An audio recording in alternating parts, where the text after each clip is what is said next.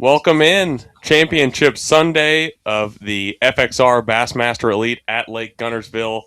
10 of the top anglers in the Bassmaster Elite Series battling it out for a chance at hoisting the blue trophy over their head this afternoon, right here at Goose Pond Landing. I am joined by my guy, Bob Downey. Bob, I told you it was going to be early. We needed you here at 7, and you made it at 7 on the dot, and I appreciate it. Perfect. Perfect. Yeah, no worries. I'm used to getting up early this week, so happy to be here. Well, Bob, the biggest story of the week so far obviously has been the weather. It is hmm crisp and cold out there this morning, but it doesn't seem like that makes a big difference in the morning. Like you hear all the time, oh, wait till it warms up in the afternoon, and we've seen that afternoon bite play, but also like these largemouth, they bite in the morning almost regardless what the conditions are, right? Yeah, absolutely. It's interesting. I being from Minnesota, we fish in cold water in the fall a decent amount, and for largemouth up there, you get below 45 degrees, and they get to be hard to catch. Smallmouth, you can catch them up till ice up, but these largemouth down here, they're like a different breed. They just want to eat, no matter what. And I do think any time of the year, even if you're fishing through the ice, there's a morning bite and there's an evening bite. As that sun rises above the tree and hits the treetops, I don't care if it's 0 degrees out and you're fishing over the ice, there's a bite window. And so that seems to be playing here too. Every morning I would have a flurry of bites besides day one. I was just in the entirely bad zone, I guess, from what I discovered. But after finding kind of the right zone, day two, day three, I definitely had a morning flurry. We'll get into your tournament. Obviously, getting off to a great start is an important thing on the Bassmaster Elite Series. Seems like you always shine in these early events, but um, you know, oh, we're taking a look here at takeoff. Obviously, you see all the anglers bundled up. That has been the story here. No lack of layers this week. Um, Bob, I mean, this morning, what's it going to take for somebody to track down Jamie Hartman, Wes Logan? The weights are tight, but like I said, I mean, anything can happen early on. Yeah, if you look at some of the big weights throughout the week, there's definitely guys that have been consistent to back them up, but there's also been a lot of 14, 15, 16 pound bags come after a 23, 24 pound day. Sure. And so, yeah, there's a bit of a gap at the very top, but it's doable. Someone catches 25, 26 down in the leaderboard, and those top guys stumble just a hair. Like, it's very doable to come back. How surprising is it to you? We were talking about it last night a good bit that we haven't seen a 25 plus pound bag. I mean, Lake Guntersville, the last few years has been absolutely on fire. Obviously, a lot of that damage has been done with forward facing sonar. It is not uncommon to see a 30-pound bag out here this time of year. Even despite the no forward facing sonar, is it a little surprising to you to see nobody's busted that, giant Lake Guntersville bag that we're typically used to seeing? Yeah, for sure. I thought day one someone was going to have between 25 and 30. I just was not going to be surprised if that was going to happen. And so maybe today could be the day. You put the 10 best guys out there that have been the most consistent this week. They clearly have some of the best areas that they're in, and it's very doable to make a big comeback today for sure. Yeah, this lake is certainly no stranger to big comebacks. Jamie Hartman in the lead today, heading out in first place. Came back from I want to say 10th or somewhere in the top 12, back in the top 12. When he was able to win here, it's not uncommon whatsoever. Let's talk about the forward-facing sonar in this tournament, or lack thereof, really, and how this tournament played out. Like, did it play out exactly how you expected? Before the event, everybody talking about lipless crankbaits, vibrating jigs, shallow running crankbaits. We've seen a lot of that, but is there anything in this tournament that surprised you a little bit? Yeah, I mean, you got your lipless baits and bladed jigs for sure. The Some guys I think are catching them on a jig head minnow, just blind fishing it. You know, that's not crazy surprising to me, but I didn't pick up on it. I don't think a lot of guys picked up on it, or at least maybe they tried it and didn't have the success that we're seeing some of the guys have at the top with it. Um, I know some guys had top 20 finishes doing it, and then obviously it looks like Jamie's maybe that's what he's doing. I saw a few clips yesterday evening. Once I'm out of the tournament, I can kind of catch up and Yeah, see what's yeah. going on, and so I'm always interested to see after I'm done, and apparently that's how he's catching some of them. I haven't had a chance to really go through a whole lot of footage, but that's a little surprising. You know, we've always thrown you know, a swim bait over grass on a Sure. jig head, or, you know, slow reeled a little 3-inch swim bait for smallmouth blind fishing on offshore humps. So that's been around forever. We've hung a minnow right below the boat often prior to forward facing. But now to be throwing it out in front of the boat and just kind of feeling your way above the grass is definitely something that I wish I would have done a little more in some of the areas as maybe a cleanup bait or something like that. Do you think that's due to just how impactful the jig head minnow has been with forward-facing sonar? Do you think that's kind of allowed guys to realize, hey, I can utilize this in a lot of the same areas, same types of places, but just blind fish it? I think so. You know, I think Stetson caught a big one on a big swim bait yesterday, just Sure reeling it over the grass. Pretty standard. But just something about hovering and twitching that minnow is just different than a swim bait. And so I do think our eyes have clearly been open to that with forward facing, and now it's like, okay, we don't have it, but let's still try and feel our way through it and do it that way. And clearly some guys had some success doing it. Talk to me a little bit about your tournament here. Like I said, obviously, what, a 25th place finish, I believe. Yeah. Great start to the year. Talk to me a little bit about what you did, what you found. You know, your areas. Were you fishing by yourself? How did that go for you? Yeah, so the morning of day one, I really struggled. I didn't have a bite in any of the zones where I'd caught them in practice. And then on my way up the river, I stopped on a bar where I caught one good one in practice. And it was up in the zone where a lot of those guys are fishing up the river, but they were on the inside bar, and I was kind of out in the middle more. And I don't know if they were pulling current or what was going on, but all of a sudden I just went to catching them for like an hour, and they were grouped up and just throwing a lipless and over a bar, and there must have been some current, and you could see some hard spots on 360. Very nice. Very nice. Out on the water right now with Justin Atkins. Justin coming into the day in 7th place, 60 pounds, 15 ounces. Real little.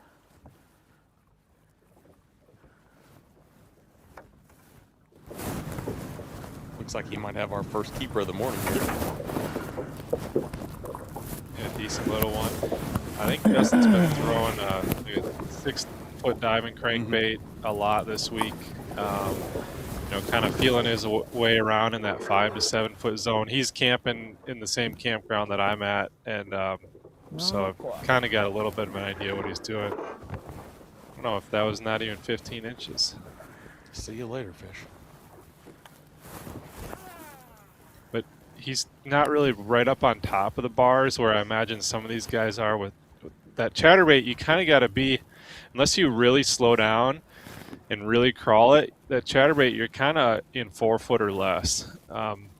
You know, this, I think it's a DT6, and that he's throwing here on a little bit heavier line. So he's in that 5 to 7 foot range and kind of getting it down around the eelgrass, around maybe some hydrilla, off the edges of bars or kind of in little depressions, and just feeling his way down through there. Not cranking like you would hard cover necessarily, like you're really trying to grind that thing in there. You know, when you're on grass with that, you really kind of got to finesse it and feel your way and take your time to work it through those areas. Similar to like fishing a lipless, you know, you're not, you know, the way I was fishing was letting it hit bottom and then just kind of little short, like a little blade bait almost. Right. And I think he's doing something similar with that with this DT6, but he's, you know, clearly more of a bait that you can get down there, let it hover, pull it a little, let it hover. So similar concept. Heading over to Wes Logan, one of the biggest moves yesterday. Has been consistent, has had over 20 pounds every single day. You know, one of the crazier stories that I've been following all week is that on day one, you know, Wes Logan, a place that he's had a ton of success, really struggled. Only had one keeper. A lot colder than it was yesterday morning, he's got to say, which is not ideal for me, I don't think.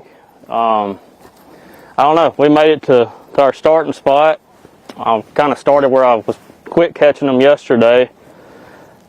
I kind of think they just pulled up in the afternoon, but I couldn't run by it and not check it. So that's what we're going to do for a little while, just kind of mill around, see what we can come up with. But yeah, it's probably going to be slow again. I mean, it's been slow basically every day for me. But I mean, I know I'm fishing around the right ones. If you can get 5 of them to bite throughout the day, we're not going to run around a lot today. We're going to kind of bunker down in one area and basically fish it for all it's worth. I don't know. Hope the good Lord blesses us with 5 good bites, but I got a handful of baits I'm going to throw, and they're either going to bite it or they're not. It's either going to happen or it ain't. Fair enough, Wes. I don't know yet. Pretty nice Over one. to Justin Atkins. I don't lose him. Oop, in the boat. I can just tell he had a big old head on him. He's long and skinny though. But he will go in the box. He will go in the box.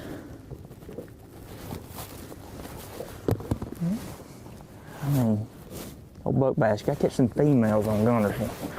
That is not what that is, but he will turn our live wells on today. Yeah, it's always good to get the live wells going early in the day. It just gets things moving and flowing and gets your mind in the right space. You go an hour or two without a bite and the demons start creeping in. So it's always good mentally to get a decent one in the box right away. Big story this week as well is just getting your live wells open. It's been a hard thing for a lot of guys. I know I talked to Justin Atkins this morning, and one of his live wells was giving him quite the troubles. Same with Trey McKinney, and same with a lot of guys this week. Yeah, I cracked a few of my lids I knew I would be needing every night just to be sure. But I think most of the guys handled the cold pretty well ourselves. It's the equipment. You can only kind of do so much when it's below freezing. You're kind of at the mercy of ice and equipment failure that, we just don't fish in sub-freezing temps very often. Certainly pretty common to start the Elite Series season in Florida, and it can certainly get very, very cold in Florida, very uncomfortably cold, but typically not cold enough to freeze the live wells. No. Over to Trey McKinney to take a listen. Man, straighten up my act. Well, today we have an endless grass bar from here as far as you can see. And what I was doing is I take this little thing or whatever, I take my little PD, my crankbait, and I throw it down there, and I just kind of reel it down this grass fight. I stay in that 8 to 10 foot. And I just find there's probably 5-10 groups down this little thing. Not like groups, but, just little pods of them. And I just drift down it with the wind. Wind's perfect for me yet again today. It's going to be awesome. I just drift down it as far as you can see till I get a bite. And I got my little remote right here, spot lock. And I stay on my same line. And I just bomb this up where I can cover all 3 categories. You got 3 foot where my bait lands. In the middle, I got 6, and out here by the boat, I got that 10 foot. So I just reel it down it. When I get a bite, I spot lock. I take that provoke, throw it around, and I just work that area over really well. And about usually every time I get one bite, or actually yesterday it wasn't a bite, it was a slap. Just kind of like one, just tap it. And I would spot lock and then throw that jerk bait around, and it really does. It works really good because every time there was one, there'd be 2 or 3, and sometimes they'd be big. You'd find a pack where you'd catch 3, and they'd all be big ones. And then you'd find another pack that you'd catch 3 or 4 of them, and they'd all be 2-pounders. It's hard to say. You just got to find these little bitty groups of them. Stay right here on this edge of the grass, and make sure you get your cast down. And once I get my distance down, where what I do is my trap hits the water, I slow it down until it hits that first piece of grass, and then kind of pull it over it and wait for one to tap it, and then I try to find them. And then from then on, I throw all my other baits, provoke, little bitty PD, something that's finessey that they'll actually eat. But hopefully today, they'll just eat this. But if not, pick it apart with the old provoke. It's kind of different, man. Throwing Throwing a jerkbait barn, I don't care who you are. That takes some time and patience, dude. Like, forever. I get bored. Twitch, and yesterday I had 10-second pauses. Gosh, talk about a long time. Sounds like Bassmaster back in the early 2000s there. That forward-facing sonar, 10-second pauses. Trey, whoa. Yeah. Pretty wild stuff there from the young Trey McKinney, talking about throwing a jerkbait without forward-facing sonar. Something he probably hadn't had to do here in a while. Definitely a different deal here, Bob. Yeah, no doubt. I mean, it's that's kind of what we've always been doing, but Trey's certainly figuring it out. You know, the kid's, he's good. He's a good fisherman, and he's already adjusting to it. Obviously making top 10 here this week, and what he's doing is, you know, it's smart. He's covering a bunch of water. He gets a bite. He gets even one to slap his bait. He slows down, throw a spot lock on, and picks it apart, and then moves on. I think that's kind of key this week. You know, there's certainly little zones that have better concentration of fish, and just covering water is going to be key today for sure. Quickly, he told us this morning, 6 cents PD4 crankbait. It's a shallow running crankbait, and then he mentioned the provoke there a handful of times, which is a jerkbait, of course. How important was it when you're going through these areas to switch up a different variety of baits? Yeah, I had different colors going, and then I'd have bladed jig that I'd really slow down through there, and then I had a DT6 as well. So, you know, especially day 3, I'd fish some of these zones a lot by that time. So just showing them something a little different can be key. Absolutely. Justin Atkins, so far, our only keeper on the board, a 2-pounder. Just 15 minutes into the day. Certainly plenty of time to go here. We're going to keep it right here on Bassmaster Livecast on Bassmaster.com. Want to say hello to all of our friends on YouTube. We'll be following the chat. If you have any questions to ask Bob, certainly get them in and we'll get to you. Don't go anywhere. We'll be right back here on Bassmaster Livecast at Lake Guntersville.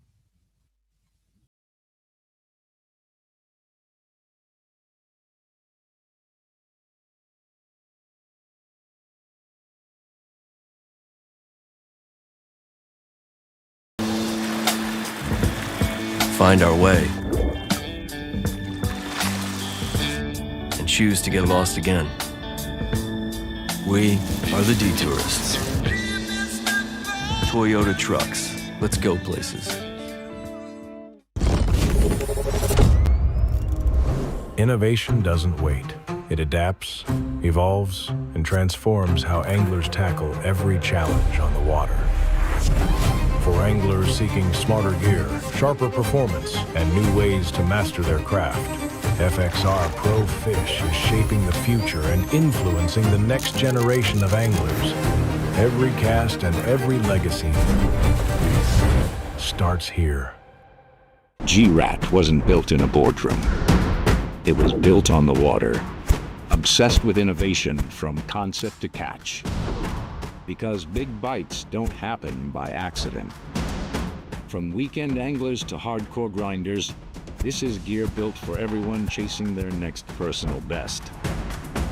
G-Rat baits, built to catch bass, one bait at a time. Bucks Island, the nation's premier Skeeter, Falcon, Bass Cat, and Icon dealer, joins our pros Scott Canterbury, Wes Logan, and John Cruz in kicking off the 2026 Bassmaster Elite Series C. Watch live on Bassmaster.com and join us February 21st for Fish Fest. Meet pros, learn fishing tips, and get great deals on tackle and boats. Bucks Island, 4500 Highway 77 in Southside, Alabama. Call 1-800-I'm-READY or visit us at bucksisland.com for details.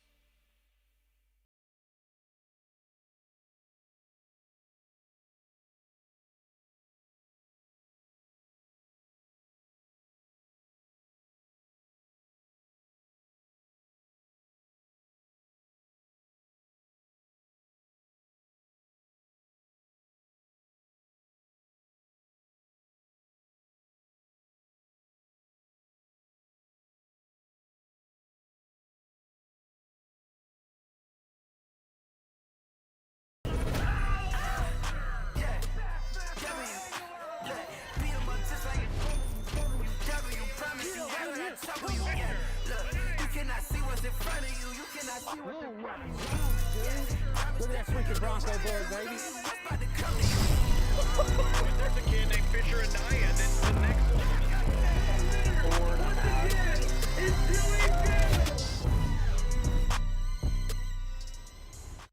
At Beat Down Outdoors, we know you depend on your gear to hold up in any condition.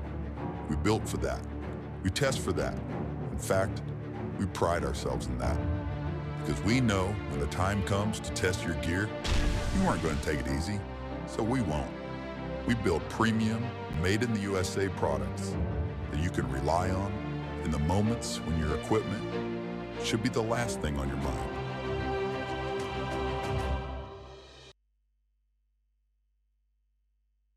Welcome back, Bassmaster live cast. We're going to get straight out to the action right now with Kyle Welcher.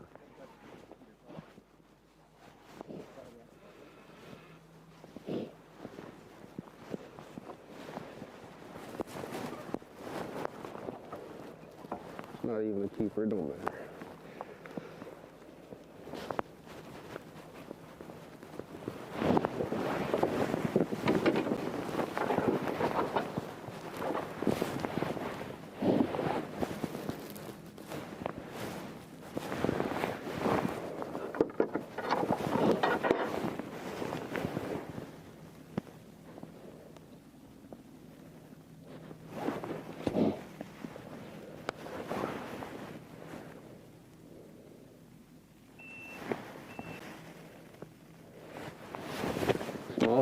I gotta be honest, I would have bet the fish that Justin Atkins caught was a keeper, and that was not a keeper, but apparently I don't know what a keeper is. Yeah, I agree. When he tossed that one back, I was pretty surprised by that. I don't know if he just felt like, hey, this one isn't going to matter anyways. Right. That could have possibly been the case.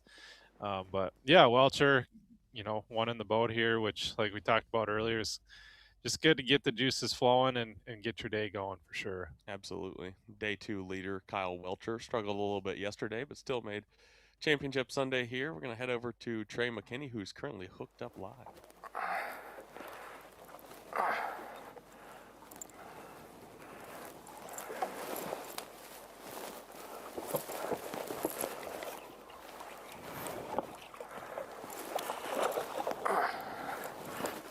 Come on, baby. Heck with it. She's... Oh, there we go. That's dang good one right there, boy. Dang good. Oh, dang first one. Dang good. Whew. I tell you what, my hands are cold. I'm not gonna lie, I kind of boat flipped it so I didn't have to get in the water.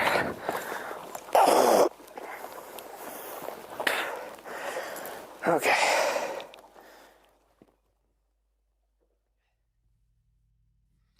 Catching a keeper early on in the morning is nice. Catching a big one is even better, Bob. Yeah, that looked like at least a 4-pounder. So great start for Trey there. It gives him confidence that, hey, there's still some quality in this area too, and he's on the right path already this morning. Over to Stetson Blaylock, who got off to easily the hottest start yesterday, had 21 pounds in the boat within the first hour. Wow. First keeper of the day was a 7-pounder, and he is hooked up live. Looks like same area he caught that giant in. I don't know if that was yesterday. It was yesterday. Second day, yesterday. Yep.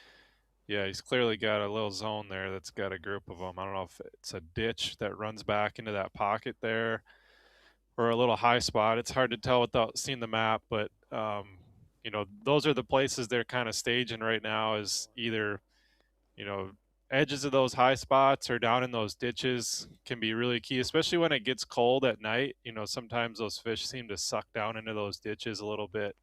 In a ditch on Guntersville, it might only be 4 to 6 foot. So it's not a major change from the high spot, might be 2 to 3, but I don't know if that's kind of looks like maybe what he's fishing there that leads back into that, eventually where they'll spawn. If Stetson Blaylock can get off to the same start he did yesterday, he will be in really good shape. Out on the water to Wes Logan. Again, I didn't get to finish my thought about Wes Logan earlier, but, day 1 had one fish, one keeper hooked up right here. But one keeper around 1 or 2 o'clock, ends up catching 20 pounds, finds the right area, ends up catching them big time on day 2 early on. And then, you know, yesterday it was on big time later in the afternoon. He was catching 4-pounder after 4-pounder. Good to see him get off to a good start here with a nice one. Yeah, that looks like a really nice one. You know, definitely going to put him ahead of schedule than compared to where he was yesterday. Absolutely. About a little energy from Wes Logan, huh? Yeah. Wes can get fired up. I'll freaking wake you up, baby. Let's go. Lake Guntersville, day 4. Mad at him, Wes. Let's go. Right out the freaking gate. Got to bite it. I don't know what time it is. I don't know. 7:15, 7:20. What's maybe kind of funny about this whole scenario, Kyle, is I may have given Wes the bait that he just caught that bass on last night. Really? Thought I had freaking grass on my cricket. Caleb called me and said, hey, 4.5. these West First bite. Yeah, I got him. I got a couple of them. Need 4 more. Need 4 more. Might need a commission fee if you Try to win, get the live Wes. wells open because they're frozen. Let's go, baby. One of those deals where they'll only bite the one color that you don't have. Yeah, it always seems to be that way. Oh, God. You know, we pack our boats and trucks just full of stuff, and of course, what you catch them on and what you get dialed into, you have about 1 or 2. That happened to me a couple years ago in Knoxville for that early season Elite Series. I was catching my shad wrap, like a specific color, a specific size, and I had like 2 of them. It's just always the way it goes. You go to every tackle store in the world, Yeah. and they don't have them either. Yeah. Seeing a good lay of the lake here where our anglers are spread out. Kind of seems to be the consistent key, regardless how many anglers we've had. 101 the first 2 days, 50 the second or the third day, and then 10 today. Kind of been little pods. The little pods up the river, middle of the lake, down the lake, kind of seem to be the deal here. Yeah, that's the first time I've kind of seen the spread and lay of the land where the anglers are at this week. And, you know, I was up the river primarily, I'd say from takeoff upriver, but it just shows the consistency and the health of this lake when guys can spread out, even in the top 10. You know, we have certain events throughout the course of the year where everyone's grouped up in one little area, and that's where the top 10 guys come out of. But on Guntersville, this place is so healthy. It's fishing phenomenal right now. I mean, a little tougher this week, but in general, the last couple of years, it's been really good. And, you know, when guys are spread out like that, it really kind of tips the hat to the lake and how good it is. Watching 2020 Bassmaster Classic champion right here in Lake Guntersville, Hank Cherry on the water. Yeah, Hank clearly jives with this lake, and you know, he's a good winder too. Looks like he's, I don't know if he's cranking or throwing. Obviously, he's really good with a jerkbait too, bladed jig. Won the Classic here with jerkbait, crankbait, bladed jig. So kind of right up his alley. And, you know, you go back to a place where you have a big win like that, and you always get good feelings before practice even starts. And to have the right mental mindset before an event happens is such a big deal, and I think often overlooked in our sport is that mental mindset going into a tournament. You know, positive vibes, spirits are high. You know, you things just roll better when you're in that state of mind. Bob, you're not going to believe me when I say this, but he is actually throwing a 3-inch chartreuse grub on a jig head. What? I swear. He told us this morning. He showed us top lures, and then I just saw it there just to confirm that kidding. That's what he's throwing. So hopefully that's something we can get into a little bit today. Wow. Obviously mixing in a Bassmooch jerkbait as well. Obviously one of his big-time players. But taking a look at the leaderboard there, Jamie Hartman's still on top. Stetson Blaylock right behind him has a keeper on the board, Matt Robertson, followed by Wes Logan. Don't go anywhere, folks. We will be right back here on Bassmaster Live Cast from Lake Guntersville. That hits back. The Bill Lewis Hammer Trap delivers a hard-thumping vibration that calls fish from a distance and triggers reaction strikes. And when you need even more sound, the Knockin' Hammer Trap brings a deep, one-knocker thump, perfect for dirty water and pressured fish. 2 traps, 2 sounds, 1 goal, catch more bass. Bill Lewis Hammer Trap and Knockin' Hammer Trap. So tie one on and let it eat. Are you ready for a great offer on the most reliable outboards in the water? Then get to your Yamaha dealer now for the Ready for Reliability sales event. For a limited time, purchase a new Yamaha 30 to 450 horsepower outboard and get up to 7 years of Yamaha coverage protection free. And earn up to $200 in dealer credit on eligible 2.5 to 25 horsepower models. So get ready, because reliability and a great deal starts here. Is your trolling motor working for you, or are you working for your motor? Minn Kota Ultrex trolling motors are built to outmaneuver anything, so all you have to focus on is the bass. Steering with unrivaled precision from an ultra-responsive foot pedal, getting you to the fish day after day, and turning any spot into a stronghold season after season. Minn Kota Ultrex is built to fish. Forward-facing sonar changed the way we fish in general. There had to be something better we can do to work well with forward-facing sonar.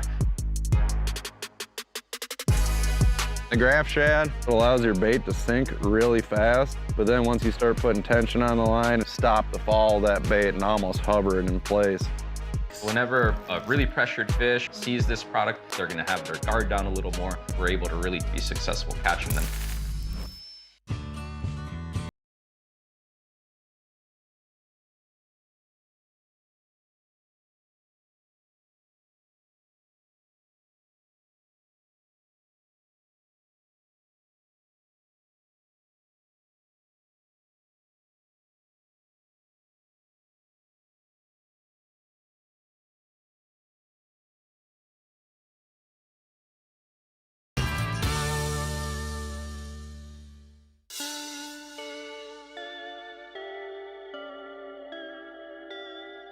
The first jerkbait series to optimize flash and sonar return with a head integrated blade.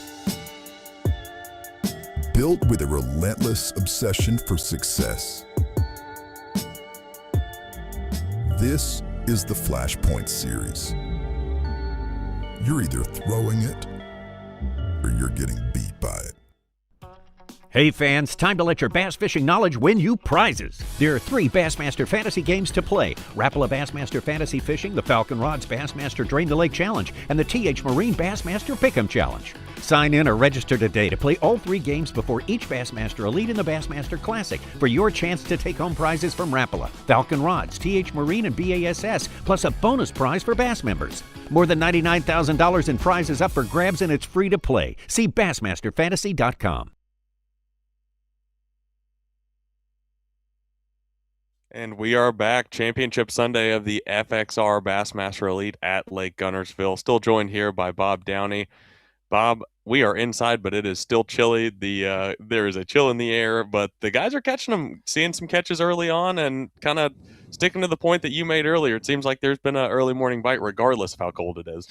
Yeah, the guys are definitely catching them quick here. For me this week, and I didn't come up with this, but Atkins kind of told Pat, and then Pat told me, he's like, if you can shoot for 1 bite every half hour, that kind of keeps you in a good rhythm and a good pace. And some of ththese guys are ahead of schedule with that. Clearly getting a couple in the boat already before even 7:30. So in Guntersville this week, if you can get 8 to 9, 10 bites, you're gonna have a good bag for the most part if you're putting yourself in the right areas, and these guys seem to be. So some of them are already off to a good start. Trey had a good one there. Dakota E.B.A.S hooked up here, had a great day yesterday. These guys are getting things going. Some of them going to need some giants here at some point to catch the leaders, but some of them are, Trey's on his way with one real good one already. And even Dakota there, 3-2, that's a quality fish. You can weigh that one if you put some giants with it this week, and they definitely live here in Guntersville. You mentioned it, 24-3, I believe. No, 24-5 yesterday from Dakota E.B.A.S, jumped him all the way up inside the top 10. Doing a lot of his damage, he told us this morning, on a half-ounce Strike King 2-tap, lipless crankbait, and Rayburn Red. That bait's caught a few bass here, I imagine. Yeah, Just yeah. any variation of a half-ounce lipless crankbait in a Rayburn red style color. Yes, I would say, and good to see Dakota in the top 10 here. He grew up in East Texas area fishing Rayburn a lot, so I'll let him talk here. I don't want to freeze again right now. But well versed throwing a lipless crankbait in grass. That's what he grew up doing in East Texas. Out over to Matt Robertson. Dude, it's wild. He's setting up. He's not far off crawling hill. He ain't figured out how to crawl, but he'll stand. He'll like raise his chest up off the ground. Ain't gonna be long. No.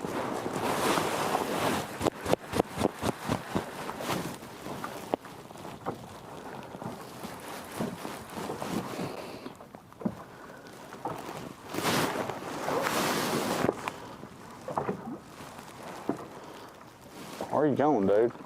Out here.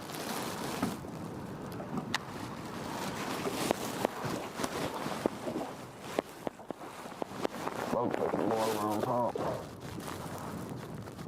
Feels good. Ain't got the sear yet.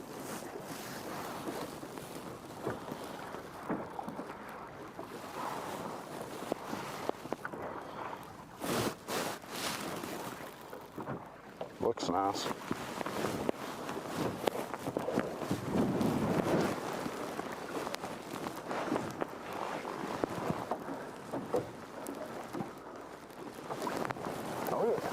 Now we're cooking.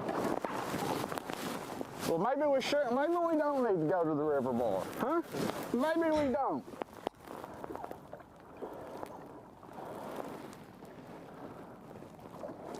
Second keeper there for Matt Robertson.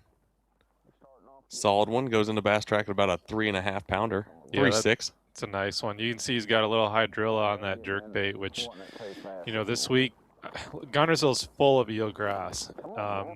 There's a lot of hydrilla too, but not as much as the eelgrass. And so if you get around that hydrilla, it's a lot clumpier and there's a lot of holes around in it, and those bass love to be in it, all year long. But right now it's definitely magnets for them. And if you can find those clumpy patches of hydrilla, it can definitely be key. And looks like that's what Matty found there.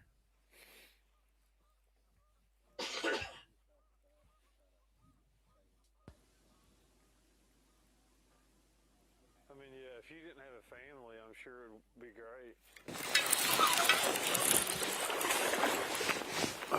Good one, dude.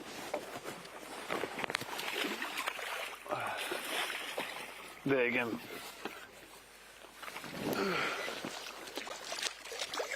Open her up.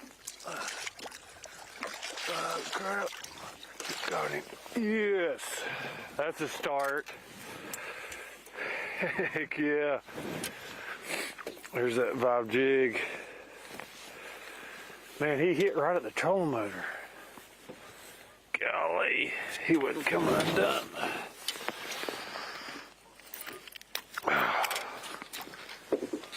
Dang, that's a nice one. That's a start, baby. Let's go. Championship Sunday. I mean, he's close to 5. Heck yeah.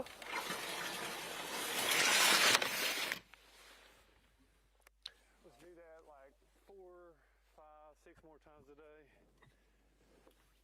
Throw in about a 7-pounder.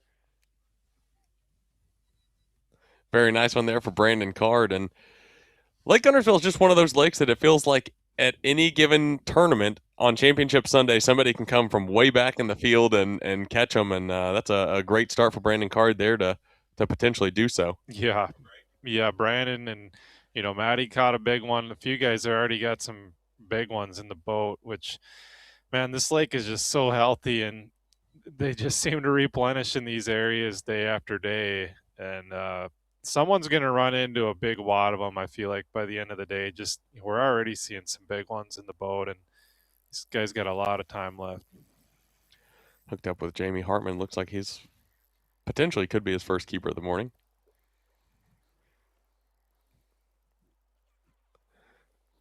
Certainly been one of the more interesting stories in this tournament. Obviously, your day 3 leader heading into Championship Sunday, throwing a jig head minnow a lot in this tournament without forward-facing sonar. If you had that on your bingo card, like Pete Robbins said last night in his daily analysis, good for you. Yeah. Because I don't think a lot of people expected that.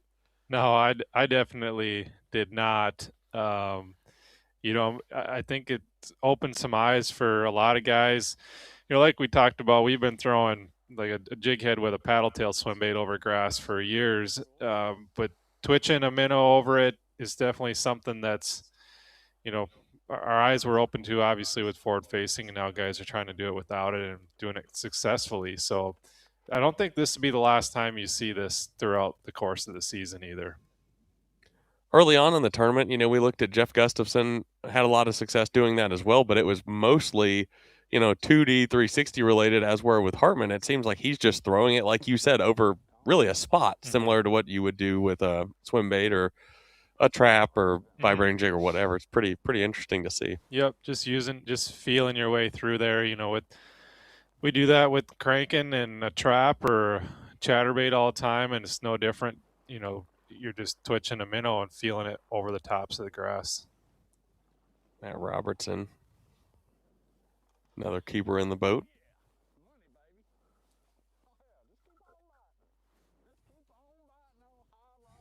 Third keeper for Matt Robertson, certainly off to a great start here this morning.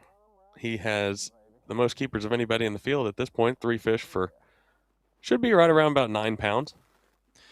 Yeah, Matt understands the Tennessee River probably better than most guys in the field, growing up around Kentucky Lake and really dominant on that lake. And so it's not a surprise to see him start really well here on Guntersville. It's good to see him get off to a good start for 2026, and I expect him to have another big day today. Short move over to Trey McKinney.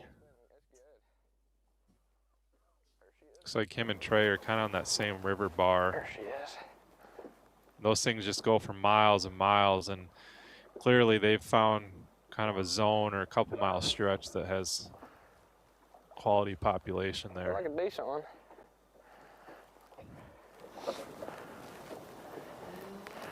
Yeah, not a bad one.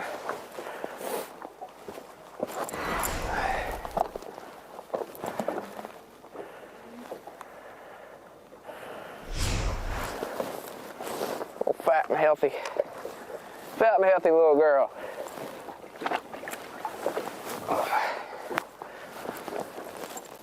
Yeah, I had to get the pliers for almost all of them to get this thing. Not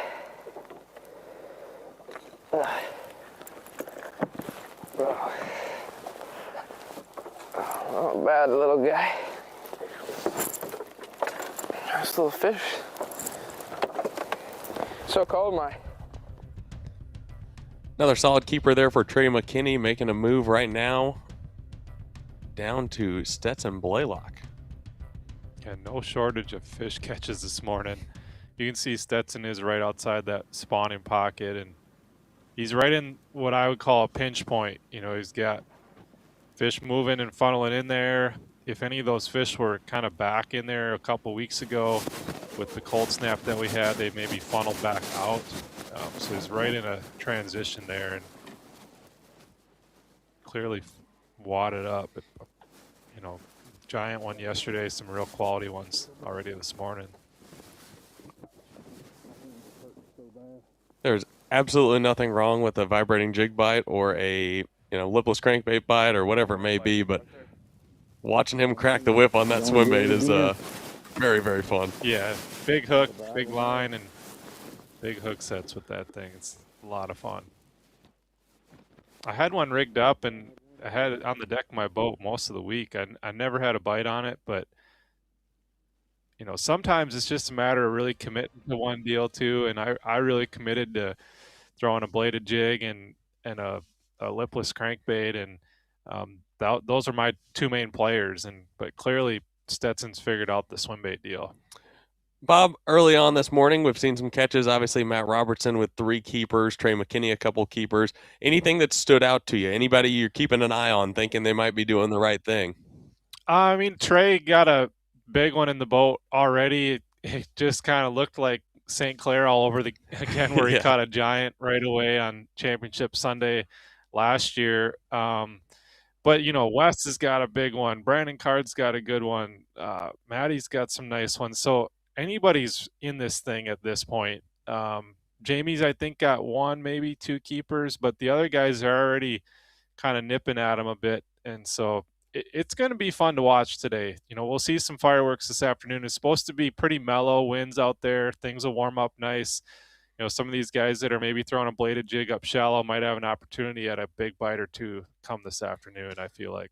You said it. It is Lake Guntersville. Anything can happen. Folks, don't go anywhere. We will be right back here on Bassmaster Livecast all morning long on Bassmaster.com and YouTube. Keep it right here, and we will be right back. For ages, man could only wonder.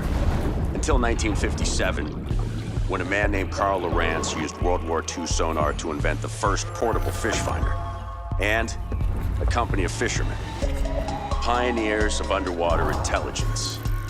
We're still leading the way nearly 70 years deep. At Lawrence, we make more than marine electronics. We make fishing.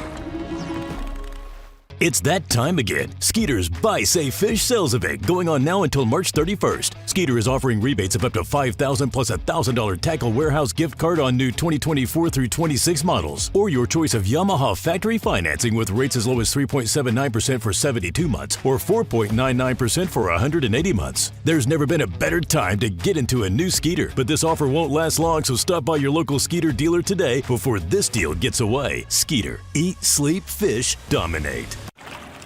Discover the hidden gems and pristine waters of Tennessee's Bill-Dance signature lakes.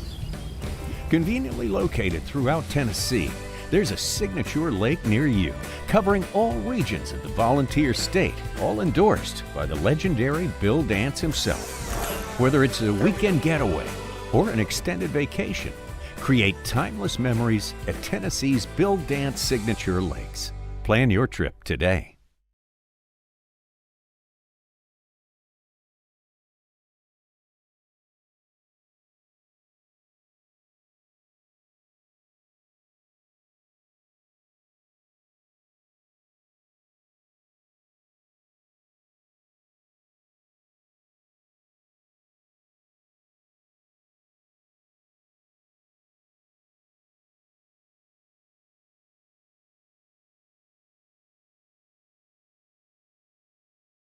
We're still at it. Incredible. The cold, the wet, numbness and a hunger. The road is still the road, leading to the next coast. The next cast. That is freaking cool! A string of plans and expectations, folding into the messiness of a life well lived. There's a big one in the reeds ahead. I know it. He doesn't care who I am, what titles I have, how many blue trophies I got, that I've fished since I could walk, or that I've spent countless hours on the water for this moment. It's me versus the fish, and I like to win.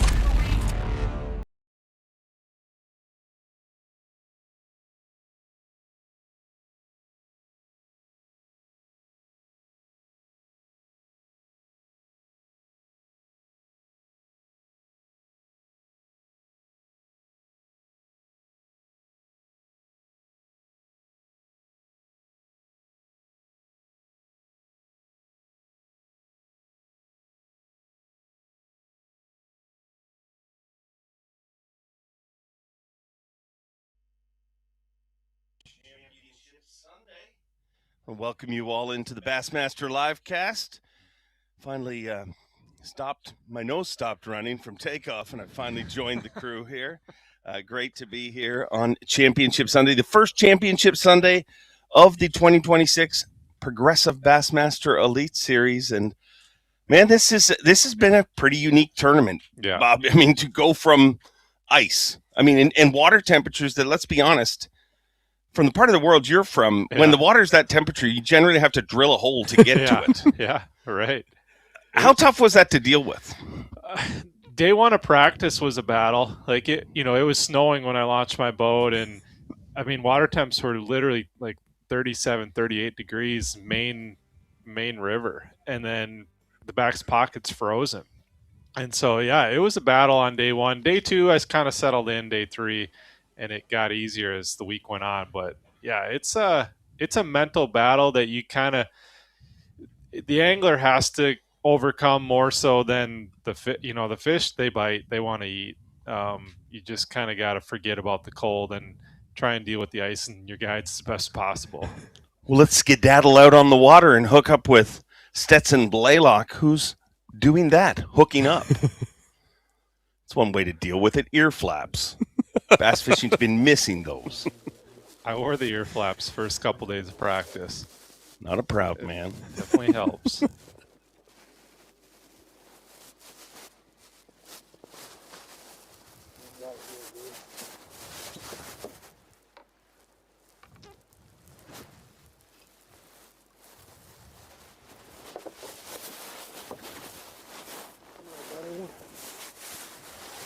Oh, switched up to the old hard knocker, wouldn't you say?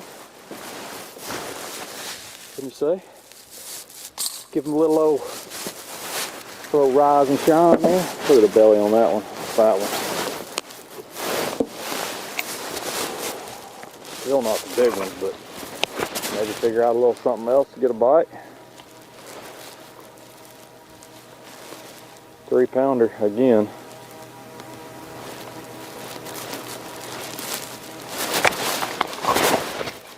Need 4s, but take what we can get.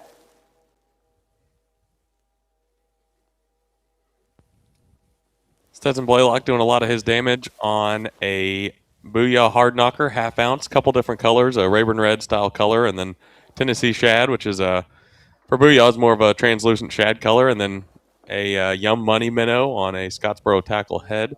We saw that play big time for him yesterday, and we've seen a couple of catches this morning already, Bob, on the swim bait, but looks like he's switching it up to the lipless crankbait now. Yeah, that's primarily what I caught him on this week, and I was throwing more of a chrome color myself too. I caught a couple on red. As I got into it, really depended on water clarity for me. As I got into like that dingier water, I liked that red better, and then if I was in clear water, I threw that chrome a lot. And I don't know if it was a confidence thing or the fact I was just throwing it more than the red is why I caught more on it. I don't really know, but that's what I kind of landed with. And for me, it was more so to get away from what everybody else is throwing. A lot of people throw red, so I've just picked up a chrome in the clear water, and they choked it most times, so I just kind of stuck with it. Make a move right now from Stetson Blaylock to Justin Atkins, who 10 years ago fished his first ever pro event right here on Lake Guntersville. Was dealing with frozen compartments that day, and guess what? He was dealing with that again this morning. Sure Good was. news is he got his stuff opened. Few anglers had frozen compartments. I don't know how it's possible we had less wind today, but it feels colder, like it's more crisp. Yeah, I think it was 27, 28 degrees at takeoff this morning, and so yeah, you're dealing with that for the first hour maybe, and overnight, if you don't cover your boat, you might have some frozen lids. Like my little switch on my trolling motor was frozen one morning. I had to pour some hot coffee on it just to get it turned on. So definitely a battle with ice and frozen equipment this week for sure.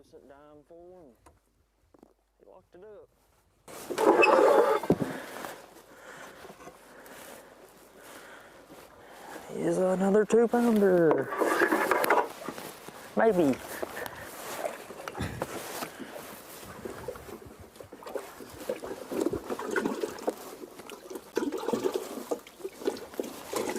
Atkins throwing the Berkeley dime told me this morning his concern wasn't numbers, his concern was quality.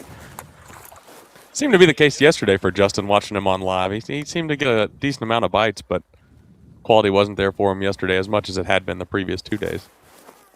Yeah, he's camping right next to Pat and I this week, and throughout practice, he'd been getting a lot of bites, like more bites than anybody else that I'd talked to. And he's clearly got some big bites in the tournament to get him to this point, but I don't think numbers have been an issue for him. But getting those 4 to 6 pounders today is he's going to need a 24-pound plus day to have a shot at making a comeback here. Bob, I've been wanting to ask you this because the very first time we saw Justin Atkins on camera this morning, we were talking about the fact he's been throwing a shallower running crankbait. Caught that one right there on a Berkeley Dime 4. Every guy that, has a bunch of rods rigged up, which is pretty much all of them, you see a vibrating jig, a lipless crankbait, a shallow running crankbait, all kind of using them in the same general areas over the tops of the grass. How do you determine which one for which areas? Is it like there's a lot of factors that go in? Oh, hooked up Robertson, right now, Matt Robertson. Live. Save that question for later. Okay. He bonged the crap out of it. That might be a big one. That's a big one. It's a great big one.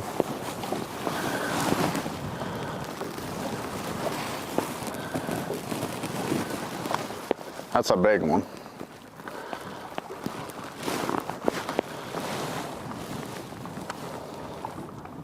Come here, baby.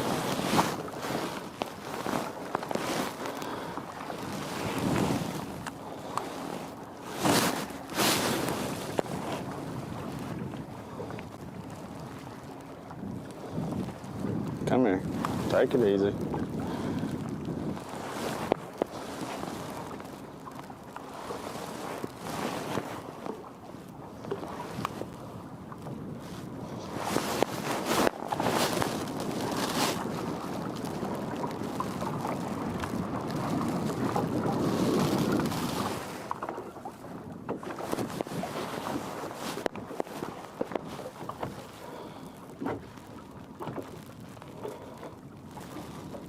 Coming to the back deck, you going? No, I'm gonna be right here in this seat.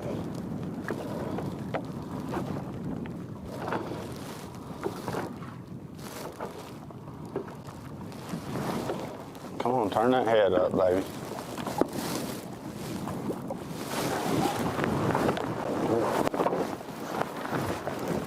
I said it was big. I'll take it, baby. What, another 3.5 or something? We'll take it. We'll take it, baby. Stress me out, sucker. I thought you was like a 6-pounder. I seen a big old flash out there. Oh, flasheroo. Oh yeah, get you some, baby. Get you some. All we need is a couple of 6s. Oh, they don't want none of this. They don't want none of this smoke, son.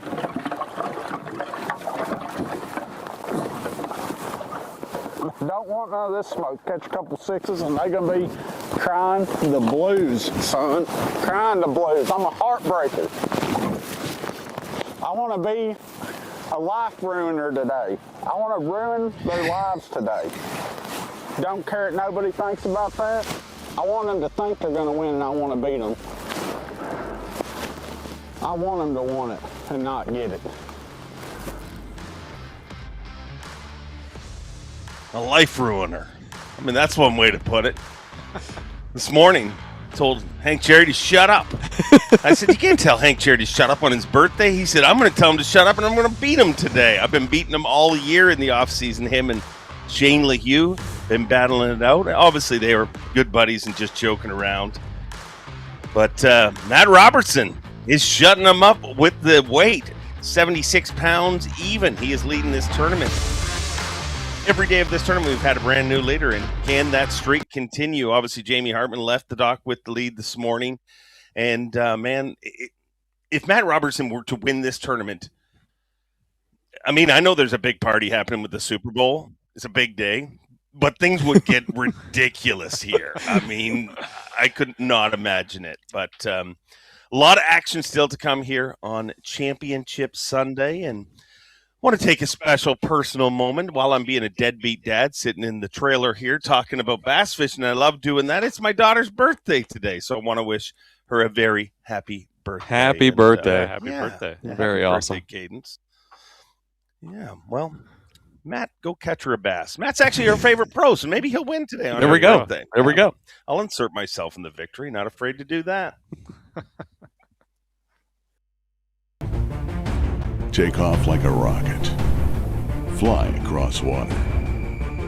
We hunt monsters, armed with only rod and reel. We stay silent as a ghost. And outduel the others, be they fish or foe. We chase the extraordinary. And that is why Mercury means more. You know what pisses me off? That pisses me off. But I'll never do that again.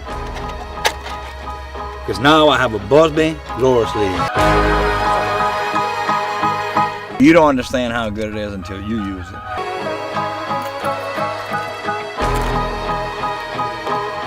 Keeps my baits looking good, tangle free, unpissed off, and ready to go fishing. It's the moment when everything is on the line and precision, power, and control make all the difference. A moment over 20 years in the making, anchored on loyalty, trust, and support that goes beyond all expectations. A relentless pursuit of perfection. All born from a revolutionary idea to help you rule the water. Power Pole. Pro Series jerkbait, baby. Do you want to fish what the pros fish without breaking the bank? Yozuri has the answer for you, and that's their new Pro Series. Developed by our top anglers in the U.S. market, there's 4 styles within the series. A 110 jerkbait that comes in a shallow and a mid-depth, a 65 and 75 millimeter suspending shad, a topwater popper, and a 7-inch Japanese-style chopping glide bait. Tungsten magnetic weight transfer system, the Yozuri Pro Series is the answer. On the water, nothing stays the same. Conditions shift, pressure builds. The anglers who rise are the ones who adjust. Every cast, every decision. Strike King has lived that truth from the start. From our first spinnerbaits to the baits shaping what's next. New water, new technology, new challenges. So we build what anglers need to stay a cast ahead. Strike King, tie one on. I fish in some of the worst elements across the country. Spring, that's a giant, dude. Summer, oh my gosh. Hi, look at that thing. Winter, it's so cold. And fall, got a big one, that's awesome. Being comfortable and staying dry is the only option. AFCO, any fish, any water.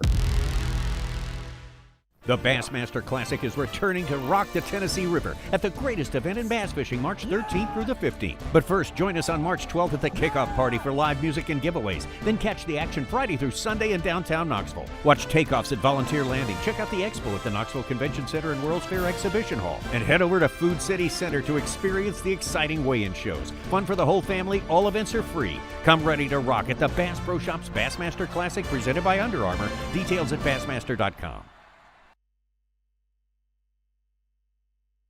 Here before you know it, the Bassmaster Classic, just 5 weeks away, but long before that, we got to focus on this Championship Sunday, first Championship Sunday of the 2026 Progressive Bassmaster Elite Series. I talk for a living, you can't tell, but a lot of different stories. We've had different leaders every single day. Once again, a different leader, Matt Robertson, is leading this. He would love to win his first Elite Series event, and the wild thing he said in the offseason, he says, I've cared too much the last few years. And people took that as like being disrespectful, but you almost have to be relaxed out there when you're competing. It's a weird mental game, man. It's like, I totally understand what he's saying. He cares in many ways, but you have to have this laid back attitude. Don't get too fired up. Don't get too down about things throughout the day. I didn't know I was allowed on Fox. After the underwear incident, I'm surprised. They must have forgave me a little.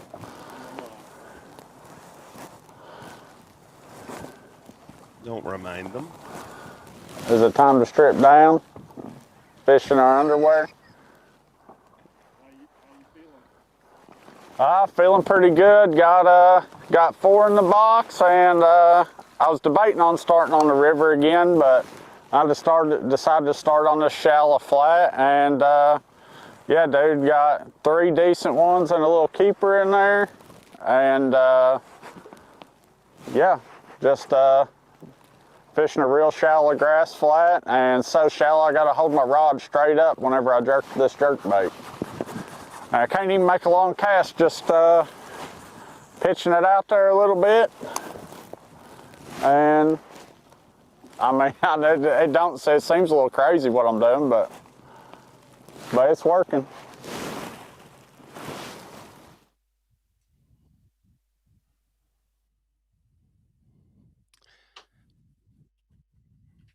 Matt Robertson out there having a little fun. And today we'll get, if he keeps catching it, yeah. Lord knows where this show's going to go. But I'm here for it. Always entertaining. And he's probably one of the most confident human beings I've ever met. I mean, when I met him at the first Classic, he rolled in a top hat and a fur coat, and he knew nobody. I mean, he had qualified for that Classic through the team series. That's not an easy thing to do in front of this group of characters. No, that's just Matty. That's who he is, and that's what makes him great. Is he doesn't hide behind any curtain. You know, he is who he is, and you know it's cool to see him catching them here. He's doing something a little different, twitching that jerkbait above the grass. You know, but I'm sure he's got some experience doing that on Kentucky Lake, and yeah, watch out. I mean, he's off to a good start. He's got a lot of day left to put 2-3 more real big ones in the boat, and we're going to see some fireworks if that happens from his boat for sure. Certainly off to a hot start so far. 4 keepers in the boat. Told us this morning in true Matt Robertson fashion, using a $20 Shakespeare rod with a handle that's about, 8 inches long. So whatever works. That's Matt Robertson style. Not too concerned about it. Yep. He's a man of the people, and he gets it done. But our tournament leader as of day number 3 is Jamie Hartman. He went out this morning with the lead, and he's been doing something very different than the rest of our field. I kind of started to talk to him about it on stage yesterday, and then I want to throw realized in there there's still anymore a tournament until fish. It's like we're about, half an hour, 40 minutes away from when it starts to get real good in there. That's why I wanted to start over there, but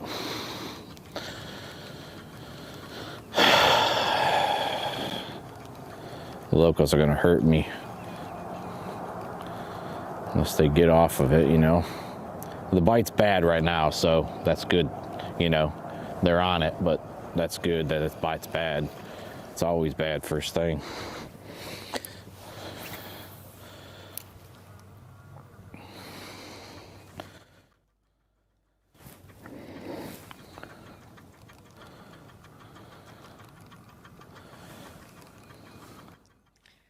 Told me he was concerned. He said, I need a little bit of wind. But he did follow that up by saying, I need a little bit of wind, but I think the other guys need wind more than me. So he's hoping for a little, but he says, if we get none, I still can catch him. It's just not going to be quite as easy. Certainly a more finesse technique would make sense, right, Bob? Yeah, and I think he's in that lower section of the lake where the water tends to be a little cleaner, especially in that zone that he's in. And so it looks pretty slick calm where he's at now, whereas guys out on the main river bar do have a little bit of wind. He's clearly figured out kind of the timing of it, it sounds like. He's not too concerned at this point. It sounds like there's maybe some locals on the zone he's been catching them in, and he's just waiting for the right time to move into that area. So sounds like he's still very confident with what's to come. Taking a look at some of his sketches on day 3, that seemed to be the common theme yesterday. If you saw those birds diving in the background, saw him early on in that first shot, it seemed like he was hooked up pretty consistently, was getting a ton of bites, had somewhere in the upper teens amount of keepers, and that's just the ones that were registered on Bass Track. So when it happens for Jamie, it certainly happens fast. You heard him say there that the morning time has been the slowest time, so obviously getting a little help from the locals. Did you notice a lot of local fishermen on the lake yesterday? A little more yesterday. Throughout the week, honestly, I didn't see many at all. I think part of that was because of how cold it was. So that worked a little bit in our favor. I saw a few yesterday, but nothing that really bothered me. You talked about those birds, paying attention to the birds has always been key. And now with forward facing, we can kind of see why and what's underneath them. But this week without it, we still had to keep our eyes peeled for those things and just imagine what we used to be able to see with it underneath it. Whenever I saw those birds in my zones, I got excited because it usually meant I was going to catch them, especially loons. Like if those loons are in the area and they're diving, that was always a big deal. And you could see like in the background of Jamie when he caught them, I don't know if those are buoys or birds that I can see in the picture right now with Hank, but whenever they were around, it always gave me a little more confidence for sure this week. Over to Hank Cherry, celebrating his birthday today, hooked up live.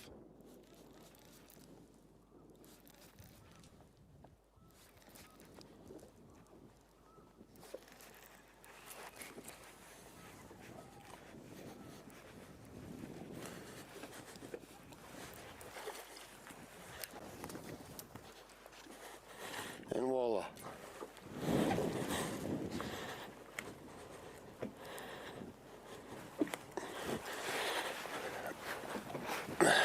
There it is, Kyle. Number one.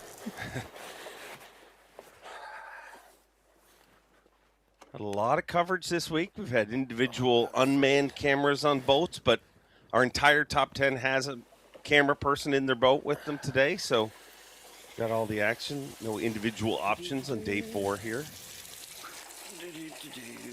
But we'll do that again next week and even more. Yeah, should be even more cameras. Okay, little 2 1/4 pounder. Start the day.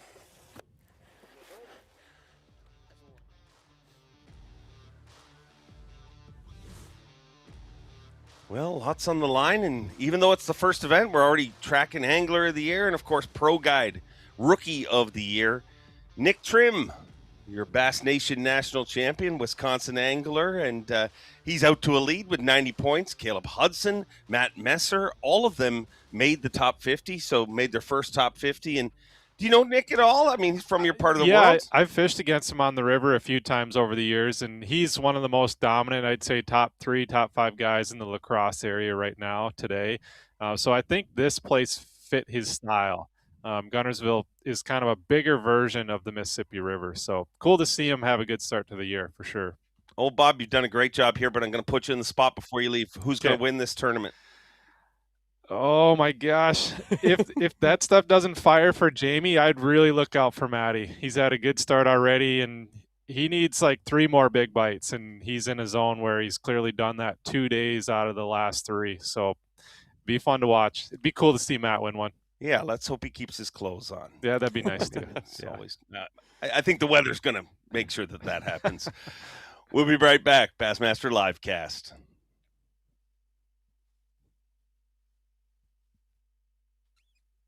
Where am I heading? I ain't certain. All I know is I am on my way. When will I be there? I don't know. When will I get there? I ain't certain. All I know is I am on my way. Where am I going? I don't know. What will I get? I ain't equipped to say.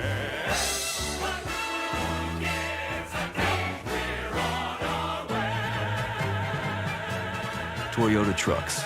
Let's go places. Innovation doesn't wait. It adapts, evolves, and transforms how anglers tackle every challenge on the water. For anglers seeking smarter gear, sharper performance, and new ways to master their craft, FXR Pro Fish is shaping the future and influencing the next generation of anglers. Every cast and every legacy starts here. G-Rat wasn't built in a boardroom. It was built on the water, obsessed with innovation from concept to catch. Because big bites don't happen by accident. From weekend anglers to hardcore grinders, this is gear built for everyone chasing their next personal best. G-Rat baits, built to catch bass, one bait at a time. Bucks Island, the nation's premier Skeeter, Falcon, Bass Cat, and Icon dealer, joins our pros Scott Canterbury, Wes Logan, and John Cruz in kicking off the 2026 Bassmaster Elite Series C. Watch live on Bassmaster.com and join us February 21st for Fish Fest. Meet pros, learn fishing tips, and get great deals on tackle and boats. Bucks Island, 4500 Highway 77 in Southside, Alabama. Call 1-800-I'm-READY or visit us at bucksisland.com for details.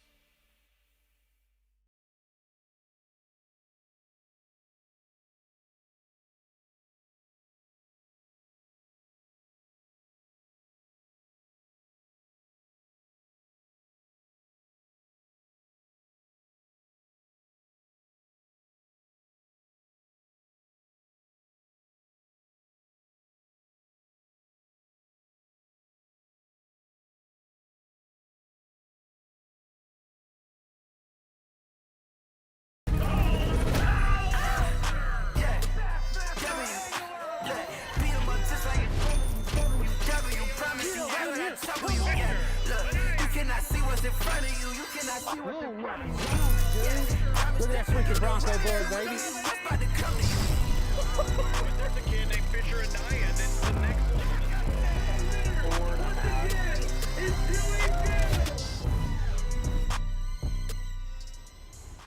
At Beat Down Outdoors, we know you depend on your gear to hold up in any condition.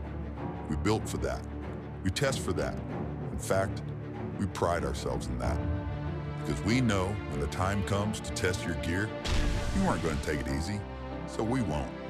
We build premium, made-in-the-USA products that you can rely on in the moments when your equipment should be the last thing on your mind.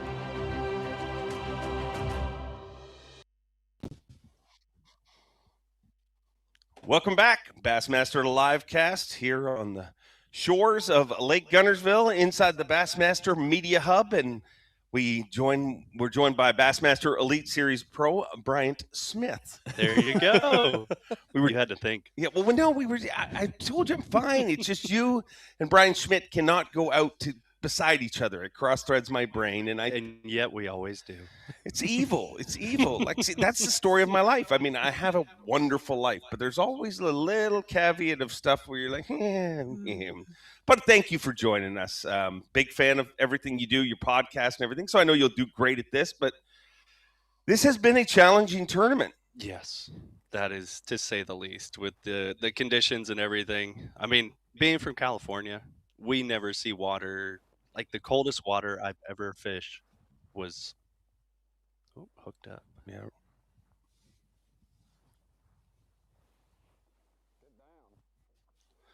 Matt Robertson hooked up. He's got 4 fish so far, so this will be his limit fish. And he's been the hottest hand this morning, right, Kyle? Yeah, absolutely. If this is a keeper, this is going to be his 5th keeper, which will be the first limit we've seen on Bass Track so far. Spinning rod. That is impressive to get 5 bites this early.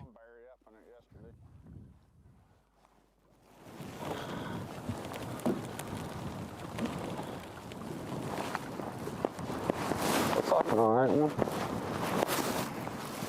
Come here, buddy. Stay down. Just take it easy.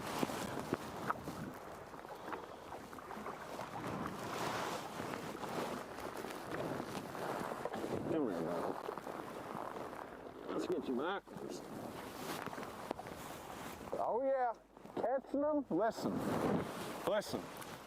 I come from the trailer park. We're out here doing this on ugly sticks and Shakespeare's, baby. $24 at Walmart. Skip a lunch. You can miss it. I don't care if you got money or not. Shakespeare excursion, baby. Hey, listen. You're going to see us catching them on ugly sticks, too, but you can't beat this thing, dude.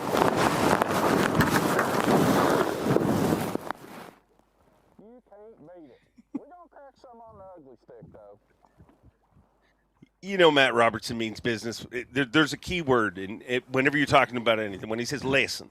If it starts with listen, you know he's going to talk about something serious.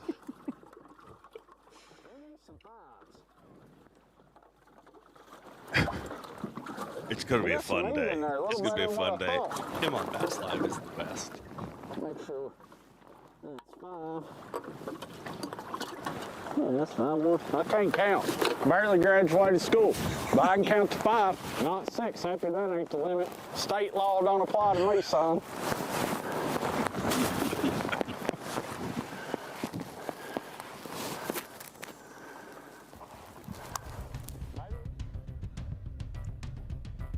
Move over to Stetson Blaylock real quickly while we make that move. Has there been a shad kill going on this week? Yeah, especially I've fished around Stetson a lot, and there was a big one in the All Red area.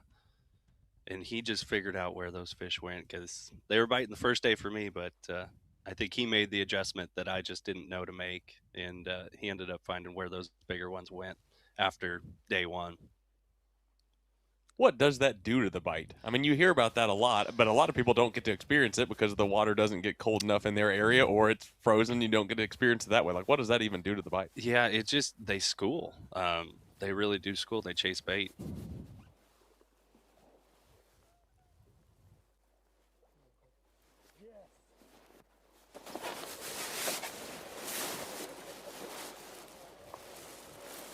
Yes, baby.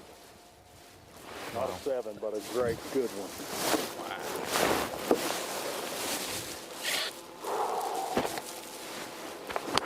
They're in here. They're in here. Just go slow down. Slow down. That's a 5. 5-pounder, baby. That's what we gotta have right there. 5 of those. Give ourselves a chance.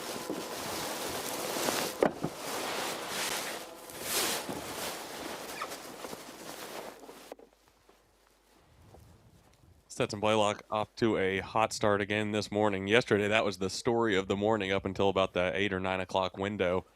So far, 4 keepers. That one's about a 5-pounder is what it's looking like on Bass Track. Certainly the way you want to start off. Still has 1 keeper left to go, but a solid average so far, a 2.5, a 3, another 3, and a 5-pounder. That is a solid start for Stetson Blaylock. Yeah, that is impressive, especially in that area with how many boats were in there. It gets a lot of local pressure too, and he just kind of figured out a deal, I think, where they moved to, because where I was catching them in there is all the steeper stuff, kind of the staging stuff when the water was cold that kind of went into shock and slid off to that steeper stuff. But he moved up shallow, started fishing the pockets and everything, and I seen him doing it all day. You know, I tried it here and there, but he definitely figured out where those bigger ones went in there. So he's going to be dangerous because there's a lot of fish in there. And they're moving in the right direction for him. I'll tell you, I have really enjoyed seeing the aerial shots from here because it seems like, I mean, obviously there at the tail end, we were far enough up to where you couldn't see it.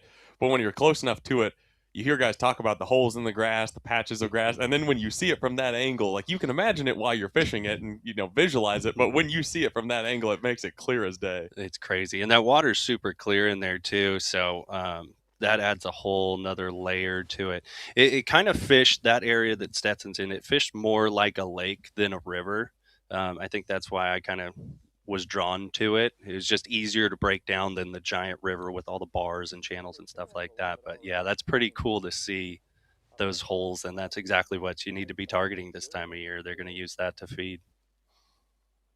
I think there's a new sonar coming out that actually flies above you.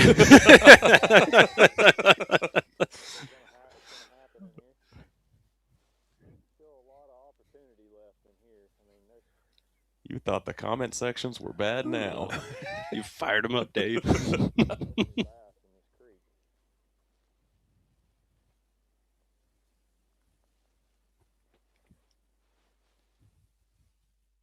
Stetson has had that swag about him all week. He's just had, you know, it just feels like this is kind of one of those events where he's been remarkably consistent, hasn't led a day, but he's just been right there. And he's kind of talked about, and he's very proficient with forward-facing sonar, but he's also talked about how those subtle adjustments seem to matter more in non-forward-facing sonar events. Absolutely. It's huge because you don't have that immediate feedback from the fish. You can't see where they're going. And I feel like he's always had really good tournaments in the pre-spawn, colder water stuff, like all the classics he's done well in. He's made those adjustments. I think Cherry hooked up live.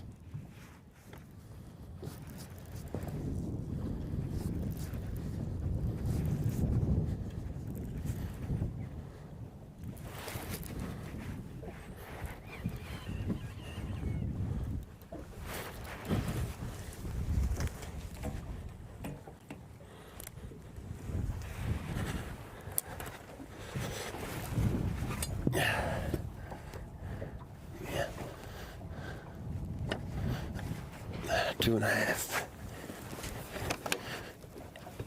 Number 3.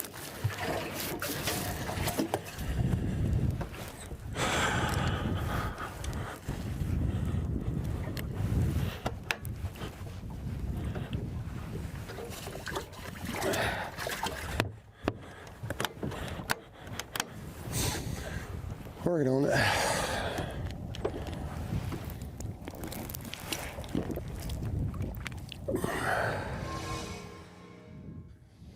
Over to Stone Cold Kyle Welcher. Elite Series win last year, the most dominant win we've ever seen, the biggest win margin in Bassmaster history. You knew he was going to be a player on Guntersville. I mean, he's a player everywhere.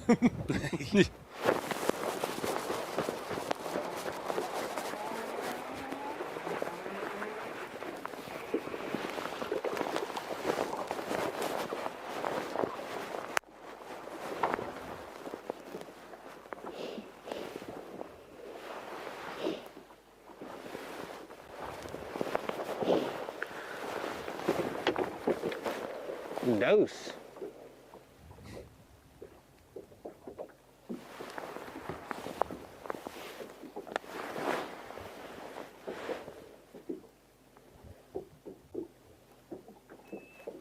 Welcher doing a lot of his damage on a half-balance bladed jig with a Rapala freeloader trailer, Crush City freeload trailer. Popular bait this week. Had to know it was going to be. Well, that's number 2 for Kyle Welcher, and man, what a pretty, pretty lake this is, and what a beautiful morning for Championship Sunday. Matt Robertson atop the leaderboard with 79 pounds, 7 ounces. Stetson Blaylock in second. Wes Logan, who's never finished out of the top 5 on Lake Guntersville, sitting in third place, and our day 3 leader, Jamie Hartman, has slipped to 4th. But lots of action still to come from the Bassmaster livecast right here along the shores of Lake Guntersville.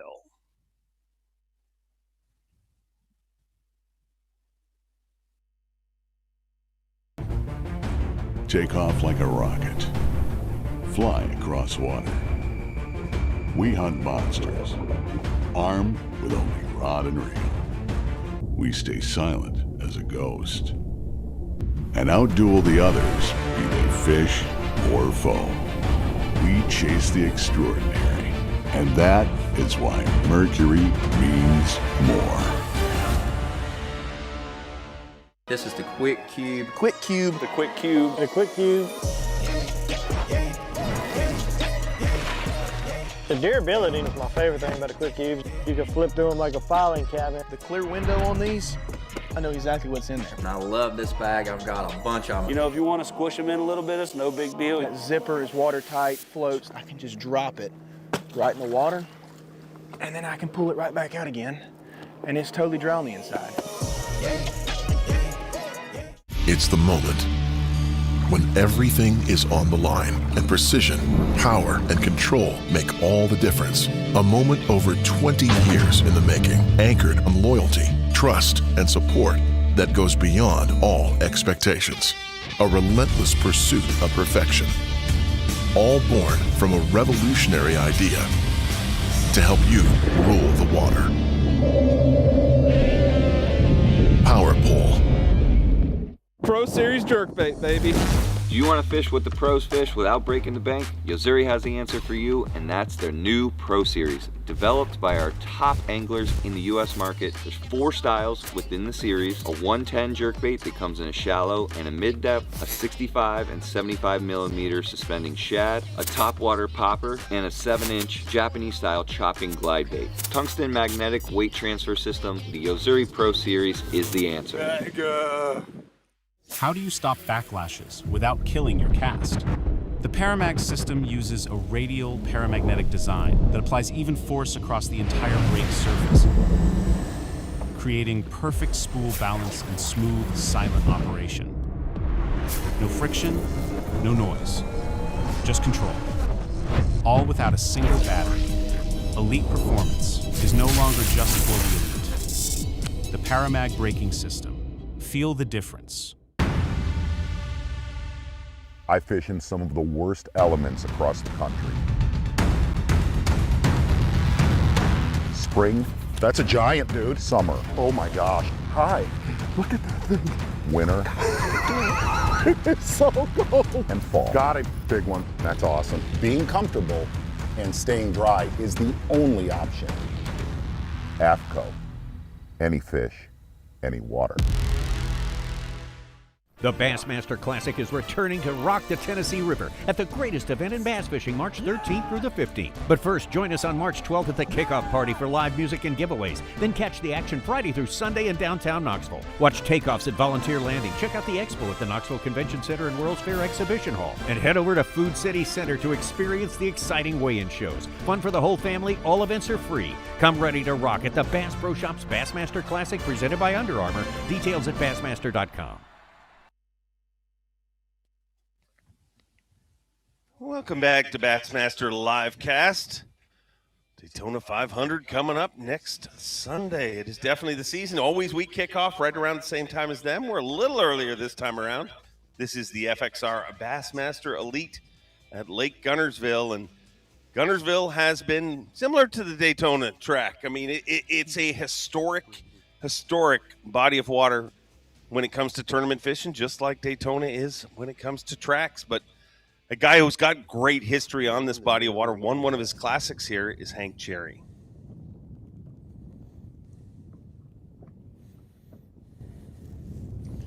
Like I said, that's a serious one, I think.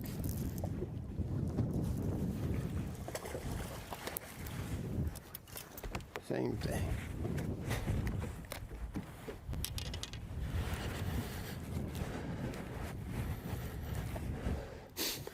That one might go 3.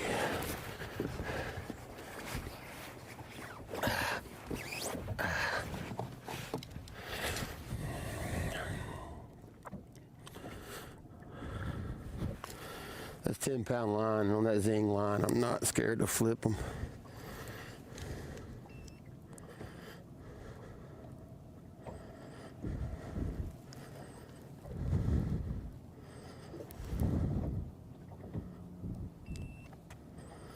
Is that number 4? 4.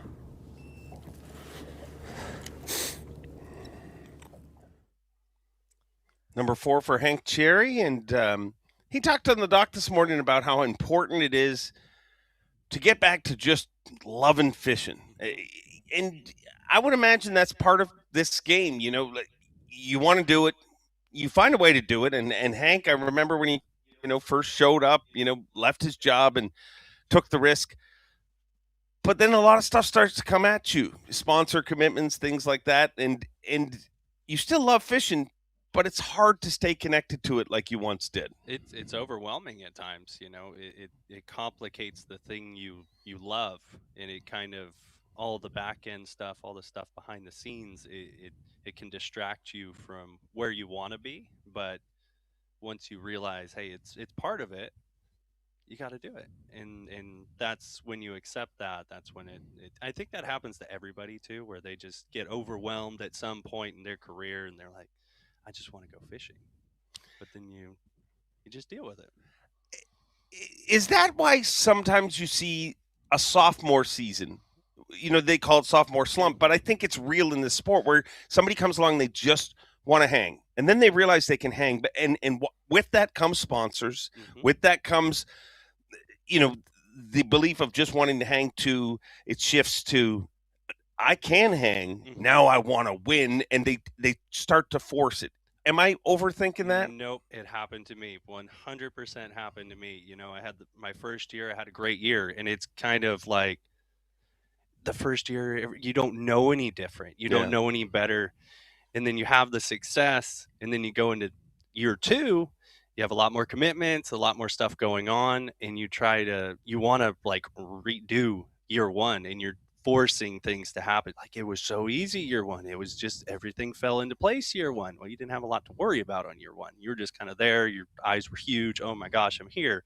But then when you get to year 2, you try to force it, and it changed the way I fish. It really did, because I wasn't trusting my instincts. I wasn't doing anything that I usually do, and I had the worst year I've had in a very long time on year 2. And then year 3, I just said, screw it.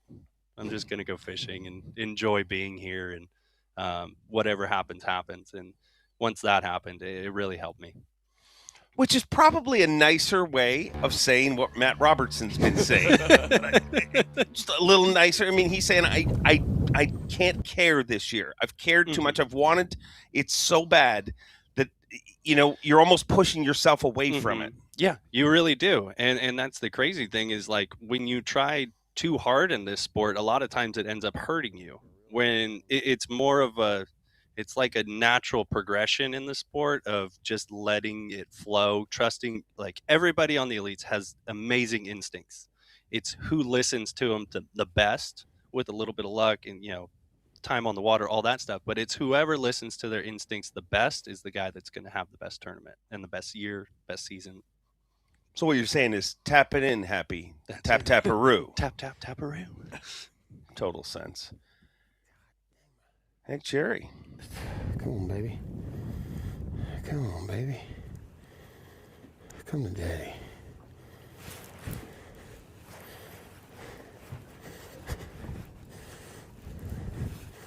Oh, that's a friggin' toad.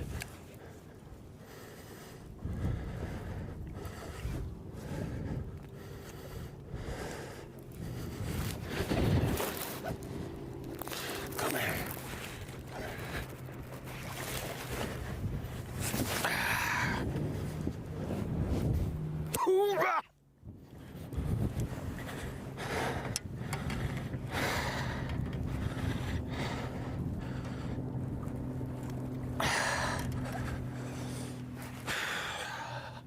Thank you, Lord.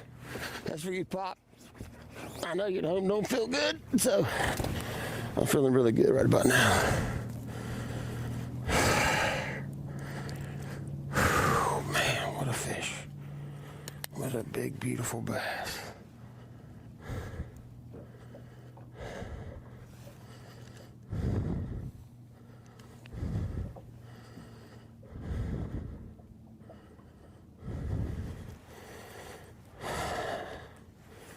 Am I reading that right? Yeah. 5'5".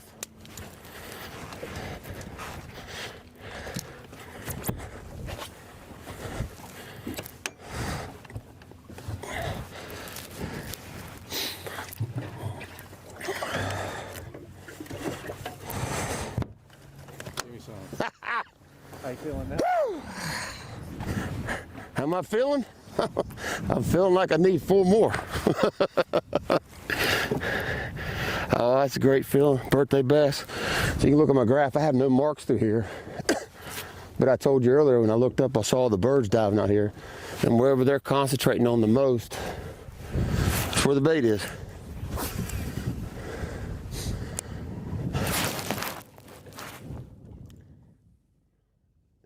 Hank Cherry said it yesterday on stage. If day 1 would have went better for him, he would be in major contention for this, and he already is. I mean, 4 fish right now for 10.5. That'll put him up near around 16 pounds. And this morning, it's not too often we see things in top lures that we don't see very often. A lot of times, a lot of the guys are doing the same general thing. One of the biggest stories so far this morning is Hank Cherry is using a 1/8-ounce head and a 3 to 4 inch twist tail grub. I mean, just like a Mr. Twister type grub. Wow. Chartreuse pepper, old school.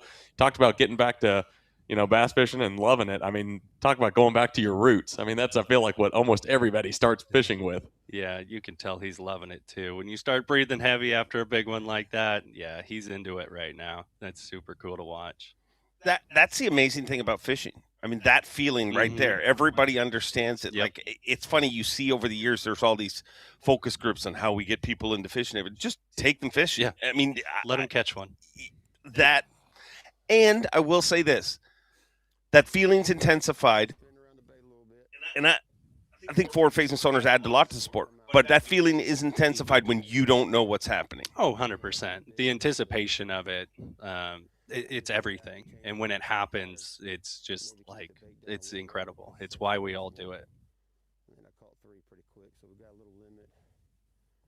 We got, what, 8, 3, 2 to 6, something like 14 pounds. A lot of room to pull. Just out now, really starting to see them.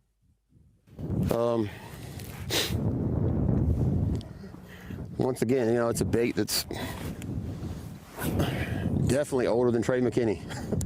Yeah, it's older than me. It's the beginning of bass fishing. This is one of the first things a lot of people just start fishing with when they're a kid. And all I'm doing is I'm set up about 2 contours off the break. And I'm basically casting towards the break and swimming it back. I'm not slow reeling it. I'm just kind of making it act like it's a shad struggling. The bites are very, very light.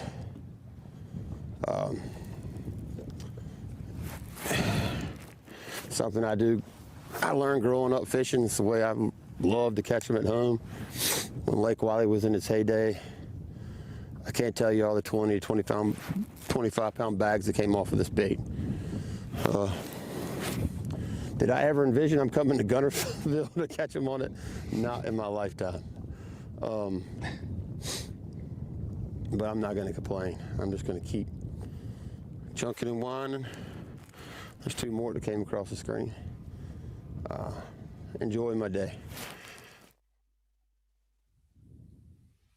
It's a pretty good way to spend your birthday right there, Hank Cherry.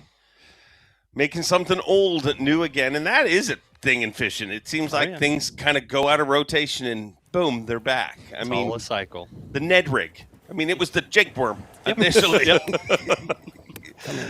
Well, Hank Cherry having a great day, and we're having a pretty good day here. Championship Sunday, the first one of the 2026 Bassmaster Elite Series, and got to crown our first champion of the season, and then we'll head down the road to Lake Martin for stop 2 right here in the great state of Alabama, the birth state of Bassmaster.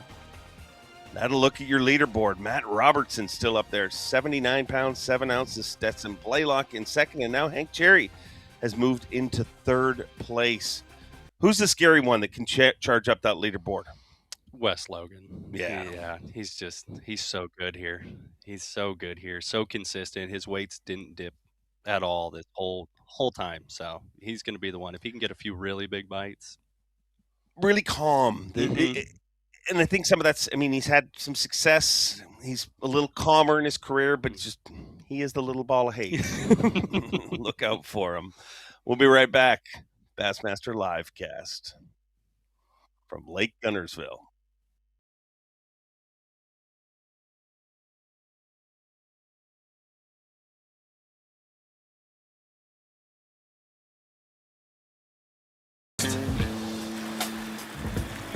Find our way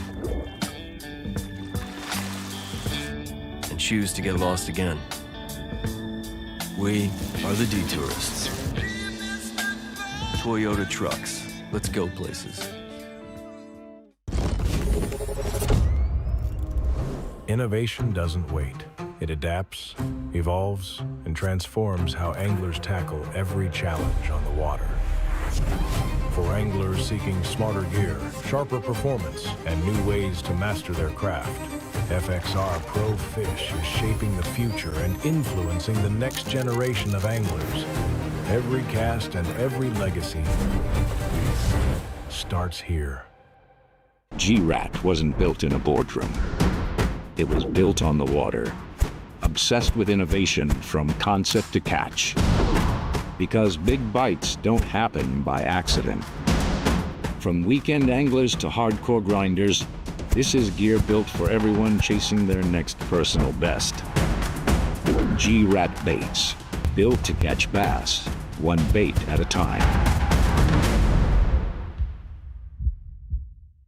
Bucks Island, the nation's premier Skeeter, Falcon, Bass Cat, and Icon dealer, joins our pros Scott Canterbury, Wes Logan, and John Cruz in kicking off the 2026 Bassmaster Elite Series season.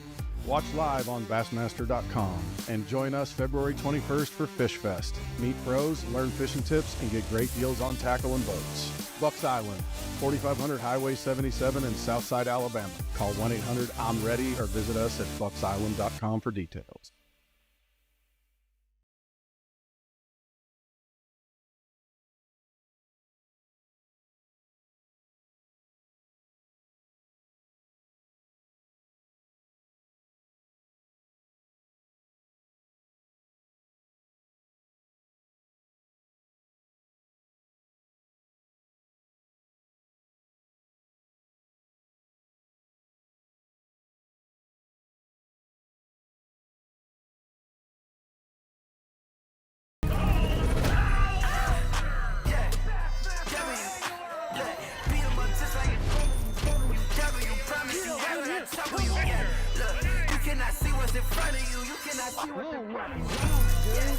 Look at that freaking Bronco board, baby. There's a kid named Fisher and Nye, and then the next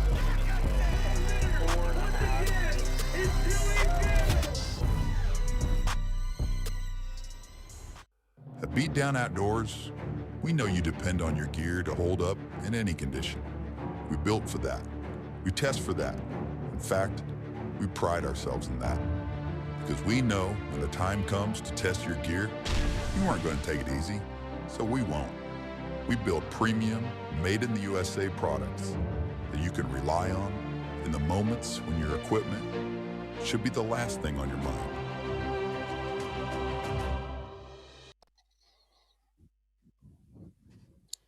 Bassmaster livecast from the shores of Lake Guntersville, and what a way to start Championship Sunday. A beautiful bald eagle on Super Bowl Sunday. But we're not going to focus on Super Bowl Sunday yet. We got Bass Bowl going down here, and a guy who started the week under the weather, but maybe that slowed him down enough. Yeah. I mean, the cold is not the worst thing in these conditions because slowing down has paid in this tournament. Brandon Card.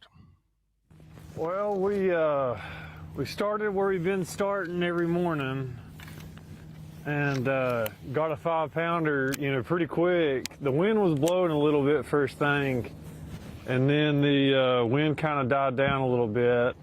I'm fishing pretty shallow water, and it's pretty clear, and so I feel like that wind really helps, my areas. I'm trying to fish a little bit deeper right now just to kind of keep them honest. But yeah, just, one good bite so far.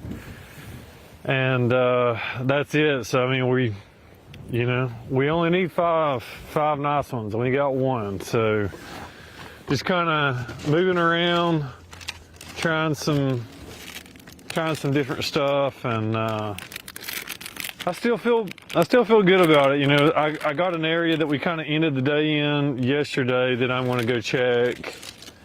We caught like a 4-something in there and a 3-something, and it's a little bit deeper water. It's more eelgrass, and I'll probably run in there here in a little bit if I can't get it going.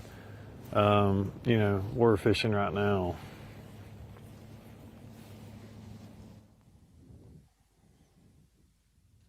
Boy, you don't have to be a rocket scientist to see how different it is. Slick, calm. We have not seen that all week. How's that going to affect things today? In the guys that are fishing shallower, and especially with the water clearing up a lot too, it's going to make it a little tougher, I would think. These fish have been educated, and they're continuing to be educated. And with the clear water, you definitely need that breeze to make them feel comfortable, to get out of the grass, move around, chase your bait a little bit. I could see it yesterday when it was flat calm in my area. I had a lot of fish, not a lot, but I had a few fish follow my bait to the boat, which I hadn't seen all week. And when the wind started to blow, it definitely helped them commit a little bit better. So, and it's tough too, because there's so much water, you want to cover it so fast, and it's hard to really slow down and pick it apart. But if you get that wind, you can, get those fish to bite the reaction baits. But it'll be a challenge for sure. Had a little peek in on Pimp My Bait there, a little customization going on. Was not signing autographs, adding a little color to his bait. Speaking of color, the always colorful Matthew Well, basically Robertson. what we're doing out here, we're out here on on the backside of a river bar in about 2.5, 3 foot of water on this, it's like an eelgrass flat. And we got a certain section of the bar that seems to be pretty good, and I was catching them on like a bladed jig and a swim bait, but I was missing a lot yesterday, so whenever I missed one, I picked up the jerk bait and I literally kept my rod high so it wouldn't get caught in the grass. A little short cast, and I can't even cast far to get in the grass. And yeah, I'm just like winter fishing a jerk bait over about 2 foot eelgrass, taking my time, one twitching it like that, and little guy. Need to catch bigger ones than that, but yeah. Caught a lot of fish. 3 Alabama anglers in our top 10. Justin Atkins, one of them.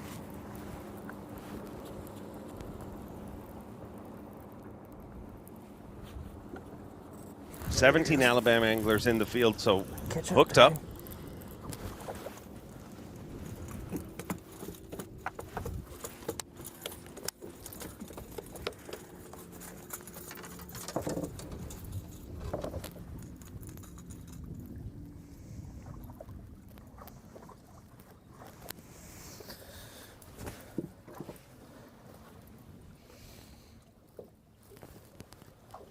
I can't feel my fingers.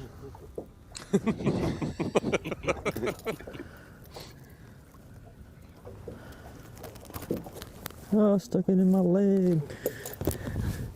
All right, let's see this. For sure should be a keeper. Oh yeah. Oh, 2-pounder. We're gonna catch a big one here in a minute.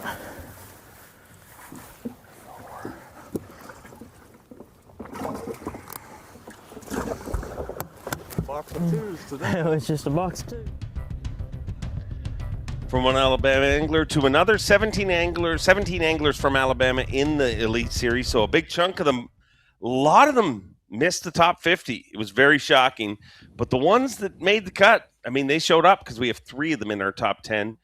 And one of those is Stone Cold Kyle Welcher, hooked up live.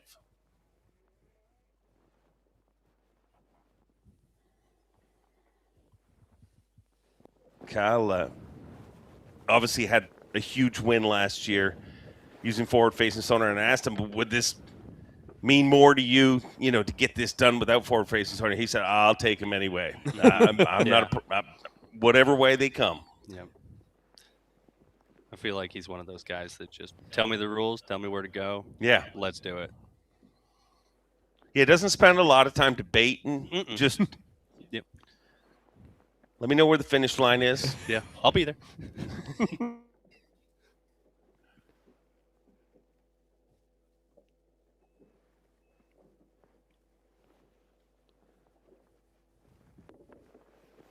Different since the day he showed up. Like, really, he was a guy who I talked to. There's not a lot of anglers that show up, and your first conversation with them, you're like, whoa, this guy thinks different. Mm-hmm. Like,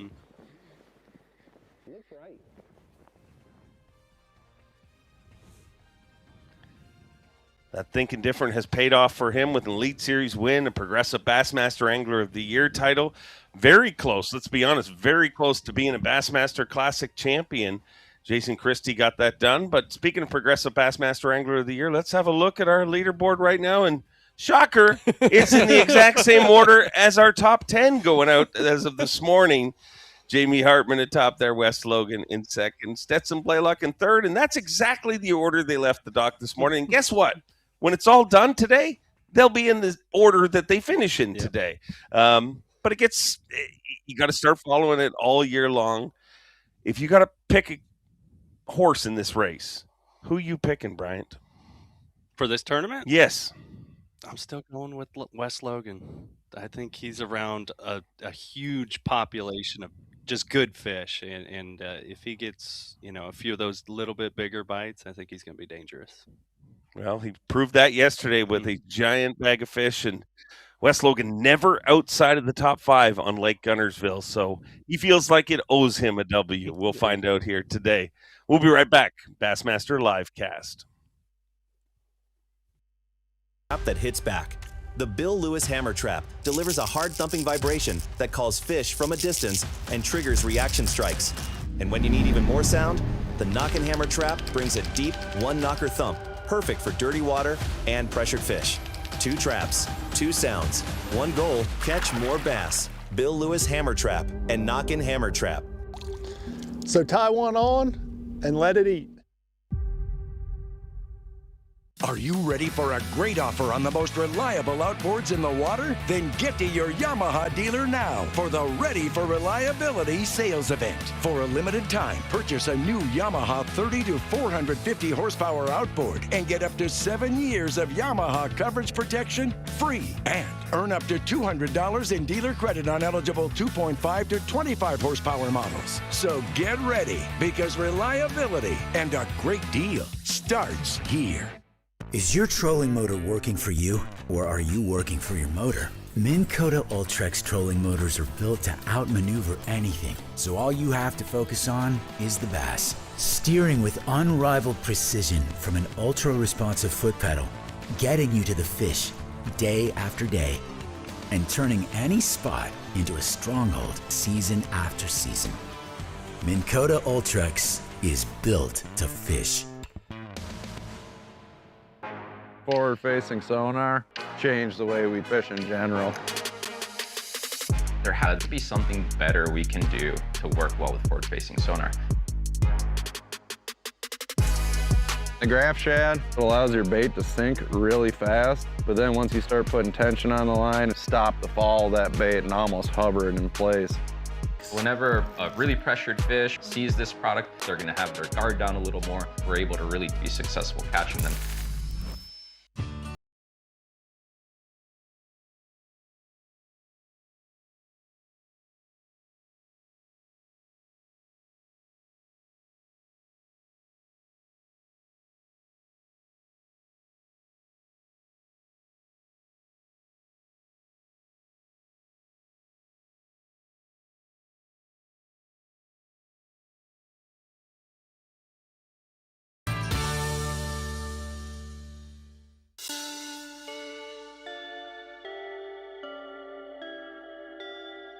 The first jerkbait series to optimize flash and sonar return with a head integrated blade. Built with a relentless obsession for success. This is the Flashpoint series. You're either throwing it or you're getting beat by it. Hey fans, time to let your bass fishing knowledge win you prizes. There are 3 Bassmaster Fantasy games to play. Rapala Bassmaster Fantasy Fishing, the Falcon Rods Bassmaster Drain the Lake Challenge, and the TH Marine Bassmaster Pick'em Challenge. Sign in or register today to play all 3 games before each Bassmaster Elite and the Bassmaster Classic for your chance to take home prizes from Rapala, Falcon Rods, TH Marine, and B.A.S.S, plus a bonus prize for Bass members. More than $99,000 in prizes up for grabs, and it's free to play. See BassmasterFantasy.com. Bassmaster Livecast back in your life, and we're live on the water with Brandon Card hooked up. Yep. Here we go. Not quite as big as I thought, but nice one. Drop the poles. Let me just see how big this one is. I think it's like a 4-pounder.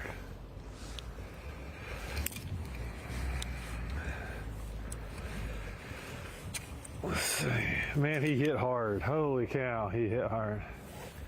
Nope, I'm big on him this morning. 3.5.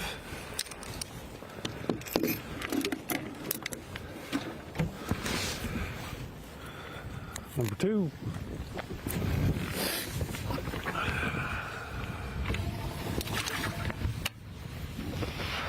Golly, man, that one wanted it. He knocked slack in it.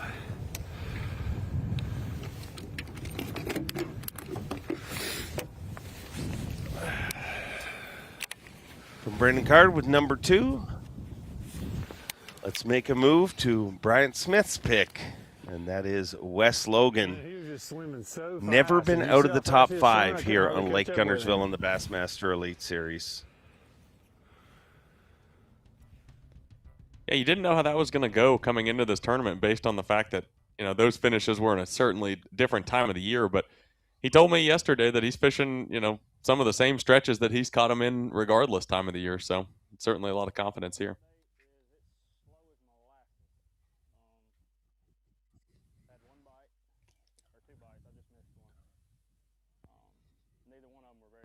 At all. Just kind of got mushy, kind of mouthed it a little bit. Conditions basically suck. Not trying to be negative, but need the water to warm up. Wind's trying to blow a little bit, but I don't know. It just seems like if everything's not perfect through this area, like they just don't want to act right, or you know, kind of get where they want to bite a little bit. I've been trying to fish a little bit deeper. I caught that first one in like 5, which is a lot deeper than I've been fishing, but I don't know, it may have just been a random one. But gonna keep bouncing around. I'm not really gonna panic all day. Like I said earlier, I'm either gonna catch them here or I'm not. I got probably 4 stretches that I think I can catch one on. I'm just gonna keep rotating through them until they decide to bite. It's all a timing deal here, or it has been for me anyway. Like they either, I don't know if they're like moving into an area or they just decide to bite. I really don't know. Like it's, if I was half fish, I would probably know, but I'm not. So we're just gonna keep. Over to Stetson Blaylock.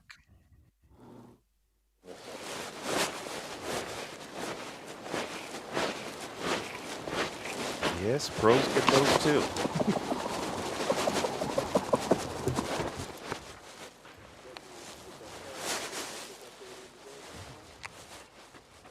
Yeah, I just started off the first real cast I made, caught a quality keeper, and I've managed to get 4. I had the 5th one hooked up a while ago, and just had it hooked for a split second. But they're definitely, you know, yesterday was such a magical morning that it's hard to expect that every morning, and it definitely did not pan out like that. I feel kind of like I know the answer to the question that I'm trying to find already, which is it's probably not going to happen in here like I need it to win this tournament. I was kind of hoping that it would shake out as I made one pass around it and end up with what I needed to have a chance. But we got one of the right ones in the box. That's a good thing. And I think you can always look at the bright side, and we still have a long day. We just need to get 4 more bites. You know, it's hard to, the way this game goes is, 4 bites could win this tournament for me right now. So it's like, you got to stay focused and just get one at a time. If we can do that, we'll have a chance. You're saying there's a chance. Went out in 10th position this morning. Trey McKinney. Never been outside of the top 2 in Progressive Bassmaster Angler of the Year, and that's a pretty good average.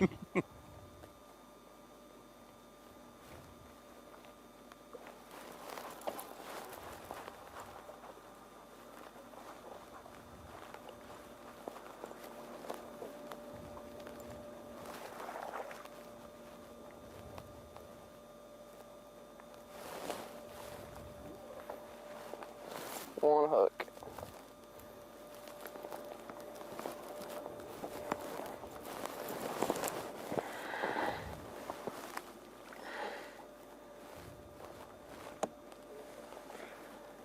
Not very big.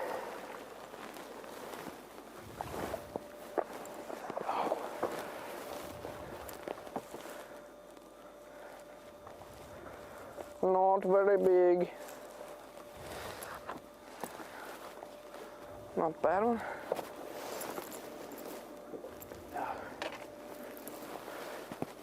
Nice 2-pounder.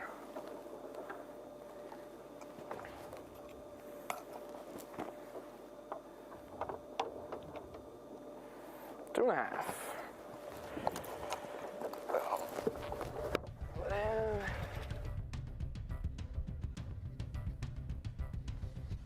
From Trey McKinney, we hit up the lake. It's a 2-time classic champion, and one of those classics was one right here. Hank Cherry hooked up live, getting him from the sky. We got cameras all around these guys. Come here.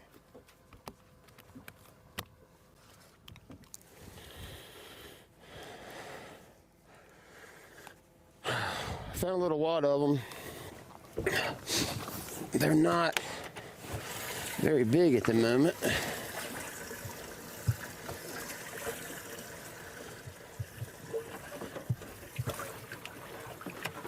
But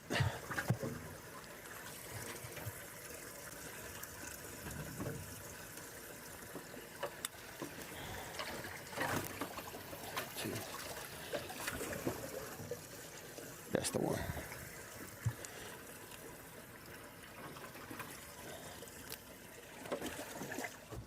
Thank you, dude.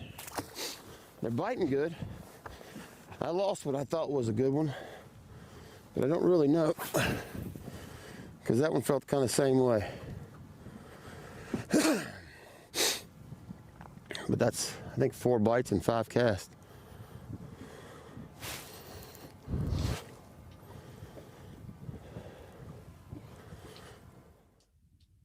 Looks like they're starting to chew, and you can see from that shot right there in the last few shots, a little bit more wind action happening. Down the lake, yeah. It's just so crazy to me that, like, Hank's on the outside catching them, Stetson's catching big ones up shallow, bunch of guys upriver, downriver. Like, there are fish in every part of this lake, and I don't think I've ever... Usually there's like a population in some section of the lake, but this place is just full of them everywhere. It's a special place. That's the reason. I mean, more pros live here than anywhere. And not just, they weren't born here. I mean, the amount of people that have moved from California to here, from all parts of the country to Guntersville. Yeah. I was looking on Zillow last night. Well, maybe a future resident here, but Brian did a great job here this morning. I want to thank you for joining us. Don't go anywhere. We're going to swap Brian Smith out for Greg Hackney, and we'll be right back in just a few minutes here on the Bassmaster Livecast. For ages, man could only wonder. Until 1957, when a man named Carl Lawrence used World War II sonar to invent the first portable fish finder. And a company of fishermen, pioneers of underwater intelligence. We're still leading the way nearly 70 years deep. At Lawrence, we make more than marine electronics. We make fishing. It's that time again. Skeeter's Buy Save Fish sales event going on now until March 31st. Skeeter is offering rebates of up to $5,000 plus a $1,000 Tackle Warehouse gift card on new 2024 through 26 models, or your choice of Yamaha factory financing with rates as low as 3.79% for 72 months or 4.99% for 180 months. There's never been a better time to get into a new Skeeter, but this offer won't last long, so stop by your local Skeeter dealer today before this deal gets away. Skeeter. Eat, sleep, fish, dominate. Discover the hidden gems and pristine waters of Tennessee's B.A.S. signature lakes. Conveniently located throughout Tennessee, there's a signature lake near you, covering all regions of the volunteer state, all endorsed by the legendary B.A.S. himself. Whether it's a weekend getaway or an extended vacation, create timeless memories at Tennessee's B.A.S. signature lakes. Plan your trip today.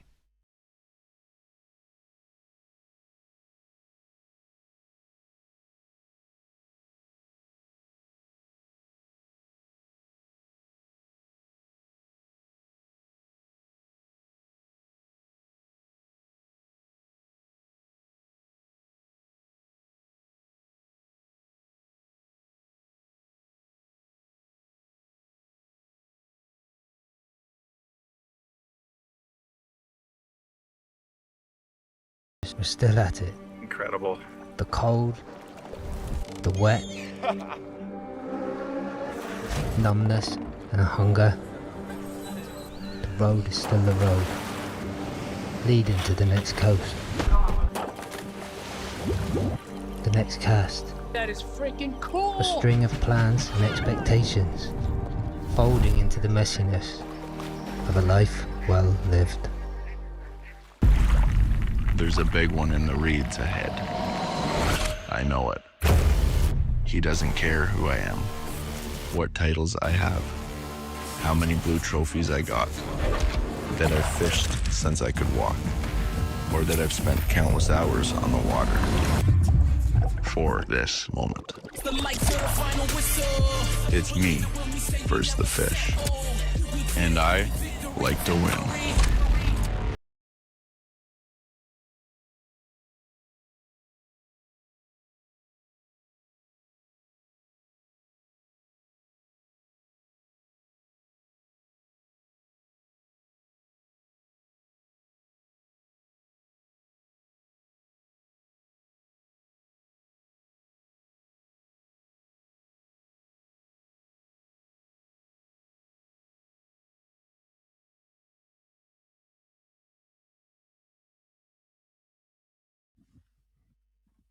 Welcome back to Bassmaster Livecast. We are without Dave Mercer this segment, but not to worry. We have one of my fishing heroes growing up, Greg Hackney, joining us here.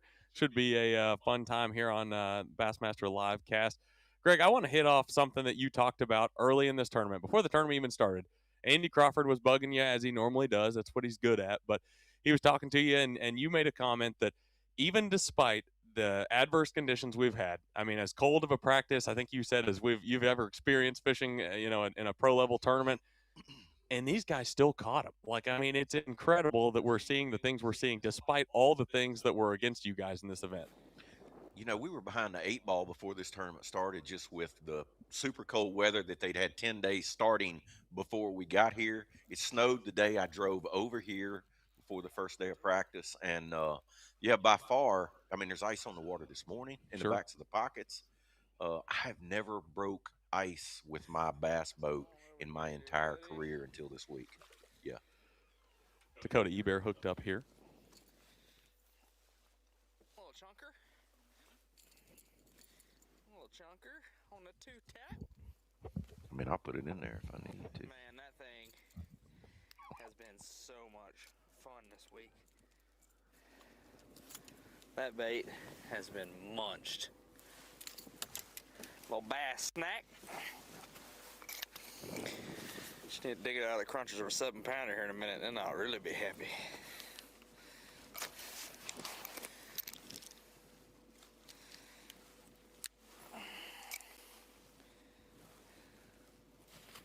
$2.10 on green. Third keeper there for Dakota Ebear. Big day yesterday, 24-5, one of the biggest bags of the day to jump him up inside the top 10. You heard him there, catching him on a Strike King 2-tap and a Rayburn Red, or what's left of the Rayburn Red color on that 2-tap, but certainly always going to be a player at Lake Guntersville is that Strike King Red Eye Shad or the 2-tap. You know, anywhere in the country where you got these big grass beds like that, you know, a lipless bait always plays. And of course, Dakota being from Louisiana, East Texas area, you know, Toledo Bend, Rayburn. Freaking clobbered it. Got him. He's very familiar with this bite. Come back and got it. Gosh, that's so fun, man. Look at that thing. Red Eye Shad sideways. Look. No shot. Look at that. That's why. Look at that. I mean, that's so freaking awesome. Probably what this is. From Dakota Ebear, going to make a move down the lake. All the way down to Hank Cherry, 2020 Bassmaster Classic champion right here at Lake Guntersville. Looks like a familiar area for Hank. Yes.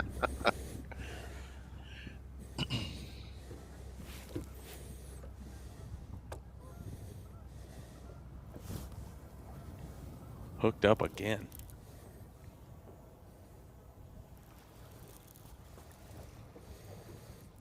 No lack of bites so far for Hank Cherry.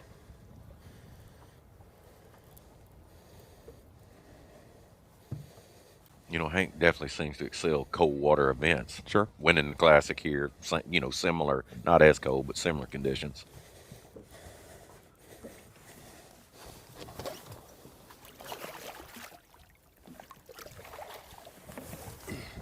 And a good one. Damn, what a fish. I think it'll call.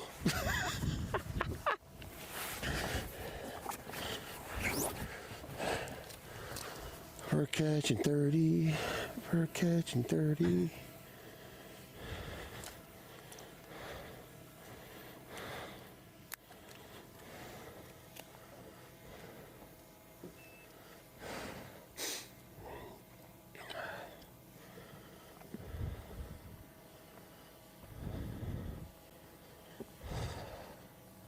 Six, 8. Wow. How about that? A 6.5 pounder to call out a 2.8. Yeah. And he's got a lot of time.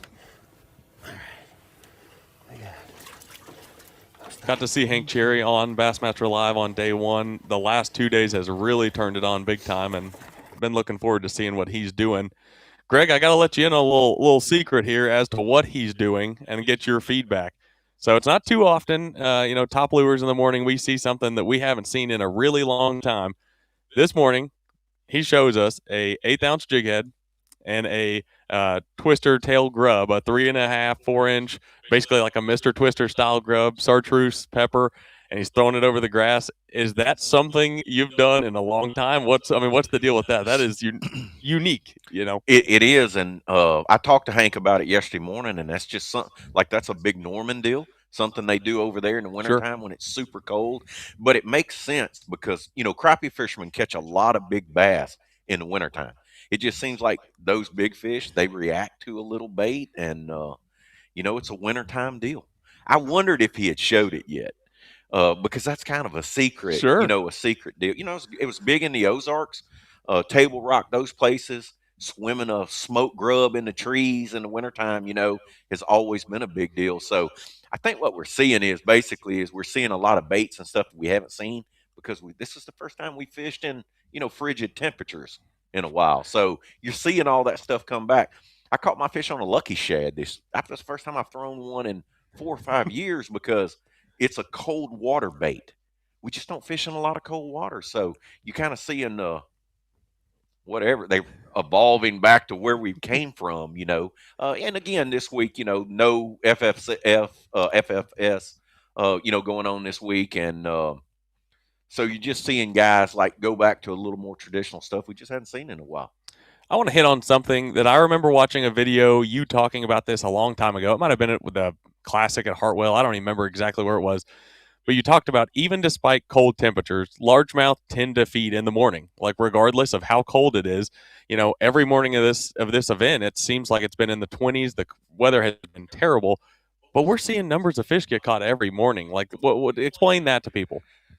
I don't know the science behind it, but everywhere we've ever been when it was super cold, you look at all those classics that we started when they were the first event of the year. The guys that always do would get off to a quick start, and then you'll have that morning lull. It seems like, that really 8:30 to 10:30 period, then that middle of the day period, the weights pick up, and then the afternoons are good again. But those fish always bite. I think one of the biggest reasons, this is just opinion, is that when it's super cold like that, they sit still, if that makes sense. Sure. They're sitting on the spot. When you pull up on the spot, you can target them. They're not swimming around, moving around. You're not hitting a moving target. They're sitting still. They're grouped up. They're not in the morning time when it's 20, roaming around. I just think it makes it easier to target them first thing in the morning. Sun gets up, maybe it warms. They start to drift around a little bit. Tell me a little bit about your tournament here. Obviously, you got off to a good start. You always love making the cut in the first tournament of the year. Tell me a little bit about what you did, kind of the things you learned, and then, from what we're seeing so far, anything surprising yet? Probably the biggest thing I noticed when you did the map is kind of the way my practice was. Nothing dead end, nothing that doesn't have river water flowing is being used, utilized by the top 10. And I think the reason for that was that water was 4 or 5 degrees colder. Like most all the creeks, even like North Saudi right here, everything behind the bridge, every morning was completely iced over. But everything that had river flow, the river was 3 or 4 degrees warmer than that stuff. And that seemed to be the deal. I really, the first backwater I went in, I wanted to fish, or not back creek. The water's like 36, 37. I was like, man, I don't know about this. And then once I got out to the river, it was like 41, 42. This was the first day of practice. So I just kind of, drifted to anything with current, anything. And the crazy thing about that is they may be running water this morning too. I don't know. Even as cold as it is, the running water has helped the bite every day. Over to Brandon Card right now. Earlier we saw him fishing in the pad stems, and something I wanted to get to, and it looks like you can kind of see some there in the background. Across the country. Oh, hooked up live. We'll get to that question in just a moment.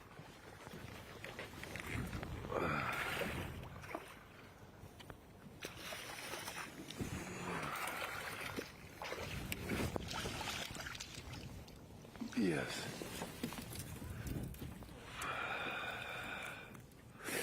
That's number 3. Probably a 3-pounder. If he had a gut on him, he'd be. Brandon Card not getting a lot of bites so far, but that's his 3rd fish. He has a 5-pounder, a 3.5, and they're another 3-pounder. Solid average for Brandon Card. Over to Stetson Blaylock. Had a huge morning yesterday. Had over 21 pounds definitely before this time, before 9 o'clock, and certainly been the case so far for him again today. 4 fish. Come on, one of those big ones. Come up there and get it.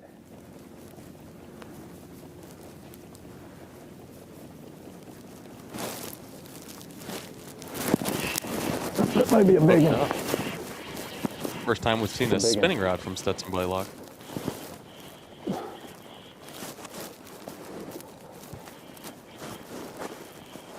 Oh my gosh. Stay on there, fish. Stay on there, fish. Stay on there, fish.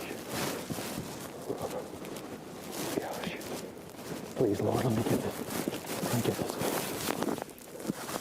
Please, Lord, let me get this. Oh. Yeah.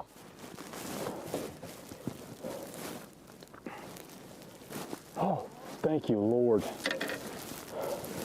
Yeah!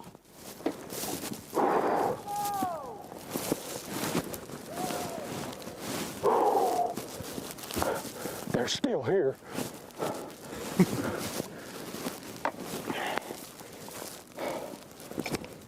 Thank you, Lord Jesus. Thank you, Lord Jesus.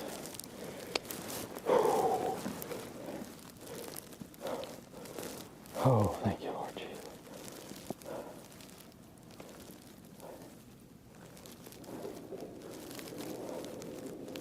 6-pounder.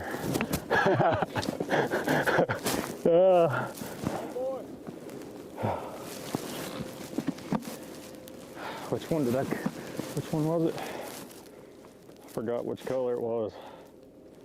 Red. Dude, I'm shaking so bad. There's a 6.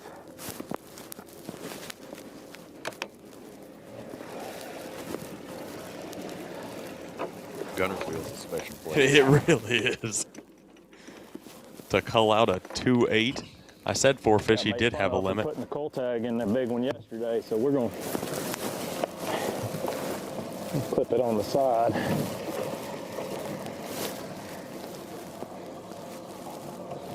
Now we're 3 bites away from winning this derby.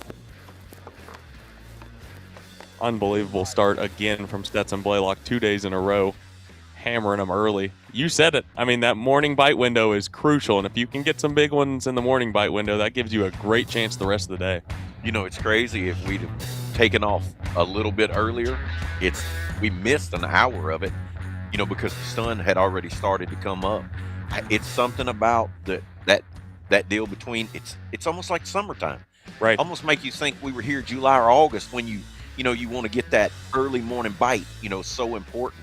It's the same way. The great thing about it is the afternoons are so good too when it warms up. It's almost like a new wave of fish. You're fishing for one fish in the morning, a new group shows up in the afternoon, and I think there's a lot of that going on. They slide out of those ditches and slide up on the edge of that grass. Definitely going to be something to keep an eye on. As you just saw that leaderboard there, Stetson Blaylock in the unofficial lead has a 2-pound, 3-ounce lead on Hank Cherry, but long ways to go here so far. A great morning on Bassmaster Livecast. Great guest with Greg Hackney. Again, an honor to be on set here with you. Don't go anywhere, folks. We will be right back, and we're going to get back out on the action and catch all the action. Take off like a rocket. Fly across water. We hunt monsters, armed with only rod and reel. We stay silent as a ghost and outduel the others, be they fish or foe. We chase the extraordinary, and that is why Mercury means more. You know what pisses me off? That pisses me off. But I'll never do that again. Because now I have a Busby Laura sleeve. You don't understand how good it is until you use it.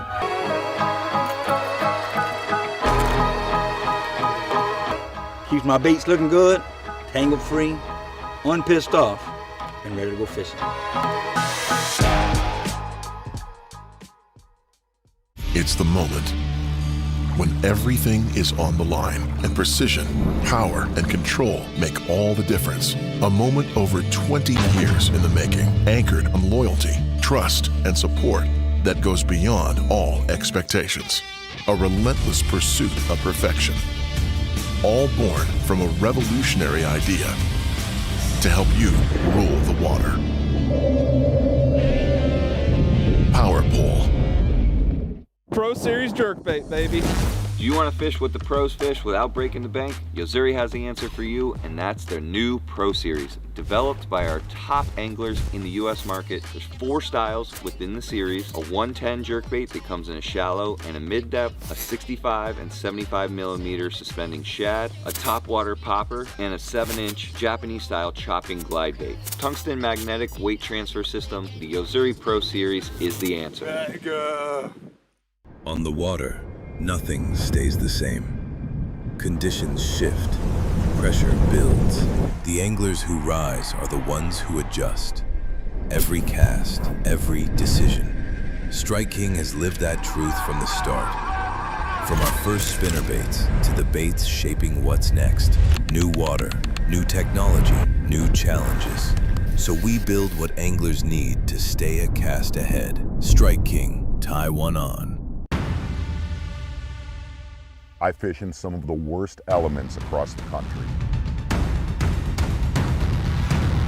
Spring, that's a giant, dude. Summer, oh my gosh. Hi, look at that thing. Winter, it's so cold. And fall. Got a big one, that's awesome. Being comfortable and staying dry is the only option. AFCO, any fish, any water.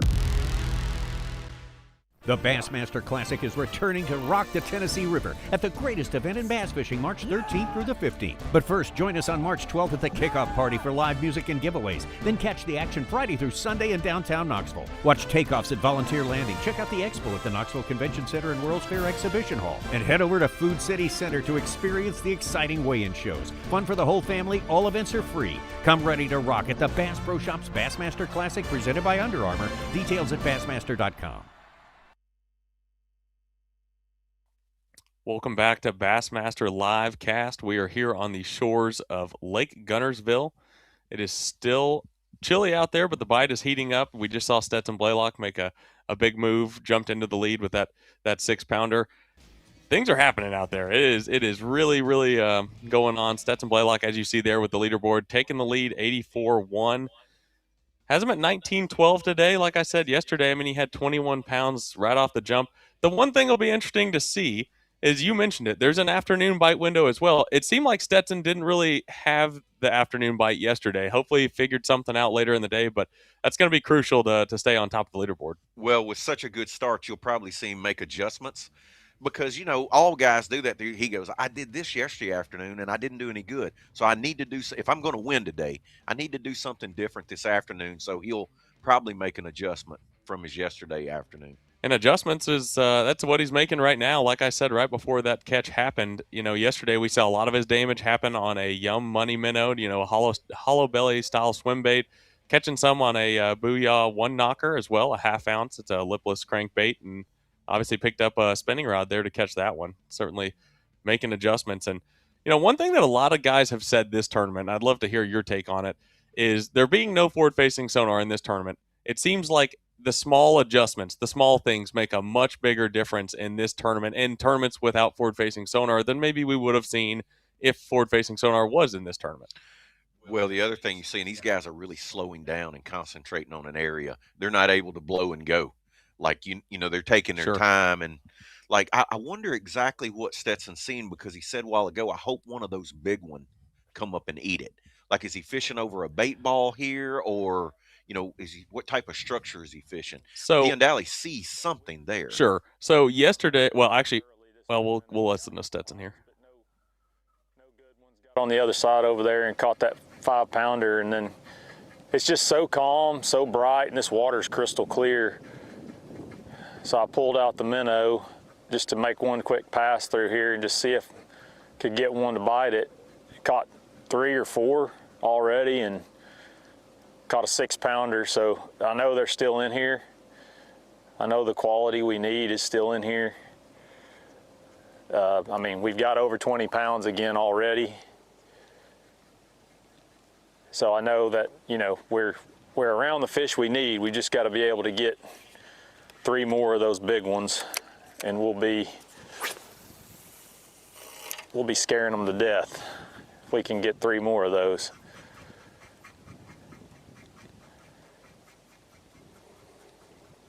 You know, they were showing a aerial shot of where he was fishing a little bit ago, and it's basically the mouth of a pocket. You know, he's at the gut of the pocket, and some scattered grass. You could see kind of the holes in the grass, and you know, it's been really interesting this week to see that from a drone shot because you hear guys talk about it all the time, and you can kind of visualize what that might look like. But when you're standing on the deck of the boat, a lot of times you can't see that as clearly. But definitely targeting some of those holes in the grass and obviously making it work for him. 3 of the ones that we need to win this tournament. There's no question. No question. You know,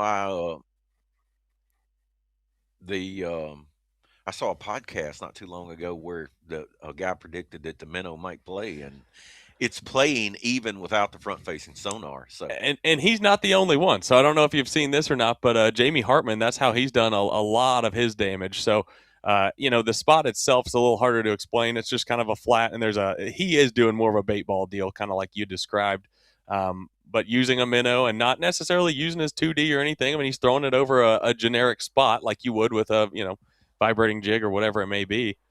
Wes Logan fishing a bridge here, hooked up live.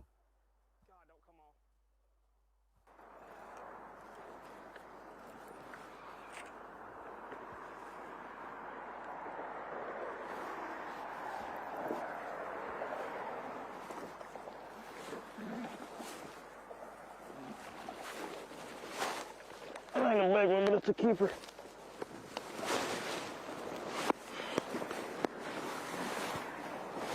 it's hard to move in all those clothes. No kidding. Then the bait gets stuck in it, just like you see there, right in the sleeve. Got hooks in me, all over me.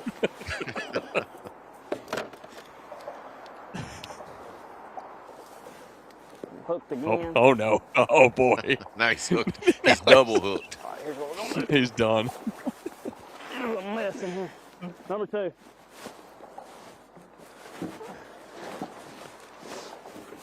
Couldn't have a tournament at Lake Guntersville this time of year and not see a bridge play. Finally getting to see a little bit of that here on Bassmaster Live. You know, typically anytime we've been here and it's been cold, they're always a huge player. And traditionally not that bridge. Sure. You know, totally the other end of the lake. the area that he's fishing, he told us this morning he didn't suspect that the morning bite would be great. Looks like he's just went ahead and moved on, done something a little bit different, and I'm sure he'll head back down to the stretch that he's been doing a lot of his damage. Over to Justin Atkins right now.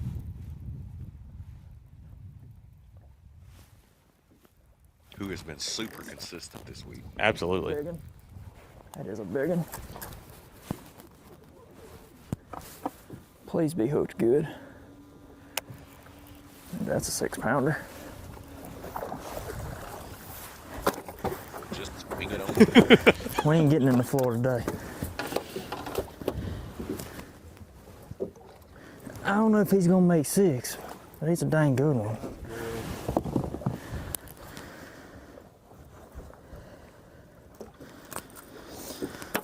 All right.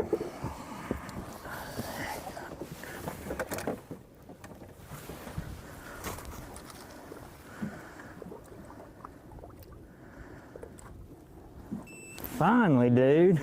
Number 5 is a good one. We got a ton of floating grass in the way out here today.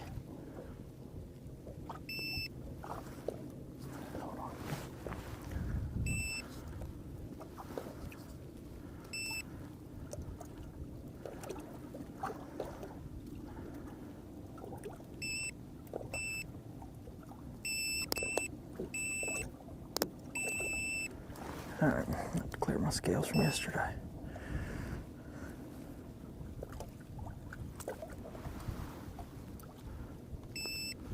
$5-pounder.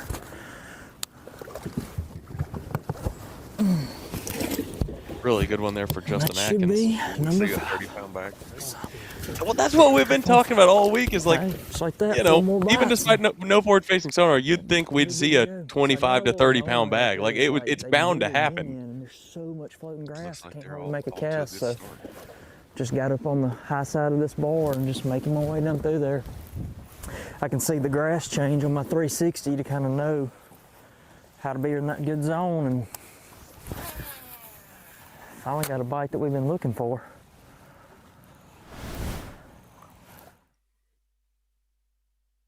Greg, you talked about it, Justin Atkins being so consistent this week.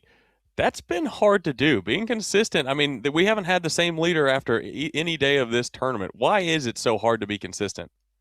I think the main reason is a lot of guys are not able to generate enough bites.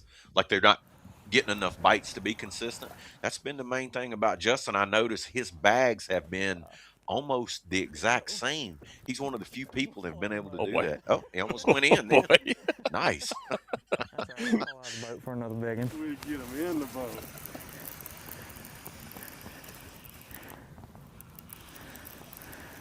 Let's just see. It's not a big one. It's a nice one, though. How about this place for a destination to go bass fishing? I'm telling you. I hadn't made it to the trolling motor yet, so my wind up came a little too far back, huh? Saved it just in time. I mean.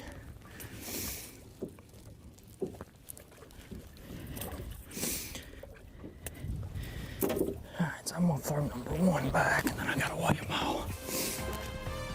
I mean, how many other places in the country can you experience in the same week 30-degree water temps into lower 40-degree water temps and still have the result that we have here? I mean, Lake Guntersville is one of the few gyms that you can see this. It looked like a smallmouth event. If you look at how the weights were stacked from 1st to 50th, I mean, if you just told anybody, how's the weather? It must be pretty great.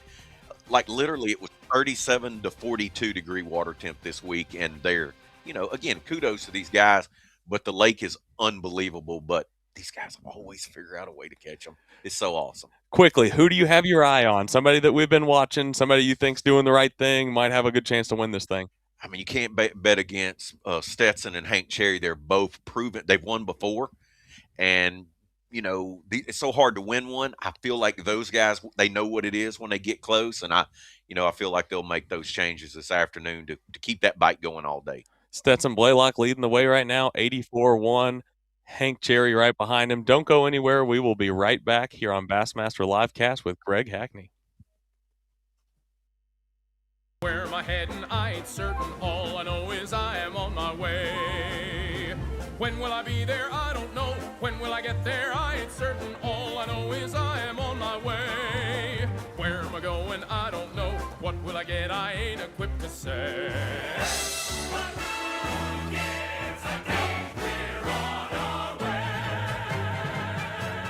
Toyota trucks.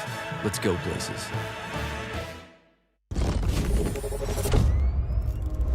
Innovation doesn't wait. It adapts, evolves, and transforms how anglers tackle every challenge on the water. For anglers seeking smarter gear, sharper performance, and new ways to master their craft, FXR Pro Fish is shaping the future and influencing the next generation of anglers. Every cast and every legacy starts here. G-Rat wasn't built in a boardroom. It was built on the water, obsessed with innovation from concept to catch. Because big bites don't happen by accident. From weekend anglers to hardcore grinders, this is gear built for everyone chasing their next personal best. G-Rat baits, built to catch bass, one bait at a time. Bucks Island, the nation's premier Skeeter, Falcon, Bass Cat, and Icon dealer, joins our pros Scott Canterbury, Wes Logan, and John Cruz in kicking off the 2026 Bassmaster Elite Series C. Watch live on Bassmaster.com and join us February 21st for Fish Fest. Meet pros, learn fishing tips, and get great deals on tackle and boats. Bucks Island, 4500 Highway 77 in Southside, Alabama. Call 1-800-I'm-READY or visit us at bucksisland.com for details.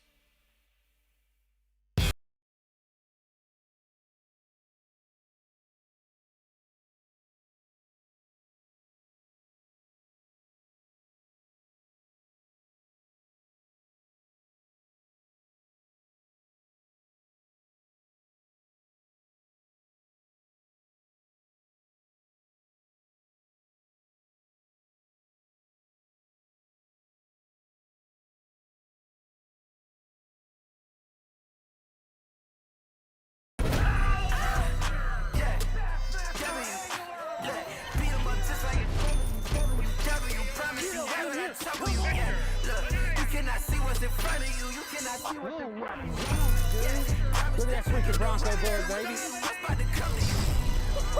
There's a kid named Fisher and Diane. This is the next one.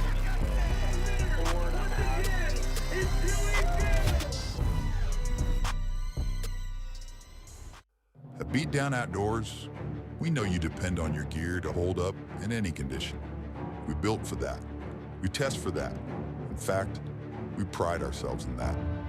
Because we know when the time comes to test your gear, you aren't going to take it easy, so we won't. We build premium, made-in-the-USA products that you can rely on in the moments when your equipment should be the last thing on your mind.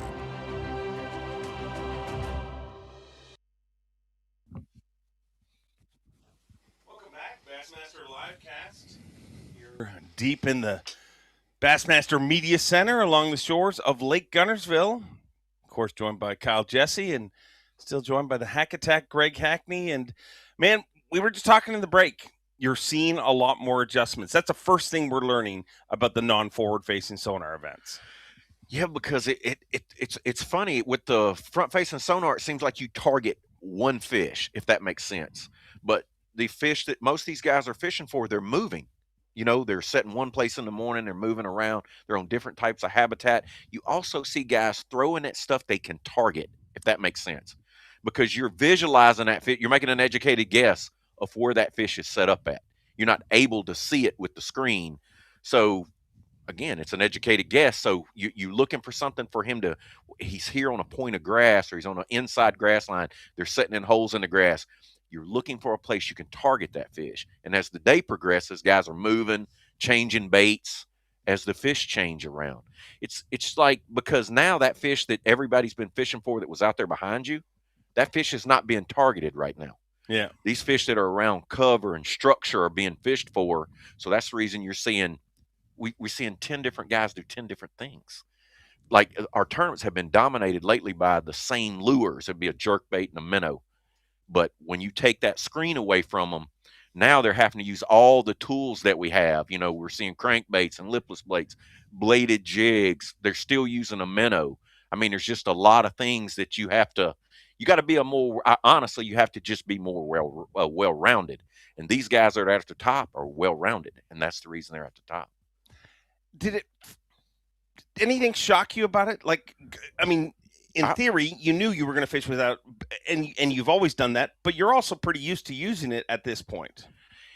You know, it probably affected some guys worse. You know, you'll have guys out in our group that were probably more 75-25. Yeah. But you still have a bunch of guys that got to the point where they're at strictly by the way they're fishing right now. Yeah. You know, they've been fishing long enough that they were doing this before they were doing that. So I looked at the list. I looked up and down the list. I saw some guys but I saw some great fishermen struggled in this event too because of bad conditions. You know, so I do think this was a good tournament for us in general because there were a handful of guys in the group I felt like needed a little, and they got it. You know, and what's their lip sticking out a little bit. You know, they got a little. Somebody tapped them in the mouth, and so I felt like that was good for everybody. Everybody needs it's the purge. Hooked Up Live, Brandon Card.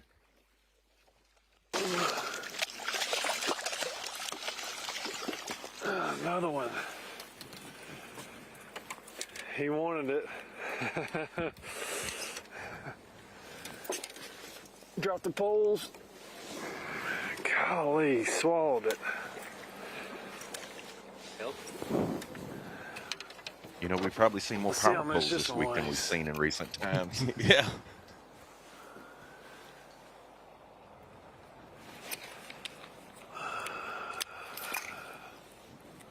I think you do well in the purge. 4 pounds, baby. We had a purging. I think you do it. You do all right. You know, I believe I'm a survivor. Let's make a move up the lake to a guy who's never finished out of the top 5 on Guntersville, Wes Logan.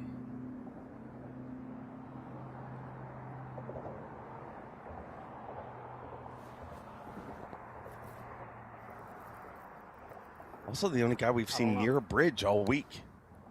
Dude, it's a big one. Which has been surprising. Very. Oh, boy.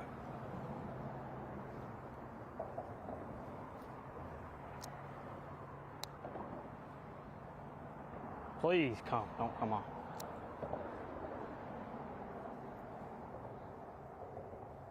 I mean, I barely got her.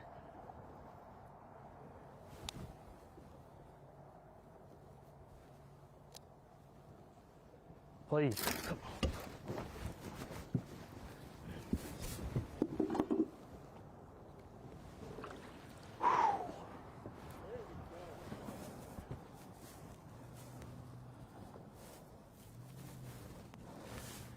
Thank you, Mr. Bill.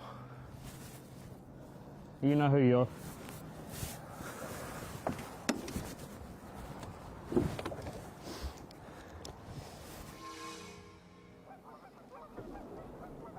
From one Alabama angler to another, Kyle Welcher. Sounds like he's in Goose Pond.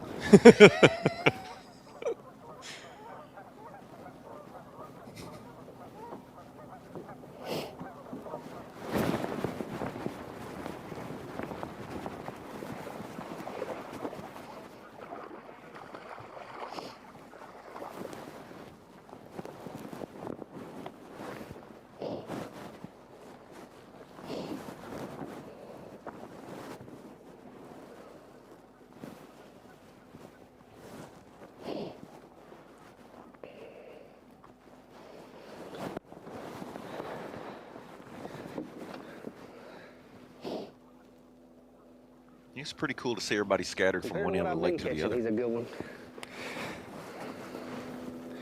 Really spread out. Really spread out. 3-pounder. Just kudos for this lake being so good.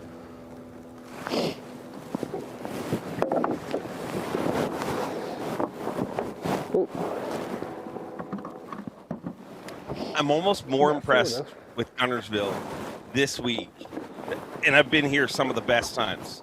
Without but a to doubt. see it under what you said on day one was the worst conditions you can keep it under. To see it shine. Like it doesn't matter when you come here. Yeah. It's always good.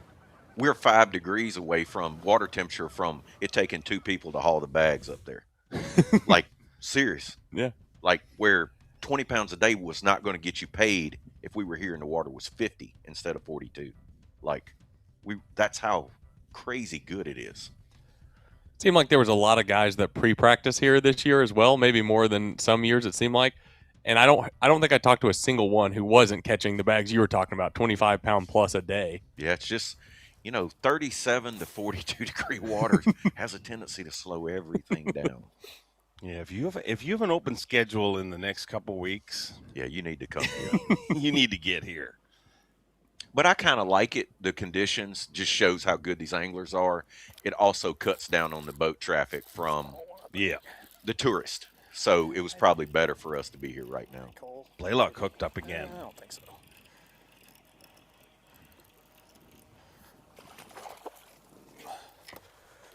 Looks like the Keys when you look at that video shot of where he's fishing at.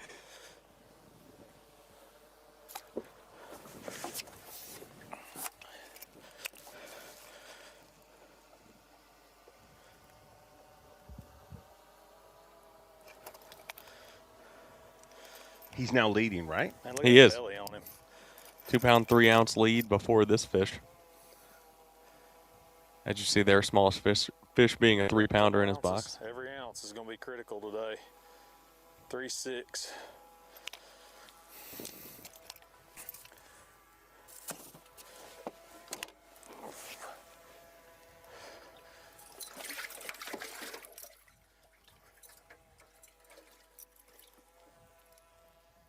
Belly for no belly.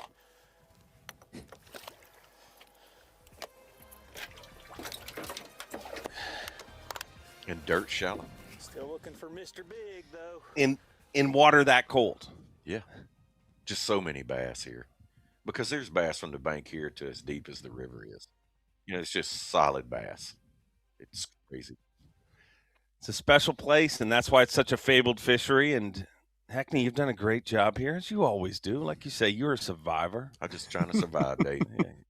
Done a pretty good job of it. Who's going to survive at the end of this event? Who's going to be our champion? Hank Cherry and Stetson Blaylock scare me because they both won here before. Or Stetson hadn't won here before, but he's won before. Yeah. Those guys are hungry for another win. Stetson is set up to win. He just needs to make the right adjustment this afternoon. It seems like he struggled in the afternoons. So maybe he does something different. Maybe we see him catch 30 pounds. He's got a good start. He's got a 5 or 6 in the bag right now. So he just needs 3 bites. Well, you heard it from the Hack Attack himself. And thanks for spending a little time with us. We look forward to seeing you down at Martin. And I'm sure you'll survive that one, Yeah, too. I'd rather you were talking about me than talking with me. Does that Next make week. sense? Next week. Deal. Yeah.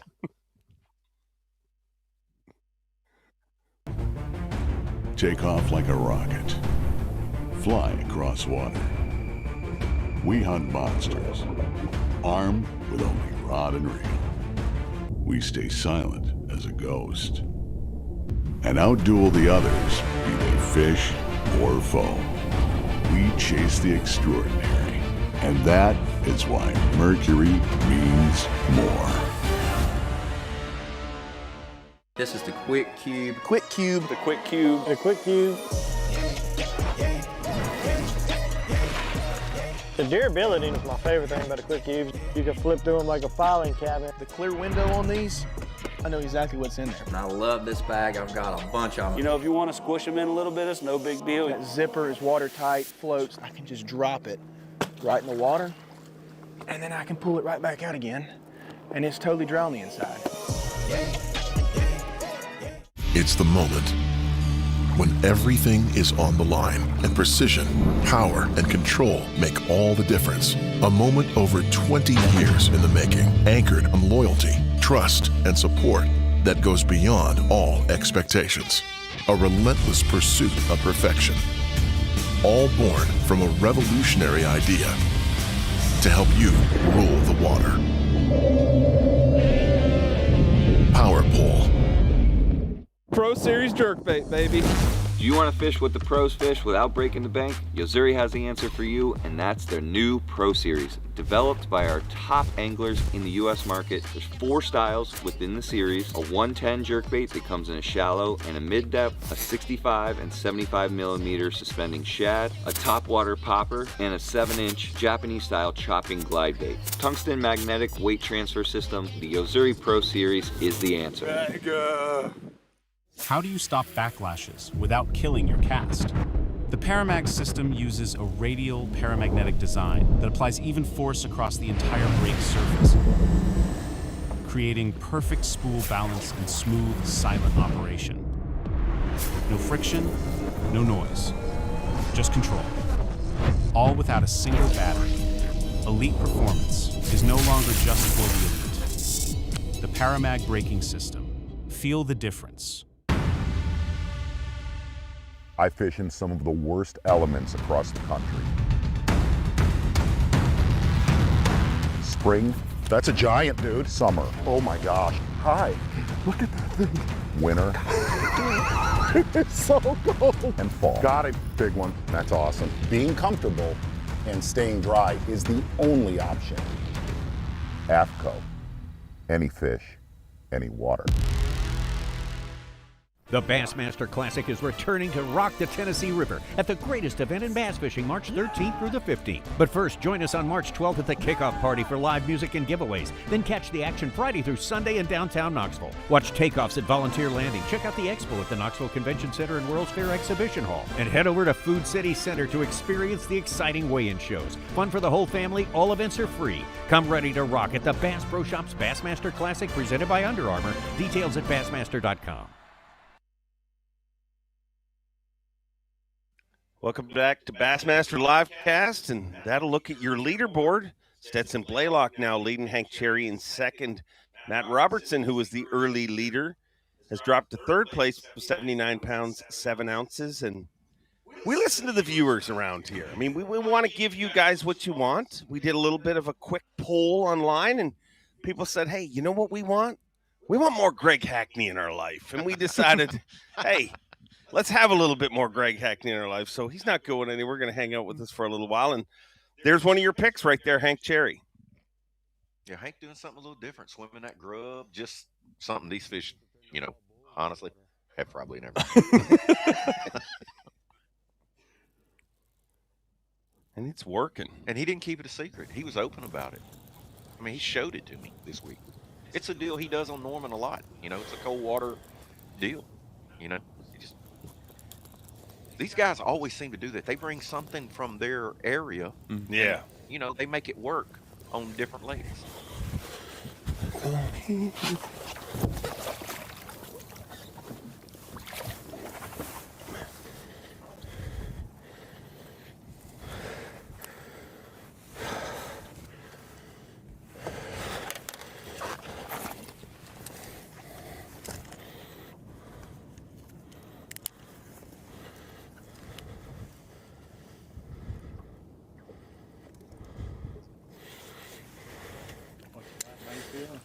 Feeling good.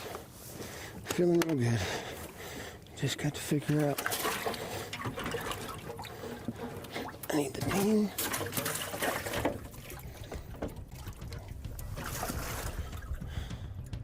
From Hank Cherry, who's won a classic here, to an angler who has never fished a championship Sunday. His very first championship Sunday here on the Bassmaster Elite Series. Obviously a lot of success in the sport of fishing. Just his first championship Sunday here in the Elites, from Texas, Dakota Ebert.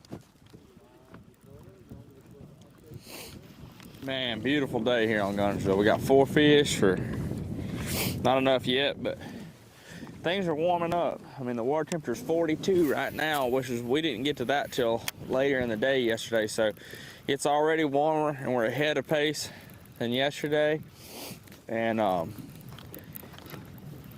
I went and ran a little ditch that I've been catching a lot of fish out of, caught 2 more keepers out of it, and I did catch a big one out of it in practice, but I really think with this water warming up, I'm gonna need to stay shallow to have a chance to win this thing.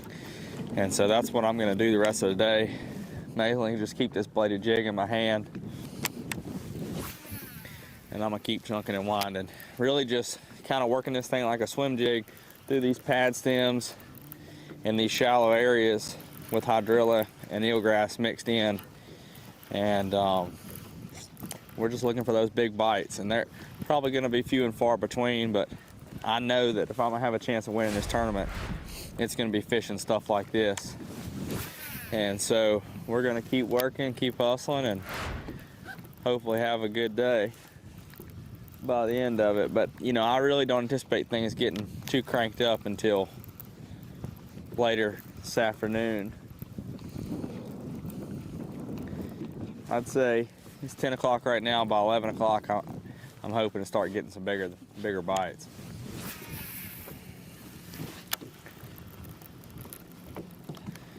We're fixing to kind of go back through that area that I caught those big ones in yesterday. I went through there this morning, caught one 3.5 pounder basically on the exact same cast that I caught the 6.4 on. So there's something to that little spot. There's no doubt about that. And we're fixing to kind of rotate back through that area. I'll make that move now.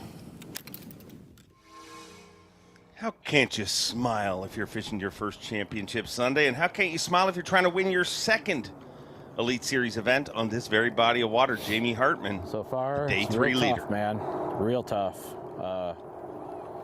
They're short striking my bait. I think I've had seven that have grabbed a hold of it and let it go, and 2 that have bit it in half. They're just not committing to it. I don't know what's different. There's definitely no bait in my area. The birds have not been in here one time, and there's no activity whatsoever. And that's been critical.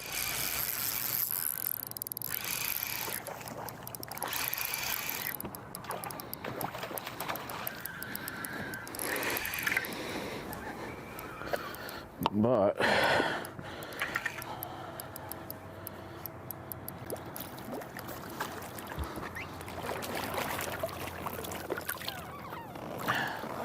and that's really all I've been catching is these smaller ones. Very grateful for this fish right now, but you know, it's been tough. And I never even knew that fish had it. It was so light. And it just started moving off to the side very slowly, just like the last ones have been. But this one got it, so it's just been tough, man. I don't get it, but I'm trying to fish around a bit, but I'm dealing with a lot of local pressure. And that's kind of cutting into where I can fish. And fish are seeing a lot of baits. So we got one guy sitting on my starting spot that is very adamant of not letting me fish it. So he's not a Hartman fan, that's for sure. And so I'm gonna try to keep grinding it out. And this might just be a timing thing where I can leave here and come back in an hour or 2. I've already left it once, so I'm coming back right here right now. And I mean, I'm throwing, it's 3 foot of water in there. So either they're there or they're not. And trying to make them bite, but they've been finicky. I've had a couple pop off, like I said, bite the bait in half and just bump the bait. So that one was the first one in a while that actually committed to it. So hopefully that's a good sign going forward.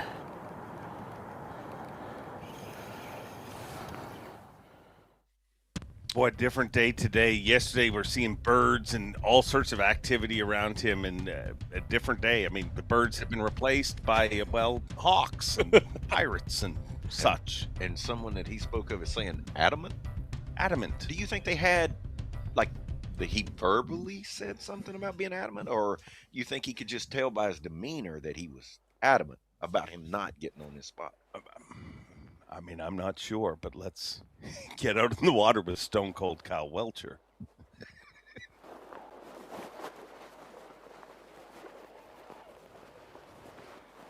Who is just a scary guy.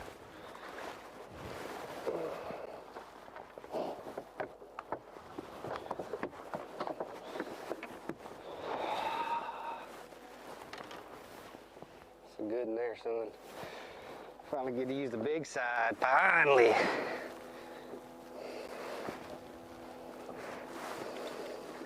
I'm sorry, I'm listening to the guys in the truck, you know. Oh, that's a catfish you just caught. Yeah, it's a catfish. And then Mike Middleton's like, yeah,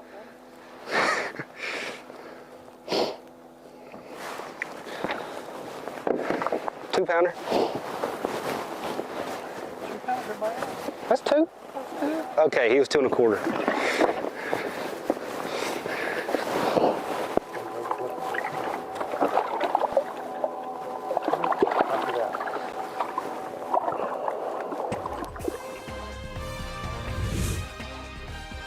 Greg Hackney, the polls spoke. They kept you around, and I want to use those polls to your advantage one more time. Okay. We have something very unique. We're looking at our leaderboard right now. Of course, Stetson Blaylock leading this tournament. Hank Cherry, Matt Robertson, Brandon Card, Wes Logan. That's your top 5, your entire top 10. You can see them there. More important things. We have a fan cam. Cooper Gallant won it this past week. You get voted to have a camera on day 1 of the tournament. And from this little experience we've had here, I just want more Greg Hackney in my life. So I'd like you to look right there in that camera. This is your opportunity to politic. Vote Greg Hackney for the fan cam. Why should we vote for you? You know, I honestly prefer to wait till I'm in that position where you feel like you need to give me a camera. That's a horrible. So the first day out of the gate, sometimes I've had the luxury of having a camera multiple times on day 1. Sometimes I have lost the camera. I might recover it on day 3. So I'm on the fence about the whole camera deal. You know what? Like, here's the deal with Cooper. He's a good-looking kid. He's outgoing. You know, let him have the camera.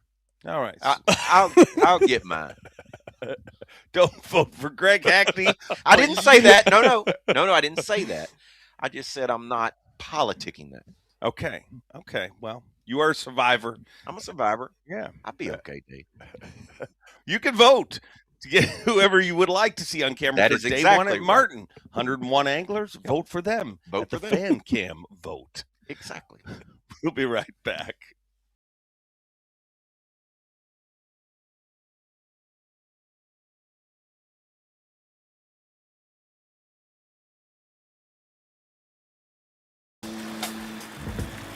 Find our way, and choose to get lost again. We are the Detourists. Toyota trucks. Let's go places.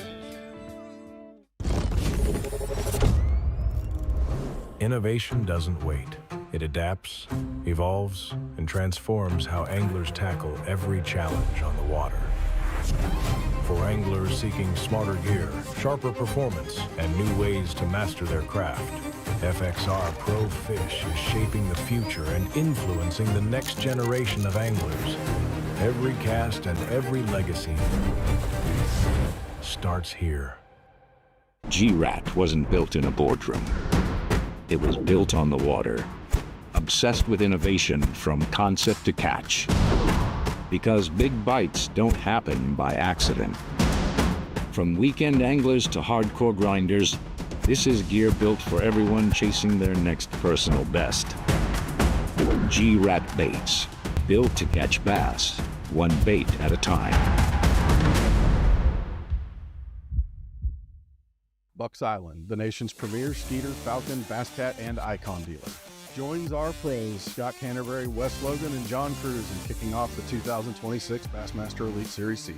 Watch live on Bassmaster.com and join us February 21st for Fish Fest. Meet pros, learn fishing tips, and get great deals on tackle and boats. Bucks Island, 4500 Highway 77 in Southside, Alabama. Call 1-800-I'm-READY or visit us at bucksisland.com for details.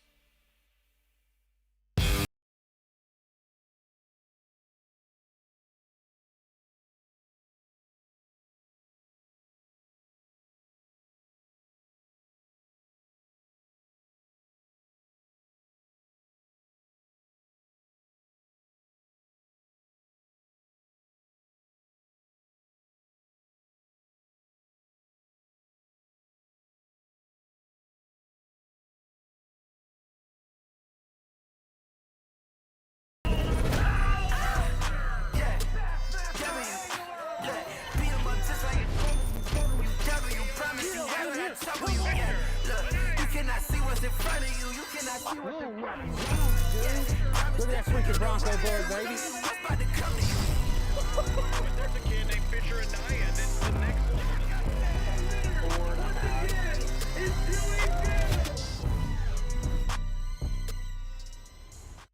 At Beat Down Outdoors, we know you depend on your gear to hold up in any condition.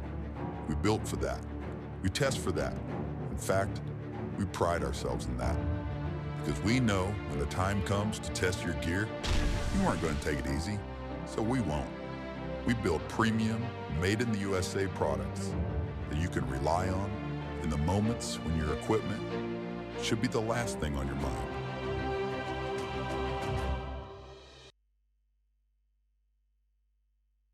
Welcome into the Bassmaster live cast here in the Bassmaster Media Hub inside the Bassmaster Media trailer along the shores of Lake Guntersville, and now joined by, well, the COBB, Brandon Cobb, joining us here. Man, this has been a pretty unique tournament. It has.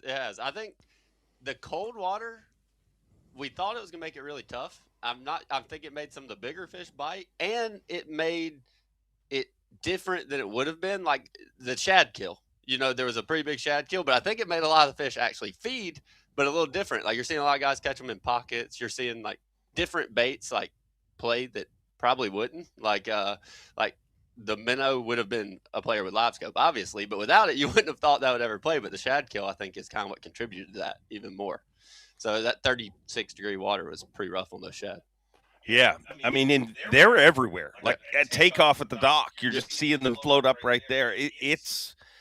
But this is extreme conditions. Like, I mean, coming into this event, I'm seeing you guys posting pictures of ice, and I mean, the most overdone social media post is somebody throwing a lure on top of a bit of ice. But is this the coldest water you've ever competed in? Definitely I've ever competed with, which is actually about the same temp at my house. Like, before I left to come here, we've had the same cold weather. So it's been 37, 36 at home too. So it's definitely the coldest water I've actually had a tournament in, though, without a doubt. Does it surprise you that the fish are still as shallow as they are? Because a lot of bodies of water across the country, when you have that big of a cold front, the fish are going to move. But we're seeing guys catch them in pad stems, super shallow. Like, is that surprising, or is that just the norm here? I think that's this place. Like, I think if we were somewhere else, you wouldn't see that. But I think this place is, they're just not going to go deep. I mean, I'm sure some do, Sure. But their majority of the fish are going to stay shallow. And that grass holds a little of that warmth. So, like, obviously you get out deep, there's no grass. So a lot of fish are just going to stay up in the vegetation that's there. So it's a good place for cold water.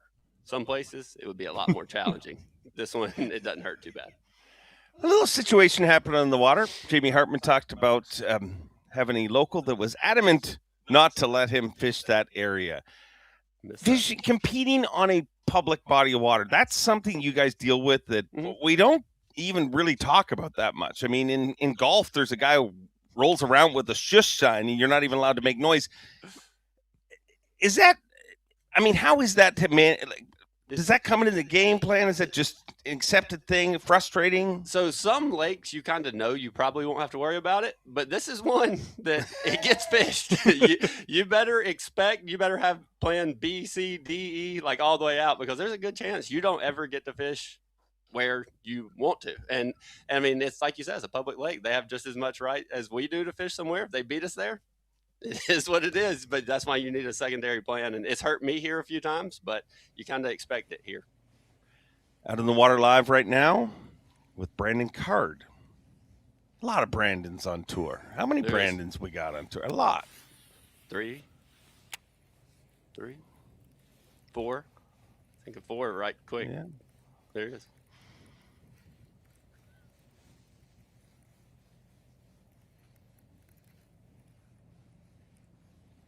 You're my favorite, just so you know, of all the Brandons. I mean, is that because I'm sitting here? Yes, 100%. 100%.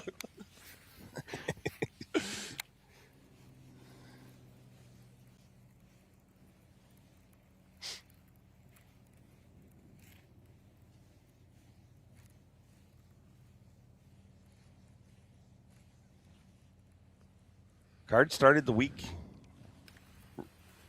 under the weather, really sick, which I, in this tournament, with the way it's played out, I mean, movement hasn't really paid off in this event. Locking down and fishing slow has paid. I mean, it might have been the best thing to happen. It could have been. Probably uncomfortable getting there, but a lot of people don't realize that. It looks like we're just smashing them, like the weights look like that.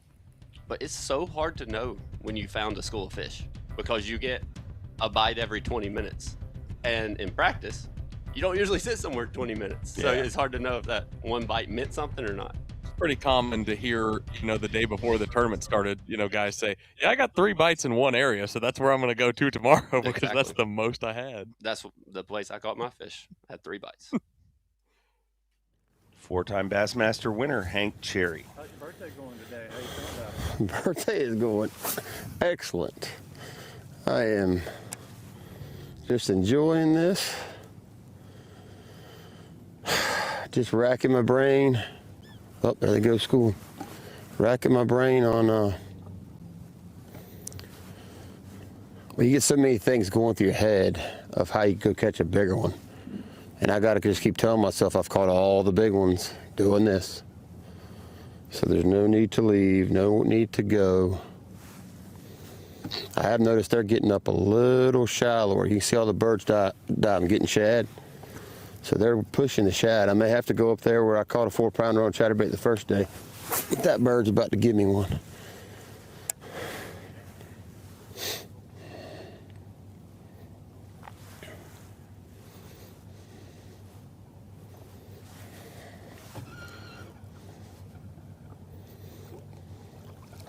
Those shad are struggling. They're trying to get up to that surface, and a lot of them are dying off. And I'm just trying to imitate one of them. But this has been about the time every day where, see, he got one right there. This has been about the time every day where I just lose touch with them.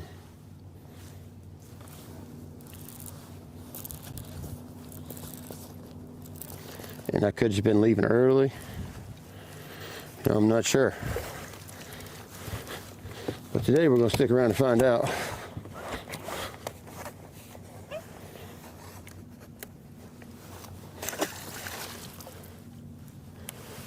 Side by side, Hank Cherry and Stetson Blaylock. I know there's plenty more, 5 to probably 12 pounders swimming right in here. It just does one peek his head out long enough. And do I get lucky and make the right cast?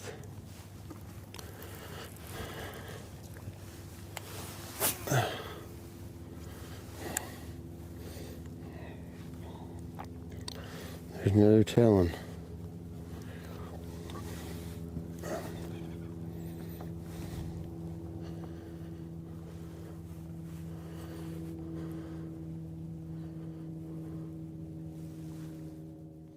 Seeing a lot more nature playing this week too, and I think that's part of the effect of the rules. No forward-facing sonar, and you're seeing guys keying in on. I mean, birds always play, but it feels like we've seen a lot more of it this week. It makes you pay attention to details that you wouldn't have to pay attention to because you see the fish.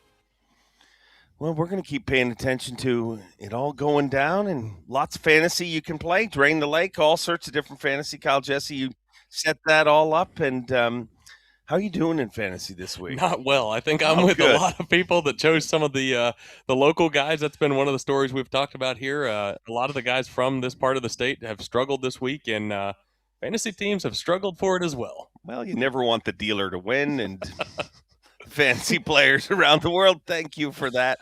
Don't go anywhere. We'll be back with Brandon Card in just a few minutes from Bassmaster Livecast right here in the shore of Lake Guntersville. That hits back. The Bill Lewis Hammer Trap delivers a hard-thumping vibration that calls fish from a distance and triggers reaction strikes. And when you need even more sound, the Knockin' Hammer Trap brings a deep one-knocker thump, perfect for dirty water and pressured fish. 2 traps, 2 sounds, 1 goal, catch more bass. Bill Lewis Hammer Trap and Knockin' Hammer Trap. So tie one on and let it eat. Are you ready for a great offer on the most reliable outboards in the water? Then get to your Yamaha dealer now for the Ready for Reliability sales event. For a limited time, purchase a new Yamaha 30 to 450 horsepower outboard and get up to 7 years of Yamaha coverage protection free. And earn up to $200 in dealer credit on eligible 2.5 to 25 horsepower models. So get ready, because reliability and a great deal starts here. Is your trolling motor working for you, or are you working for your motor? Minn Kota Ultrex trolling motors are built to outmaneuver anything, so all you have to focus on is the bass. Steering with unrivaled precision from an ultra-responsive foot pedal, getting you to the fish day after day, and turning any spot into a stronghold season after season. Minn Kota Ultrex is built to fish. Forward-facing sonar changed the way we fish in general. There had to be something better we can do to work well with forward-facing sonar. The graph shad allows your bait to sink really fast, but then once you start putting tension on the line, stop the fall of that bait and almost hover it in place. Whenever a really pressured fish sees this product, they're gonna have their guard down a little more. We're able to really be successful catching them.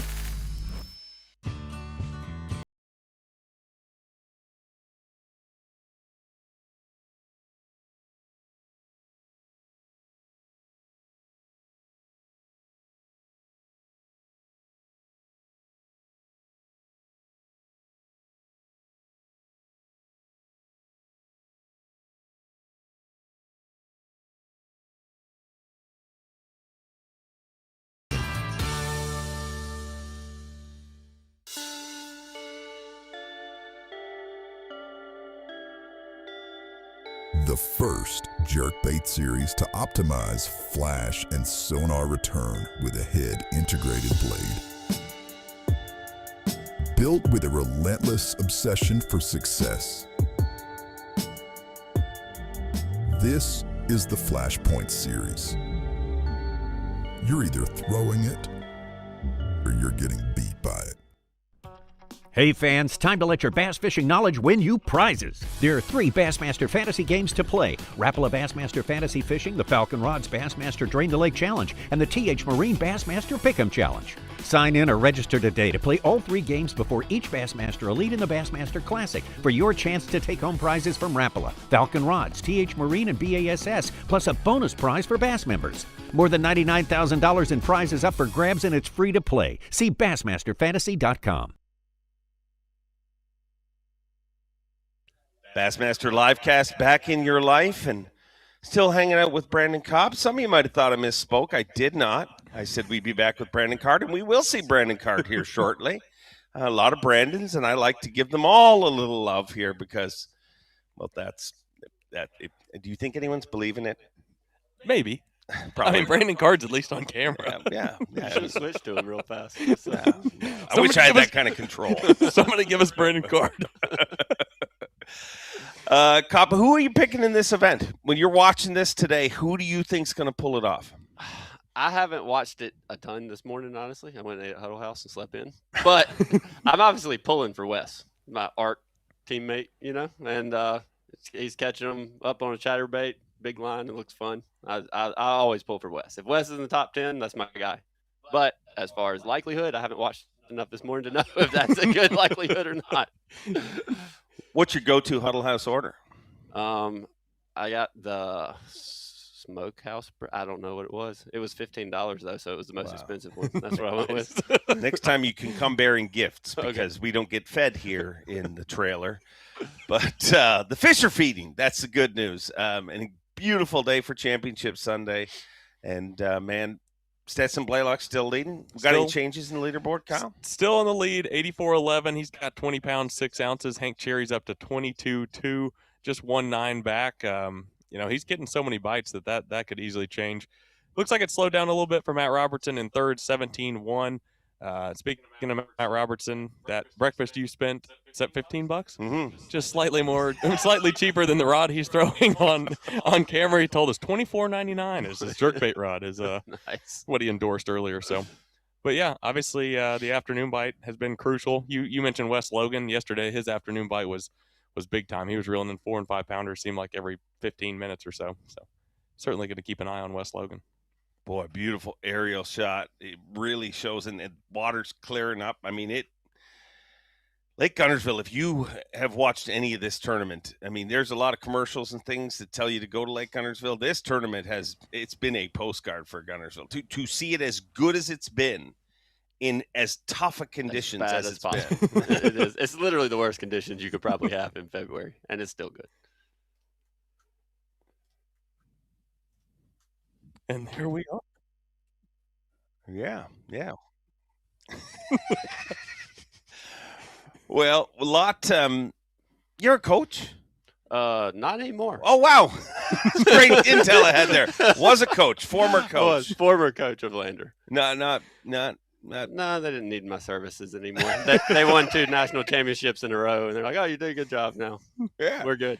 Yeah, well, I mean, the coaching carousel's tough, even on college fishing coaches. So you're like Nick Saban. You moved from coaching to being on a set here. Commentator. Yeah, it was. They still have a good team. Yeah, well, these are the kind of things you find out in the live cast that we really don't know what we're doing, and we're just trying to ride this train along with you guys. This is a watch log, and the cool thing is we're seeing lots of action. I mean, this has been the last 2 days has been, I mean, we've seen more fish in the last 2 days than we've seen the entire season last year on livecast.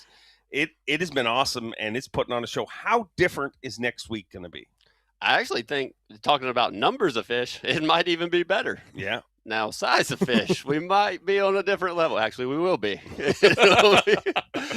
I don't know much about Martin, but obviously I've done some research looking at tournaments. Just kind of, I like to know. I don't really care how people normally catch them from doing research, but I do like to know what weight I'm looking for. It doesn't look like much. It looks like 2 pounders, a pretty good one. That has to be one that you're looking forward to, though, just from a stylistic standpoint. It seems to set up similar to a lot of the lakes you grew up fishing. Have to be one you're eyeballing. Yeah, it does. I watched the Open was there a few years ago, and I watched some of that one. It looks like somewhere I should be comfortable with, but it's hard to say till you get there. A lot of the ones you're like, oh, I should know what to do there, and then you get there like, I really don't know what to do. In fact, you don't realize that till about the tournament. That makes you no different than us if you've been watching this broadcast. Watching Stetson Blaylock on the water live right now. Those shad been dying off, and those fish just been feeding up on them.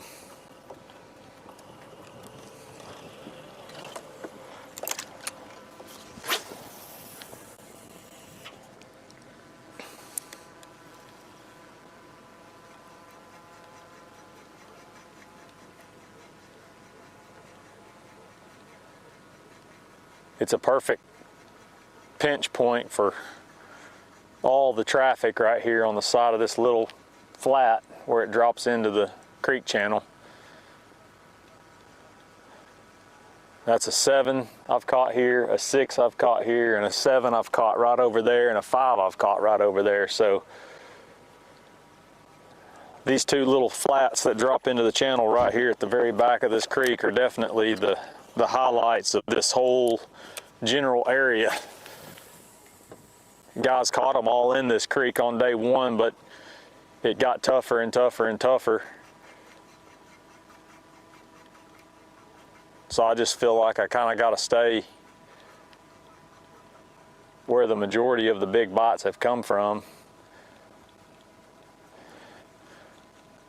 The scariest part is I know I'm 1, maybe 2 bites away from having the stringer I need to really be in contention to win this tournament. And obviously when you're not in the lead going into the final day, the guys around you have to stumble a little bit, which is the case, but we've put ourselves in a good place. I mean, that's for sure. We just I would say 1 6-pounder away from having a really good chance.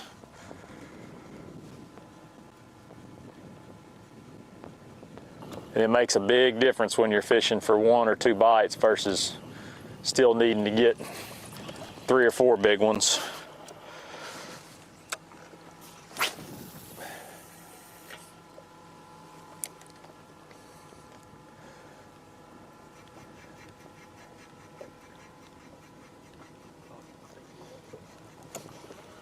Brandon, talk to me about that situation he's in. When you get to that situation, you smell that victory. Like, it's got to be hard to just keep doing what got, like, I mean, you can sense it. It is, and not just victory. I mean, like the cut, the top 10, whatever it is, you always have it. Like, it's weird that you can sense what you need, and you know when you're so close, and it will make you do weird things though. Like that's what, like, he's clearly caught his fish. Like he said here on this break in this creek, he just said 6, a 7, a 5, another 7, and you know that's the best thing. But then when you haven't caught one in 2 hours, things start running through. Like, you know, I need one. If I sit here all day, and you start doing weird things trying to make something happen, when sometimes you're better off just letting it happen. Yeah. Not as easy as said, even from an ex-coach. Head up Lake Guntersville. I'm confident he's going to land on his feet. Let's hook up with Justin Atkins, who started his pro career here 10 years ago. Said the conditions were very similar to what we're fishing in. I stayed with him in that tournament that he started his pro career here. With me, him, and Shane. Stayed in the house together. And we've hit 2 little flurries where we, got some bites. But what's weird is they really seem to be 2-pounders today. I did catch a big one, and then I got one that's, in that 3-pound class. But I've been getting a lot of bites, and they've all just been 3-pounders, and you kind of try to cull up to those high 3s and then hope you get a big bite. And this morning, I mean, like, I've caught 9 keepers and 2-pounders, which is fine as long as we're getting some bites. And better ones will come, but it's kind of strange how the class of fish I've been catching has changed a little bit today, but we don't have near as much wind, so I'm able to just really pick these places apart. And it's the last day, so we're going to try to catch everything we can, obviously. I wasn't, earlier in the week as we blew through these areas, you pick 1 or 2 up here and 1 or 2 there. I've always felt like I was leaving some, but today we're getting out here on this 360 and finding the holes in the grass and making a lot of casts in the same area. Make sure we don't leave anything behind. Because we're on Guntersville, man, there's big ones everywhere.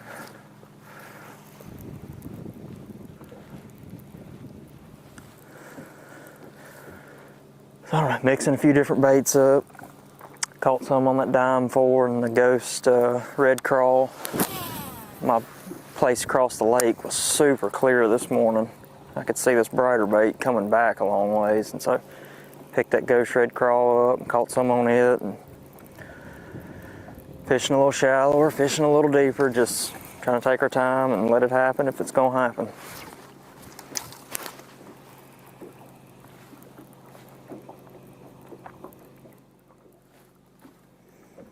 A lot of baits, a lot of adjustments we've seen here this week. The water clarity, what he said was that was a crazy thing to me this week. You fished the same place 4 times, different every time, in one day. Really? In one day.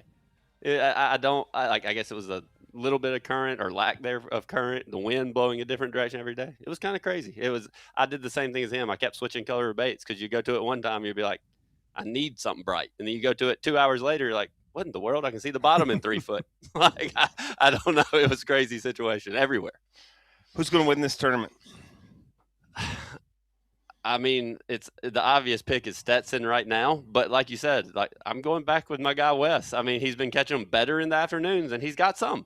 It's not like it's been a bad morning. So I think in the afternoon it might get better for him. I think he's catching more traditional, like Guntersville style in the grass fish. I mean, there's obviously a lot of them are eating the shad kill, but I think that shad kill is it's just he's fishing kind of different fish, and I think his are going to bite really good in the afternoon.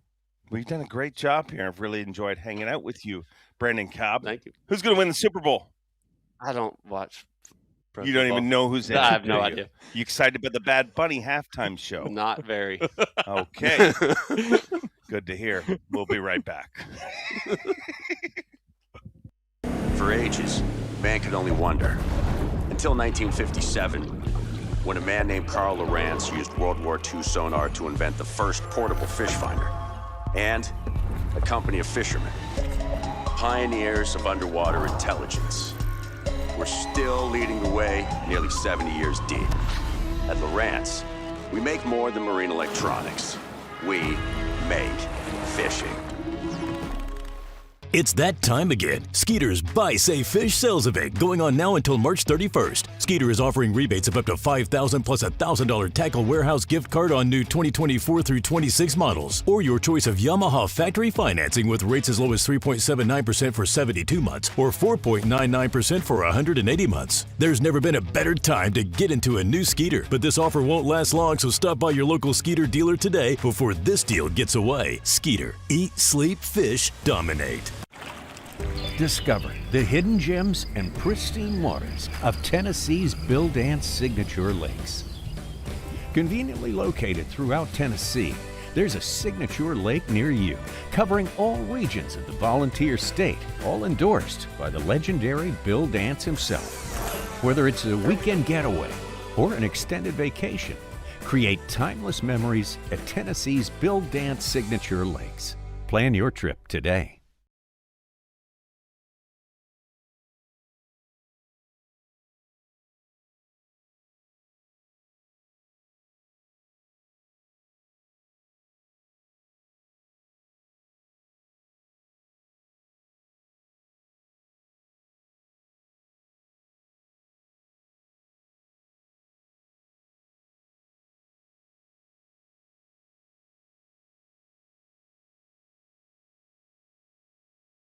After all these years, we're still at it. Incredible.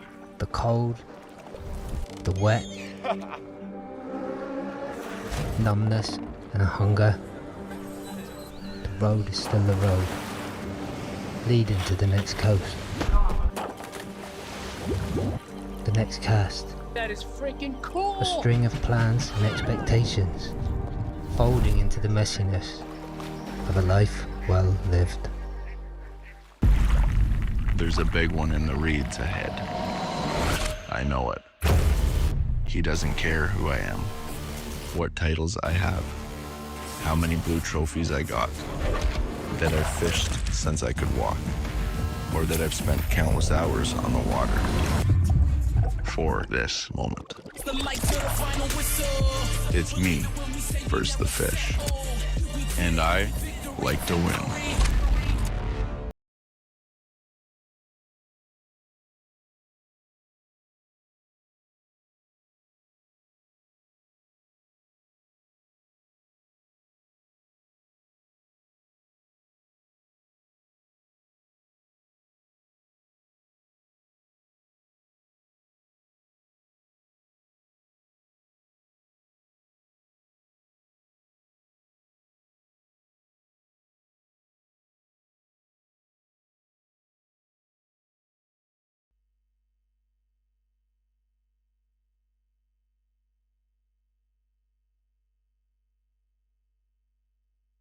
Corner of the Bassmaster Media trailer and joined by John Garrett. And John Garrett, Huddle House seems to be a busy place because Brandon Cobb left there and we're hearing you just left there, but nobody brings us Huddle House. I don't know if y'all want the Huddle House I had.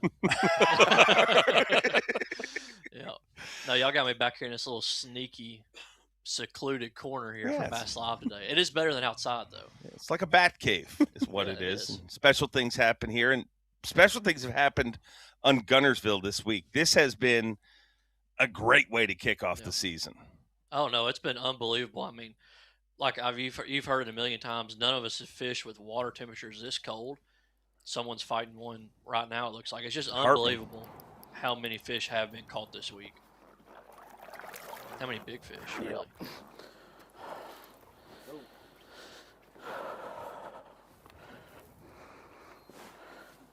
Not a giant, but he's a dang good one. He had his mouth open.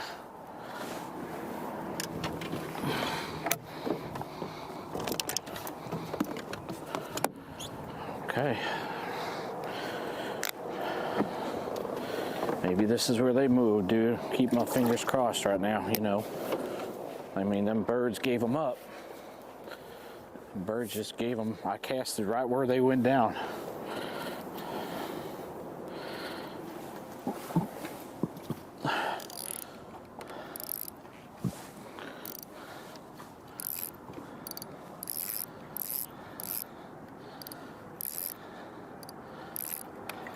Hartman said he's going to need a little bit of wind, and for the first time we're seeing that ripple.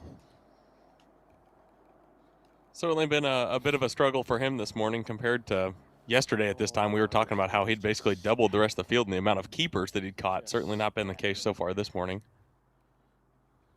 Yeah, I might be wrong. I think he's the only one fishing. Oh, it turns out he's not. He's not. Okay. Well, and he's the only competitor. Oh, yeah. Yeah, gotcha.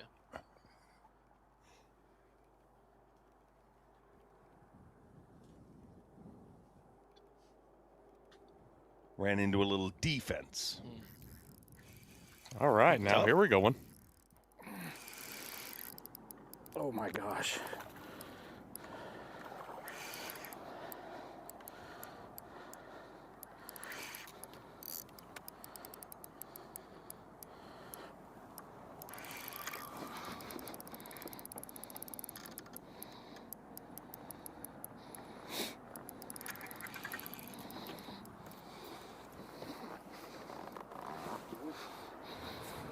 Okay.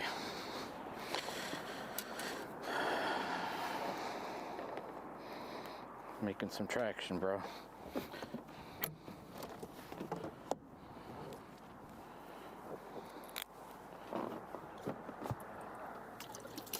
That's 5. I'll worry about the small one next. I don't care. I gotta keep catching them while they're fired up.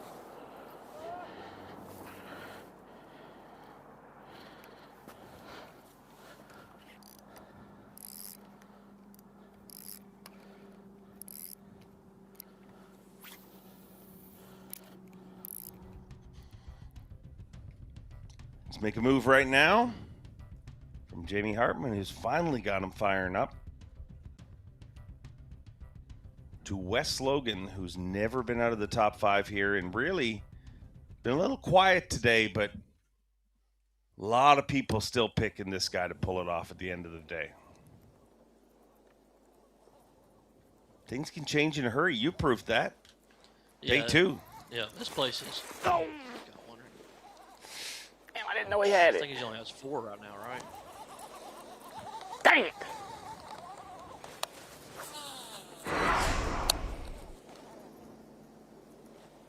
Oh, it wasn't even a bite.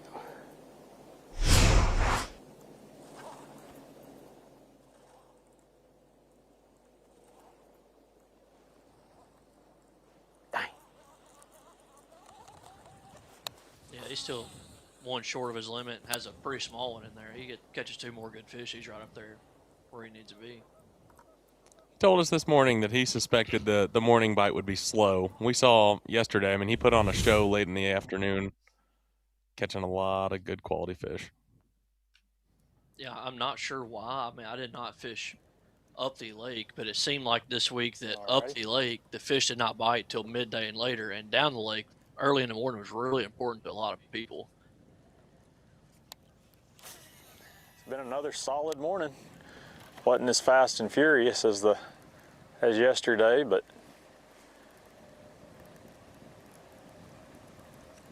I feel like I'm just right there on the cusp of figuring it out or getting what I need to have a chance to win. It's still early, the bite just dies. That's the hardest part, is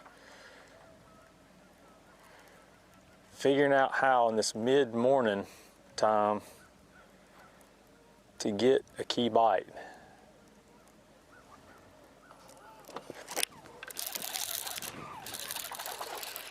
Right on cue. Not a big one.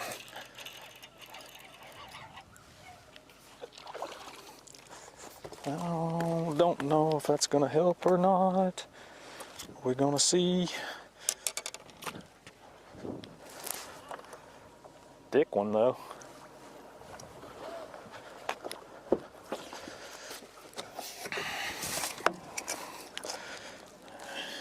About the same size, I think.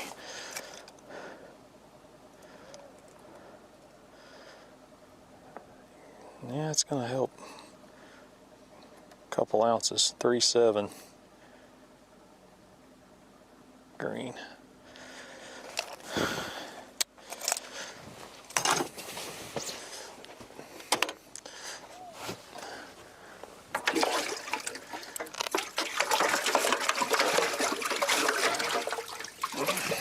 You know what I'm wondering about? Wondering about a guy who started getting bite. You know what? Just for Just for grins and giggles, we're gonna balance beam these. We'll let him balance beam that. Just to make sure that my scale is doing what it's supposed to do. The beam never lies. Oh, yeah.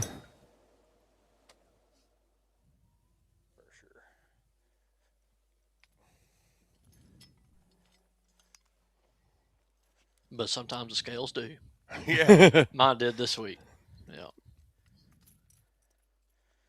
It's actually amazing over the last few years how much it used to be all beam. Yeah. Now it seems like guys are scales a lot more, but I guess you keep a beam for moments like that. Yeah, I do every time. If I'm within a couple ounces, I still put them on the beam. And surprisingly enough, I mean, all brand scales. I mean, I've had them go the other way. You know what I mean? Yeah. I think everything with it being this cold this week, I noticed my scale. I pick it up a few times. It'd already be 3 ounces. I even had it showing -2 a couple of times. So there's the guy I was wondering about. He had him firing when we last, and he still does. Oh, yeah. Oh, yeah. Oh, he's a fighter, too.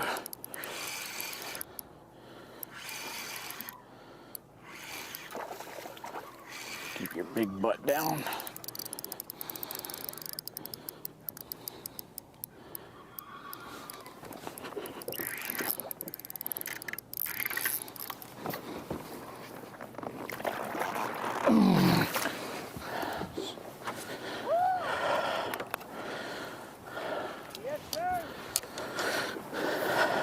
Getting somewhere, aren't we?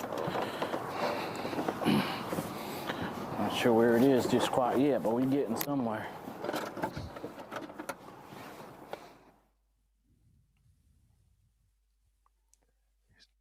Definitely getting somewhere. Started remarkably slow for Jamie Hartman compared to yesterday. I mean, yesterday it was like an episode of Mutual of Omaha. You had wildlife coming alive around him, birds diving and everything, and it just flattened. I mean, from what we're hearing from the water, there was a lot of activity around him. It just wasn't fish activity. Yeah. But, man, don't count him out. Definitely not. I mean, you got to give him a lot of credit because let's just be honest. We've seen a ton of guys in the past act completely different than the way he's acting right now. He's kept his composure, obviously got him fired up. He's been as positive as you could possibly be given the circumstances. So good to see Jamie Hartman catching some keepers now. And we're talking about a guy who's gone through a lot in the Elite Series. I mean, physical issues with his back and stuff like that. And he said this morning to me, I just feel good. I feel it's the first time in years I felt really good out here, and that's important at this level. Yeah, it really is, especially catching, just having a good mindset. That's what it's all about. You know. Who do you think's going to pull it off? Do you? I'm gonna go Stetson Blaylock.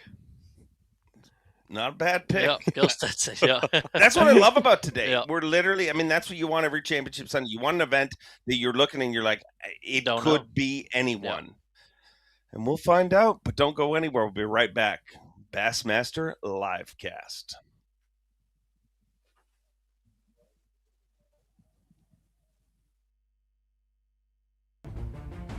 Take off like a rocket. Fly across water. We hunt monsters, armed with only rod and reel. We stay silent as a ghost. And outduel the others, be they fish or foe. We chase the extraordinary, and that is why Mercury means more. You know what pisses me off? That pisses me off. But I'll never do that again. Because now I have a Busby Glorious Lead. You don't understand how good it is until you use it.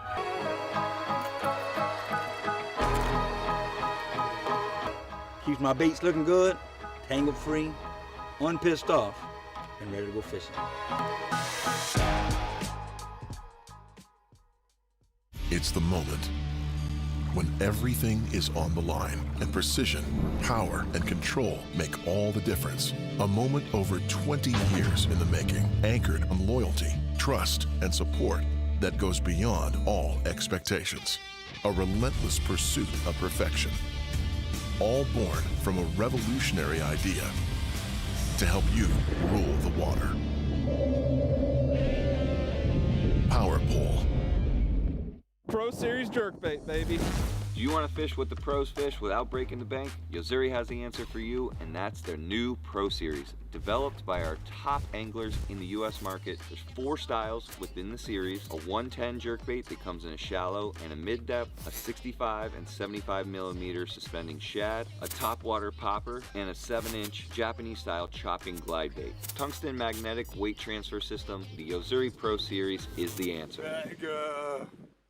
On the water, nothing stays the same.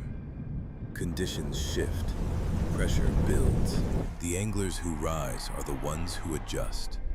Every cast, every decision. Strike King has lived that truth from the start. From our first spinnerbaits to the baits shaping what's next. New water, new technology, new challenges. So we build what anglers need to stay a cast ahead. Strike King, tie one on. I fish in some of the worst elements across the country. Spring, that's a giant, dude. Summer, oh my gosh. Hi, look at that thing. Winter, it's so cold. And fall. Got a big one, that's awesome. Being comfortable and staying dry is the only option. AFCO, any fish, any water. The Bassmaster Classic is returning to rock the Tennessee River at the greatest event in bass fishing, March 13th through the 15th. But first, join us on March 12th at the kickoff party for live music and giveaways. Then catch the action Friday through Sunday in downtown Knoxville. Watch takeoffs at Volunteer Landing. Check out the expo at the Knoxville Convention Center and World's Fair Exhibition Hall. And head over to Food City Center to experience the exciting weigh-in shows. Fun for the whole family. All events are free. Come ready to rock at the Bass Pro Shops Bassmaster Classic presented by Under Armour. Details at bassmaster.com. Oh, that's right. It's coming up. The Bassmaster Classic, about 5 weeks away. But before we focus on that, got to focus on this. The first stop of the 2026 Progressive Bassmaster Elite Series. And atop that leaderboard, every single day of competition, we've had a brand new leader. And once again, a brand new unofficial leader, Stetson Blaylock, trying to chase down his second Elite Series win. And he has been there all week. An incredibly consistent tournament he's having. And a guy that many people might have predicted would not be in our top 10, Trey McKinney. But when is he not? That's the real question. The rules may change, but he does not. No, he does not. Yeah.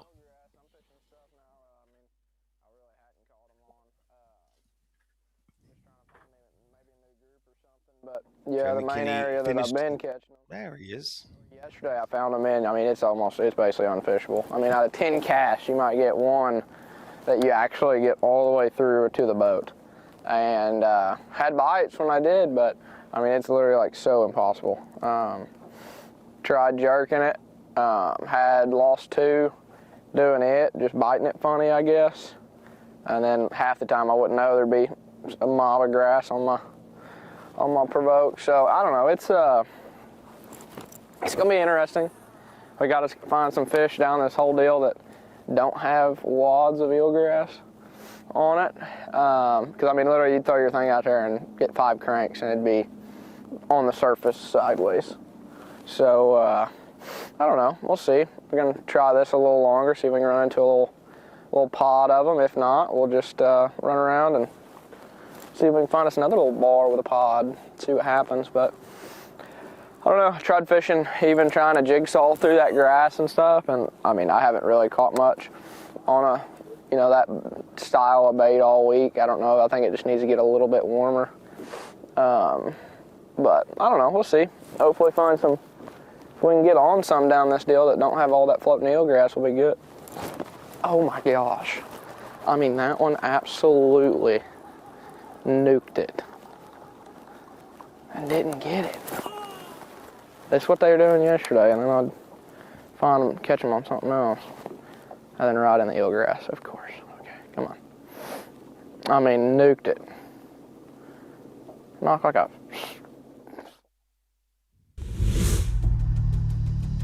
I like it when they nuke it. I just like when the nuke actually goes off rather than just. It's amazing how that happens and they don't get a hook. Like you can't grab a crankbait out of your box without getting it in your finger. They've been good at doing it all week, though, somehow. Cold water. Hank Cherry using an old school cold water technique, and it's working for him today.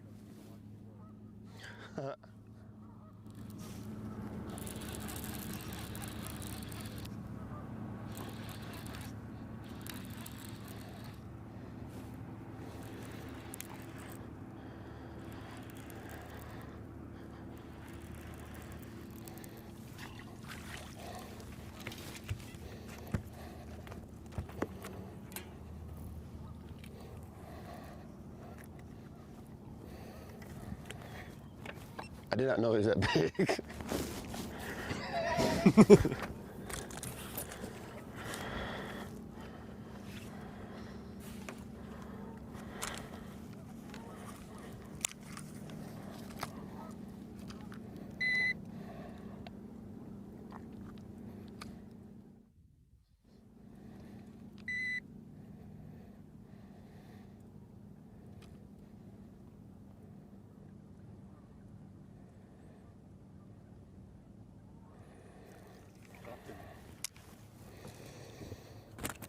It's like a 310. Whoop, whoop. Easy, buddy.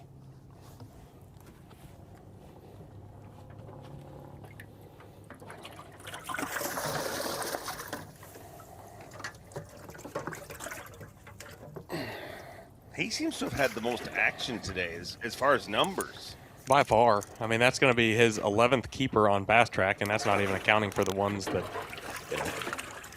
didn't help.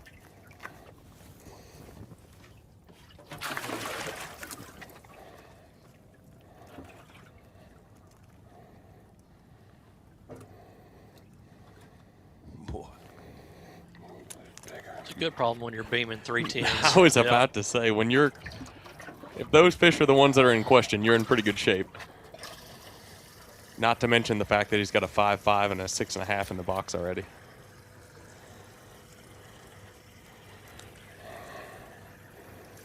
Oh, and you need a beam for those fish. Look at, like...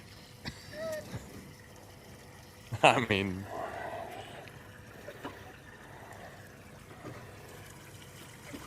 Cannot get much closer.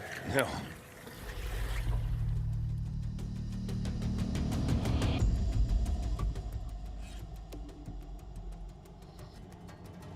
Let's head up to our day 3 leader, who was pretty slow this morning, but has recently started firing. Jamie Hartman. So cool to see guys doing. I mean, you see Hank Cherry swimming in an old school grub. Jamie Hartman, the only guy in the top 10 that, got there with a spinning rod, shaking a minnow. But we're just seeing so many different techniques play.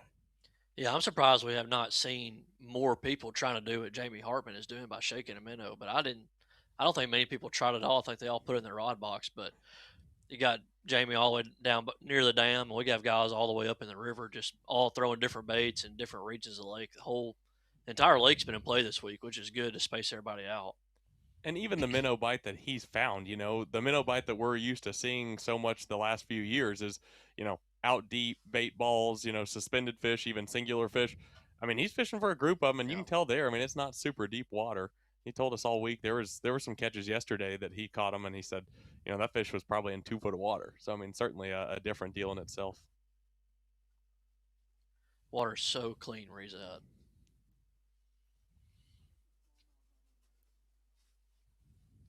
Yeah, this has not been a typical Tennessee River tournament this week. The water's been so cold, and really all winter we have not had a lot of rain in our area, and that has allowed the grass to stay flush everywhere, not much current, because most of the time when we have a lot of water moving, a lot of dirty water this time of year, and it puts fish behind places, really, because that's where all the fresh, lush grass is.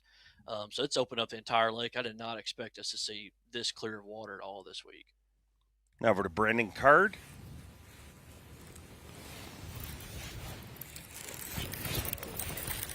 Hooked up.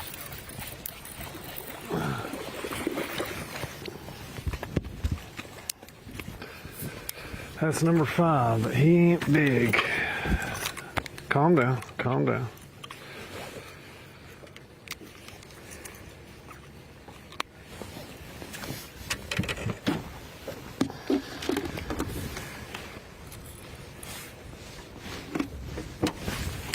Number 5.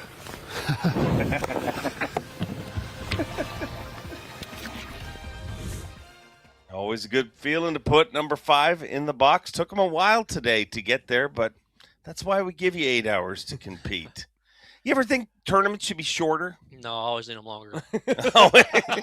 Sometimes I don't even catch 5 in 8 hours. I need it from dark to dark to catch a limit sometimes. Is that your style of fishing, the way you choose to, like, I mean...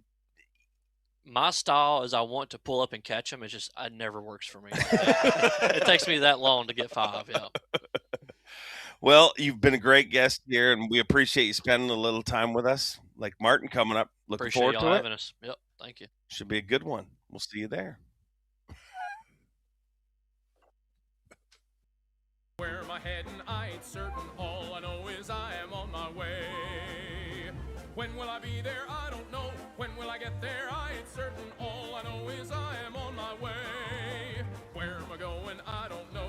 What will I get? I ain't equipped to say.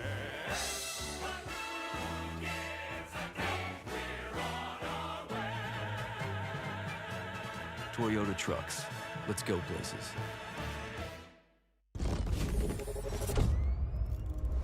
Innovation doesn't wait. It adapts, evolves, and transforms how anglers tackle every challenge on the water. For anglers seeking smarter gear, sharper performance, and new ways to master their craft, FXR Pro Fish is shaping the future and influencing the next generation of anglers. Every cast and every legacy starts here. G-Rat wasn't built in a boardroom. It was built on the water, obsessed with innovation from concept to catch. Because big bites don't happen by accident. From weekend anglers to hardcore grinders, this is gear built for everyone chasing their next personal best. G-Rat baits, built to catch bass, one bait at a time. Bucks Island, the nation's premier Skeeter, Falcon, Bass Cat, and Icon dealer, joins our pros Scott Canterbury, Wes Logan, and John Cruz in kicking off the 2026 Bassmaster Elite Series C. Watch live on Bassmaster.com and join us February 21st for Fish Fest. Meet pros, learn fishing tips, and get great deals on tackle and boats. Bucks Island, 4500 Highway 77 in Southside, Alabama. Call 1-800-I'm-READY or visit us at bucksisland.com for details.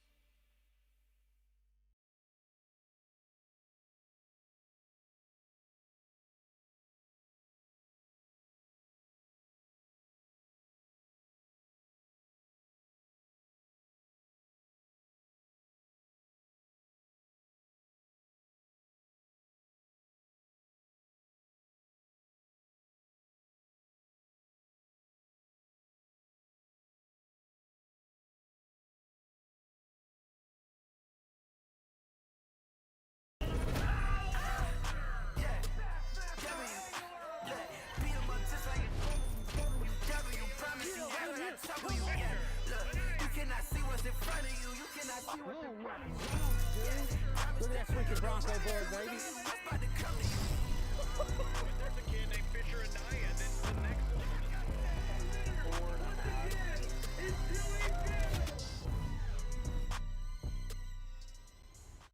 At Beat Down Outdoors, we know you depend on your gear to hold up in any condition. We built for that. We test for that. In fact, we pride ourselves in that. Because we know when the time comes to test your gear, you aren't going to take it easy, so we won't. We build premium, made in the USA products that you can rely on in the moments when your equipment should be the last thing on your mind.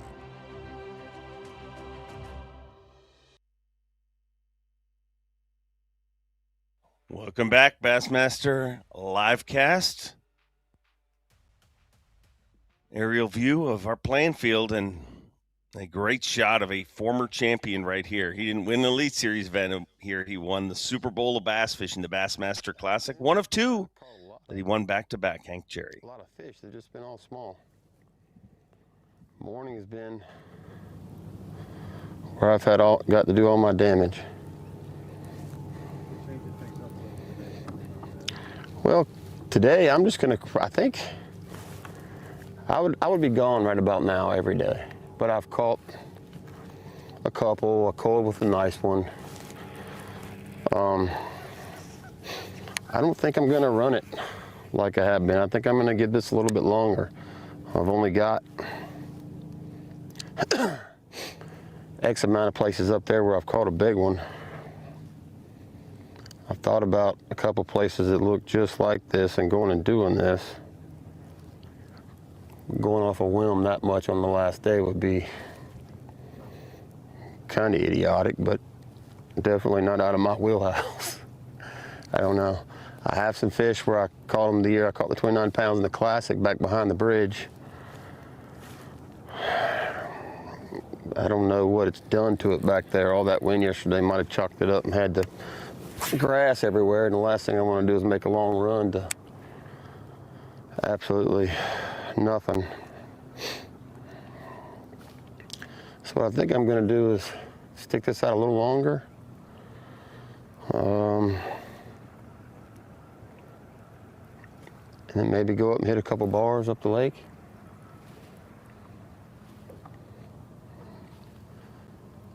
You know, if I call another fish in the next hour, I'm staying here till 2 o'clock. But like I said, it's obviously slower. I mean, we went from catching them every cast in some spots, or one every third cast, to hard to get a bite. And I think it's because they go up in the grass. I did catch a 4-pounder up in that hole right there on a chatterbait the first morning, and I caught one on that side of the island in the hole. But that was my worst day.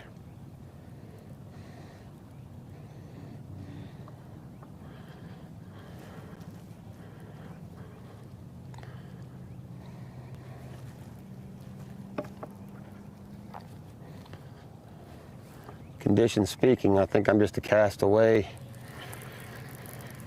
I think I'm a castaway from a very big bag, and I'm 2 casts away from being scary. But 6-pound deficit, I've done it before. A lot of stuff has to go right.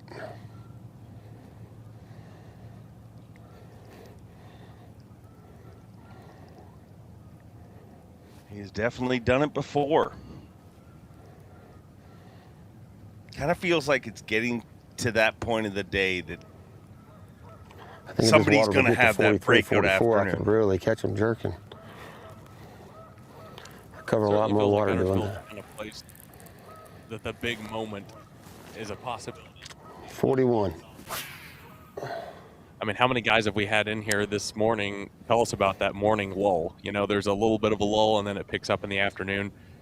I mean, the way things stand right now is whoever capitalizes on that is going to be the one holding the blue trophy over their head this afternoon.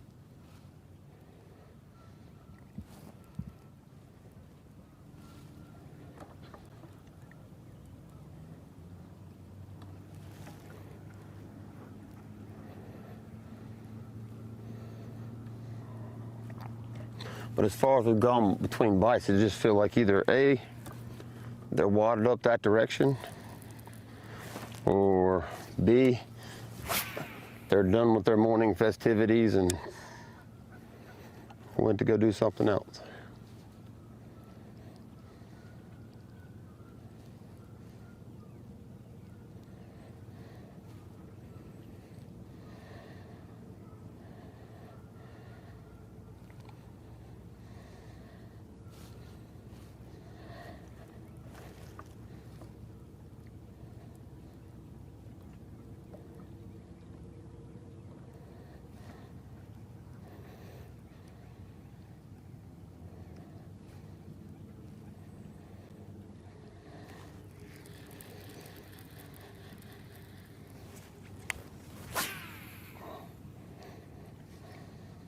It even has that eerie feel, like they all know it. Like they all know that they're right there. The calm before the storm.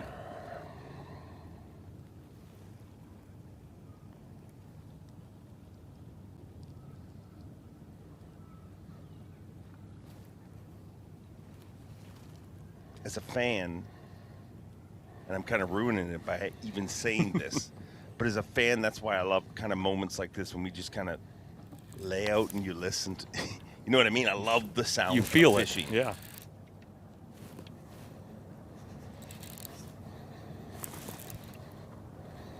Uh-oh.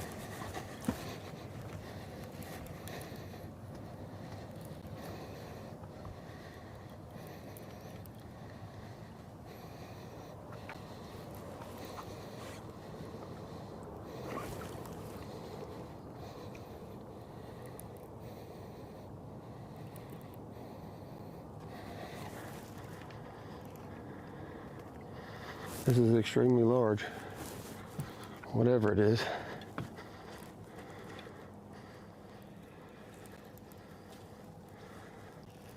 Oh my goodness.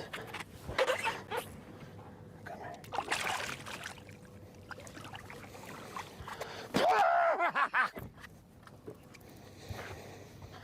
Yes!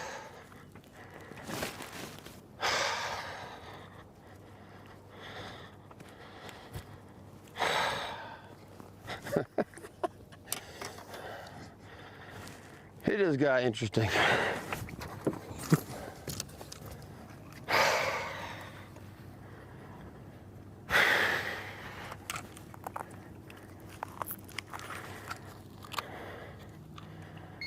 Wow.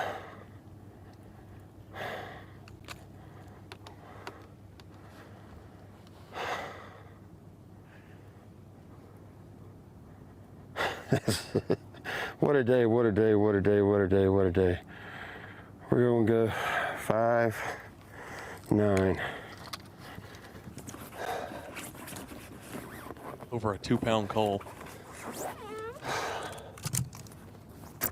I would say that was the fast sense tingling.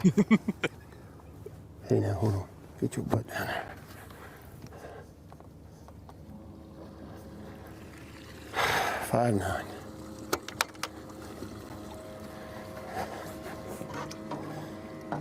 I got it. I gotta go through all this again.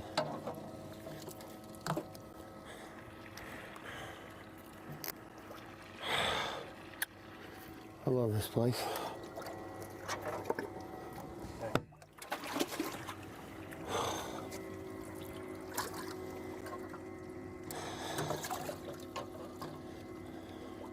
I don't know if there's a big difference in these.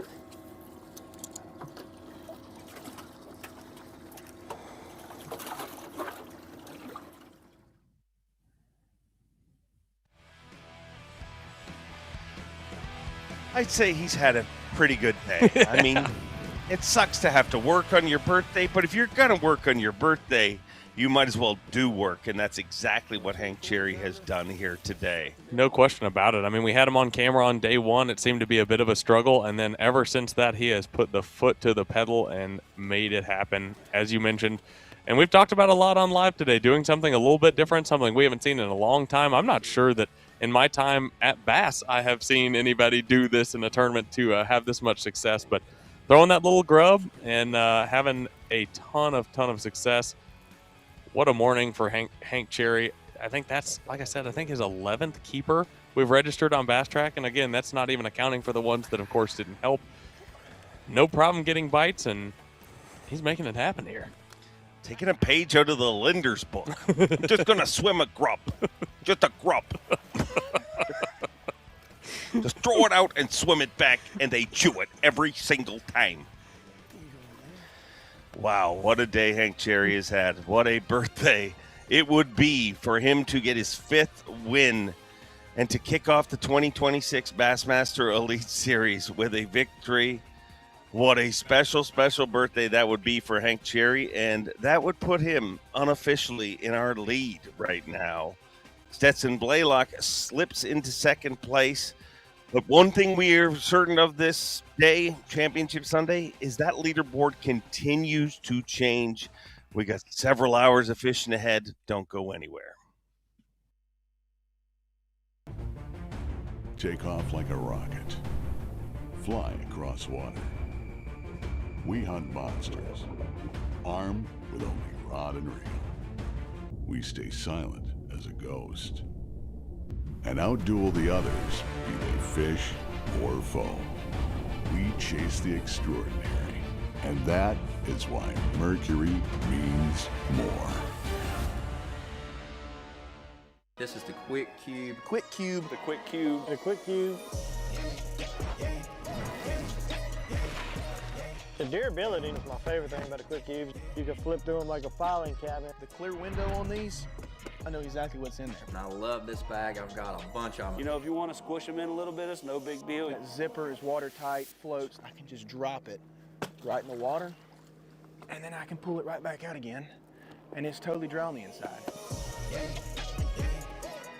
It's the moment when everything is on the line and precision, power, and control make all the difference. A moment over 20 years in the making, anchored on loyalty, trust, and support that goes beyond all expectations. A relentless pursuit of perfection. All born from a revolutionary idea to help you rule the water. Power Pole. Pro Series jerkbait, baby. Do you want to fish what the pros fish without breaking the bank? Yozuri has the answer for you, and that's their new Pro Series. Developed by our top anglers in the U.S. market, there's 4 styles within the series. A 110 jerkbait that comes in a shallow and a mid-depth, a 65 and 75 millimeter suspending shad, a topwater popper, and a 7-inch Japanese-style chopping glide bait. Tungsten magnetic weight transfer system, the Yozuri Pro Series is the answer. How do you stop backlashes without killing your cast? The Paramag system uses a radial paramagnetic design that applies even force across the entire brake surface, creating perfect spool balance and smooth, silent operation. No friction, no noise, just control. All without a single battery. Elite performance is no longer just for the elite. The Paramag braking system. Feel the difference. I fish in some of the worst elements across the country.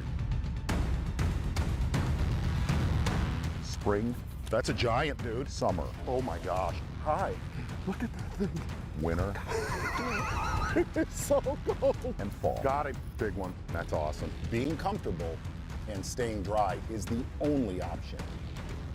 AFCO, any fish, any water.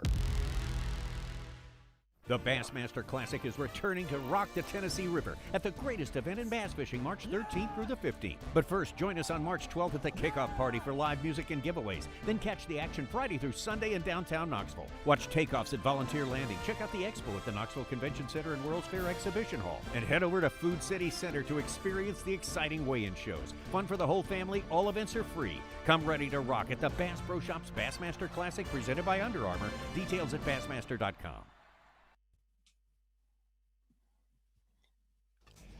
Welcome back to Bassmaster Livecast.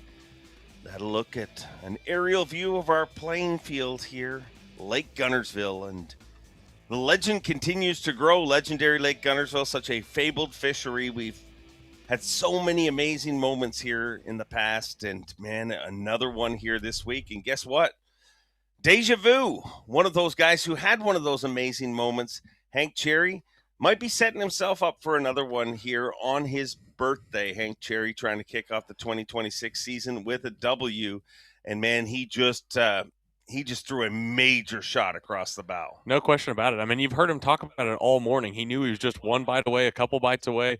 Obviously, you always tell yourself in your head you need maybe more than you think you do, but he caught that one, and he said, we just made this thing really interesting, and boy, did he. He's got a 6-ounce lead right now on Stetson Blaylock, unofficially on Bass Track, but one of the big stories we've talked about all week long that you have mentioned from basically day 2 on is that the guys that have had success here in the past have had a ton of success here again, even despite the adverse conditions, different time of the year, this being a pre-spawn. I don't even know if we want to call it pre-spawn winter time. I mean, it's been cold here, as cold as you could imagine. I mean, Greg Hackney said it was the coldest tournament days that he can remember, and especially during practice. But I mean, Hank Cherry, 2020 Classic champion here.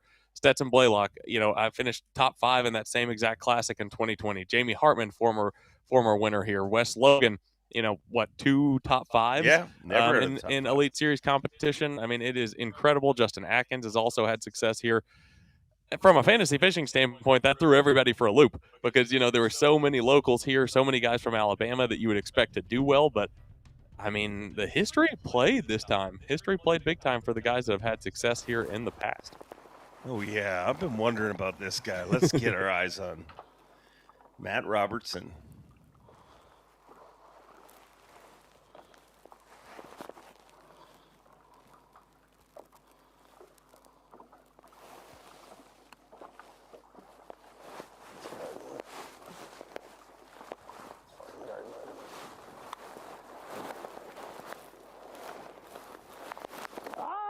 Lock fish down, baby!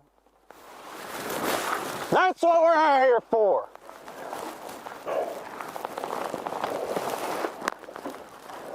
Oh, yeah.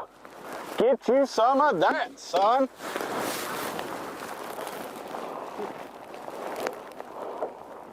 I knew she was out here. Knew she was out here.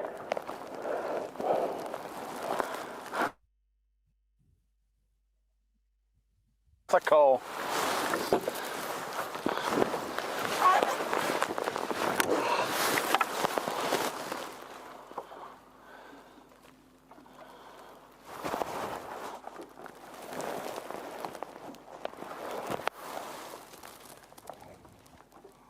$5.13.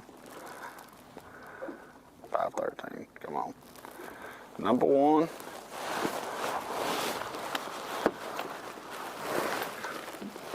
I told you they was out here. I told you they was out here.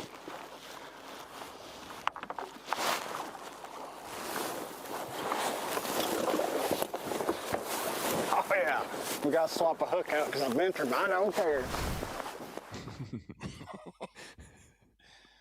I guess he doesn't care. Look at that fish, and when just a little teeny tiny bit of the stunner lip is hanging out, you're throwing the right bait. No question about it. Told us that he made that adjustment yesterday, and it is paying off big time for him. That'll put him up to around 19.5, only 2.7 back. Feeling good, just cracked a 5.13. We're walking them down, son. We're walking them down. It's scary whenever I start cracking them like that. They don't want none of that stuff. I get them all they want catching 5.13s, baby. They can catch 24 and have a 4-pound lead. I don't care. They can get it. You're in my home now, boys. Tennessee River.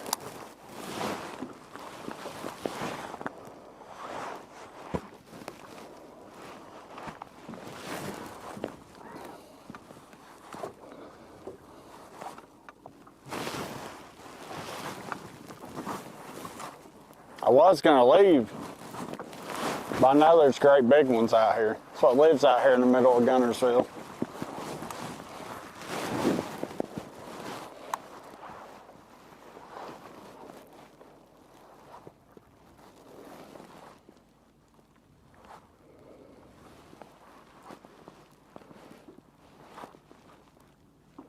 Is the bass fishing world ready for a Matt Robertson win? I know I am.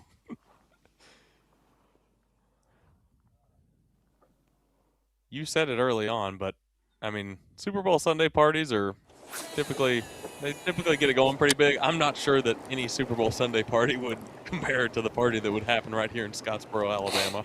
I'm supposed to leave right after weigh-in. I'm a pretty big NFL fan. Of course, I don't think we have to hide that. I'm getting out of here to go and watch the Super Bowl. I'm gonna tell you, if that dude wins, I'm not going anywhere. I'm not going anywhere. I mean, I don't care about those teams in it anyways. Think about how much things have changed just in the last, 5 to 10 minutes since we were just looking at a 4-box thinking, it just feels like something's going to happen. And boy, did it, between Hank Cherry's big one and Matt Robertson's big one back to back. And you get the feeling that it's not done. No, no, definitely not.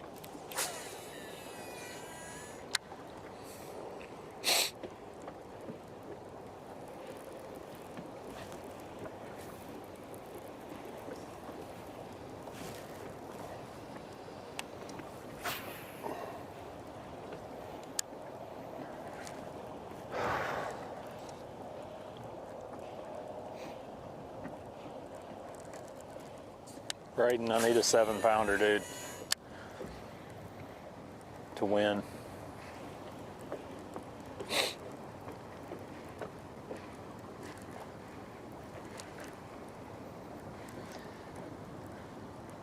Needs it.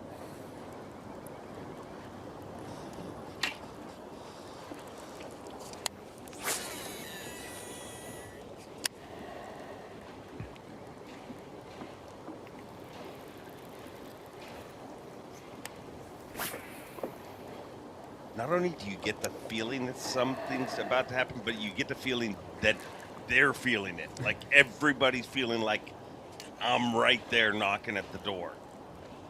I mean, just this 4-box alone, you have Hank Cherry, who's obviously up to 24 and a half, knows the day he's having and knows that he's one bite away from making it really tough.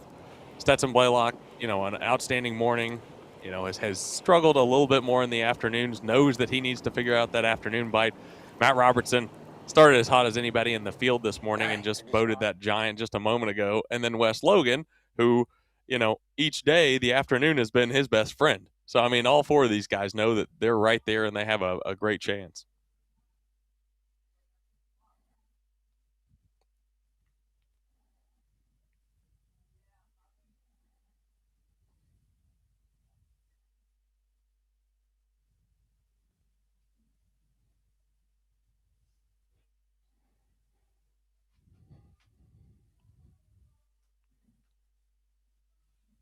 What's up? Yes.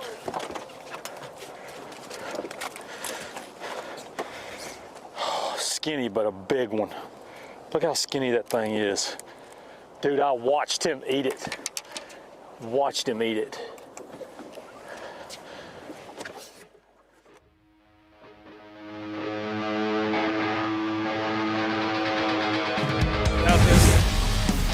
Don't tell our bosses, but we have the best job on the earth. best. To sit here, front row, to watch this show go down, absolutely incredible.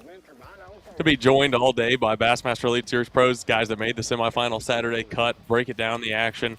I mean, we have said it a million times, but it's so incredible, this lake, what it has done this week, despite the adverse conditions. Adverse is putting it lightly. It was 17 degrees on the first day of official practice. Guys couldn't even make cast because the ice was so bad in the guides. And, I mean, how do you even explain what's going on here? All those things against the odds, and we're still seeing 20-pound bags left and right. Still a lot of time left to go here today, of course. The afternoon bite has been so crucial for these guys. Plenty of guys have a chance. That's what's great. How many tournaments? I mean, we say it all the time. That's all you can ask for is when you come to Championship Sunday is that a lot of guys have a chance, and it comes down to the wire, and I'm pretty sure that's exactly what we're going to get here.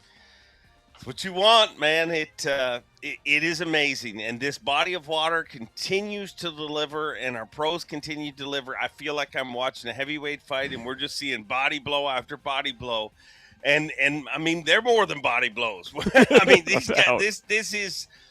This is what made me a Bassmaster fan. This is what I sat on my knees in the carpet in front of a TV watching Bob Cobb, Ray Scott, because of moments like this, and we're lucky to kick off our season and see it. And I'm plain and simple, I gotta say, I am so thankful that the Bassmaster Elite Series is back in our life. Don't go anywhere. More action coming up.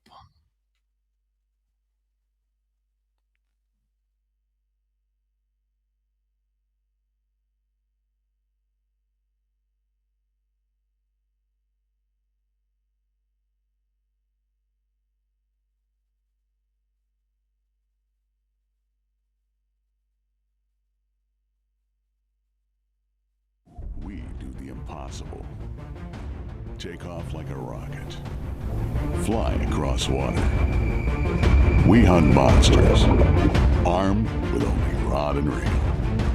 We stay silent as a ghost and outduel the others, be they fish or foe.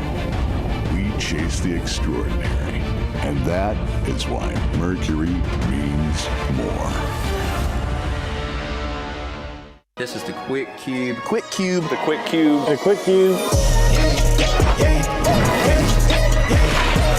The durability is my favorite thing about a Quick Cube. You can flip through them like a filing cabinet. The clear window on these, I know exactly what's in there. And I love this bag. I've got a bunch of them. You know, if you want to squish them in a little bit, it's no big deal. That zipper is watertight, floats. I can just drop it right in the water, and then I can pull it right back out again, and it's totally dry on the inside. It's the moment when everything is on the line and precision, power, and control make all the difference. A moment over 20 years in the making, anchored on loyalty, trust, and support that goes beyond all expectations. A relentless pursuit of perfection. All born from a revolutionary idea to help you rule the water. Power Pole. Pro Series jerkbait, baby. Do you want to fish what the pros fish without breaking the bank? Yozuri has the answer for you, and that's their new Pro Series. Developed by our top anglers in the U.S. market, there's 4 styles within the series. A 110 jerkbait that comes in a shallow and a mid-depth, a 65 and 75 millimeter suspending shad, a topwater popper, and a 7-inch Japanese-style chopping glide bait. Tungsten magnetic weight transfer system, the Yozuri Pro Series is the answer. How do you stop backlashes without killing your cast? The Paramag system uses a radial paramagnetic design that applies even force across the entire brake surface, creating perfect spool balance and smooth, silent operation. No friction, no noise, just control. All without a single battery. Elite performance is no longer just for the elite. The Paramag braking system. Feel the difference. I fish in some of the worst elements across the country.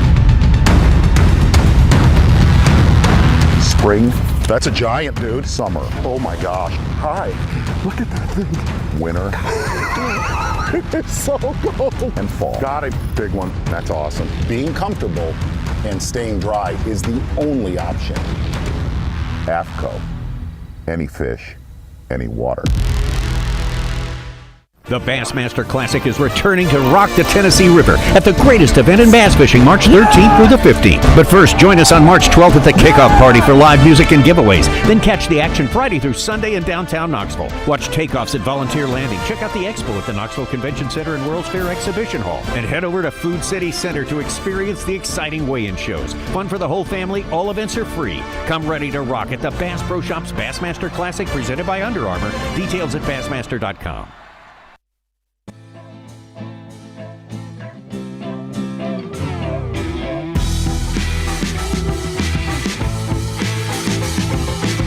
The lake right here on Lake Guntersville. It is the first stop of the 2026 Progressive Bassmaster Elite Series. Of course, the FXR Bassmaster Elite at Lake Guntersville. This fabled fishery has given us so many tales, so many stories from so many events in the past.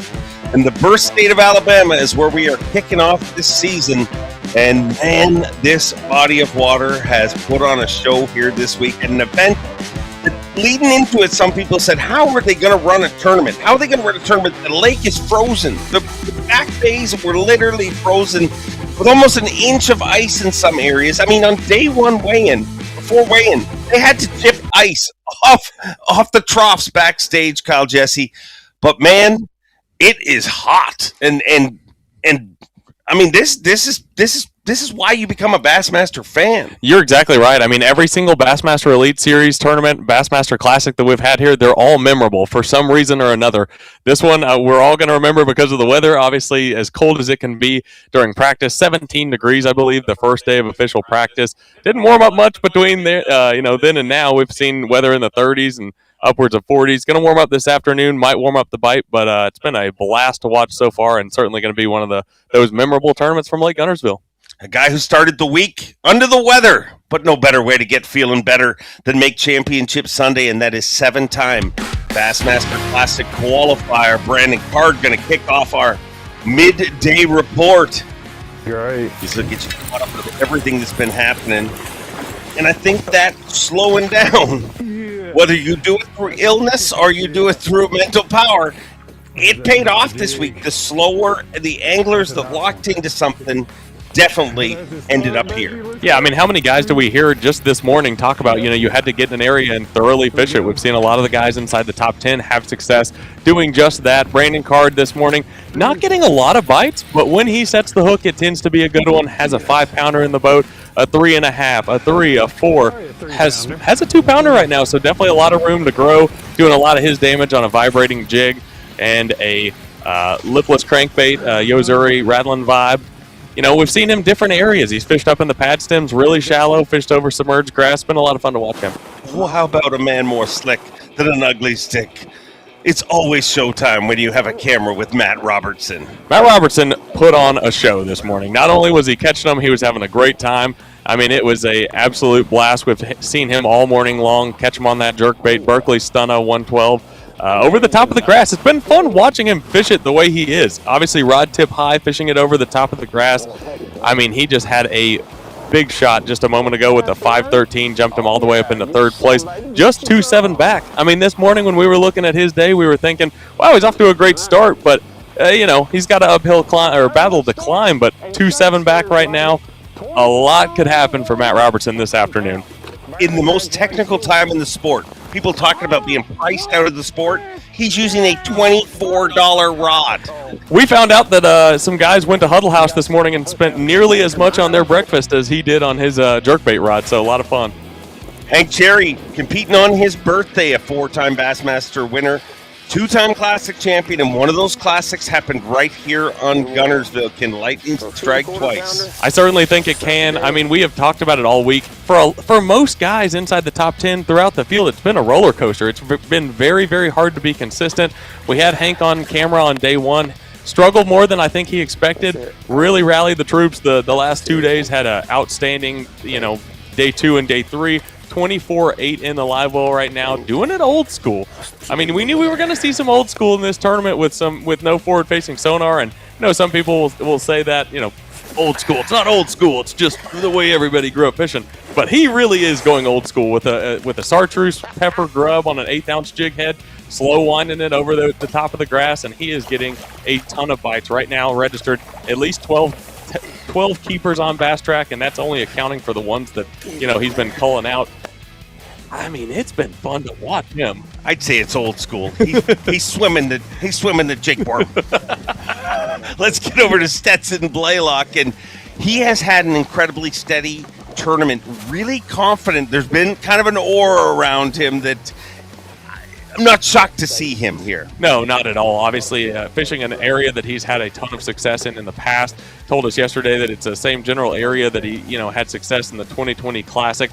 Been changing it up. I mean, yesterday we saw him have success with that money minnow, a hollow belly swim bait, throwing a booyah one knocker as well. Switched it up today, is throwing a minnow a little bit, making those adjustments. He knows how key that is, and it's going to be key for him this afternoon if he wants a chance to win this thing.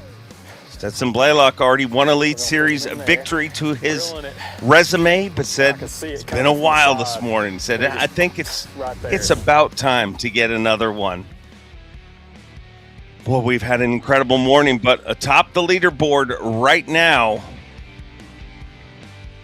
Stetson Blaylock has taken the lead away from Hank Cherry. So he is leading this tournament right now, and Hank Cherry continues to swim that grub and try to get this done old school, a la Al Linder. Yesterday, we knew Stetson Blaylock was going to be a big factor in this tournament just based on the morning that he had on semifinal Saturday, 7-pounder right off the bat. He did it again today. Ooh, let's get out with Trey McKinney hooked up live.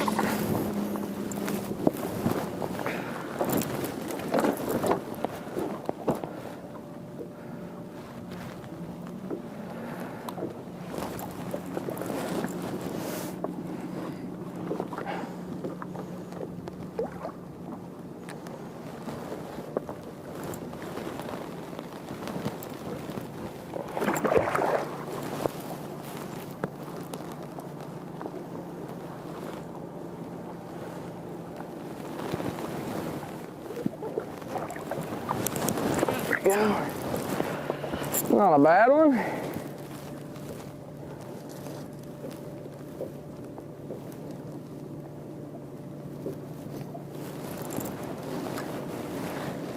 There we go.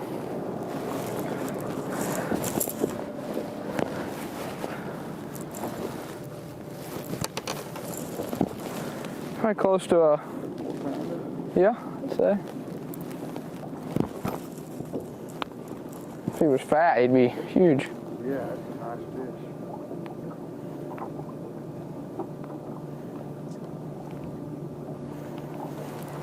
Yeah, green. Let's go in 3 3/4.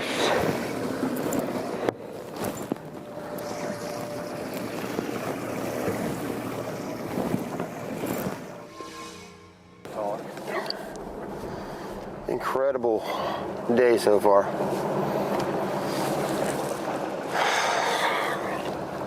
I don't know what to say. Caught the absolute crap out of them again. Got one of the, probably the biggest bag of tournament.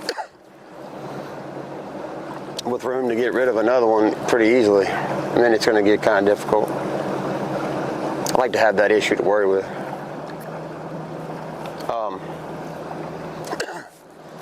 You know, I don't know that every bite now has been solo, but the last 2 bites have been a 4-pounder and a 5.5, so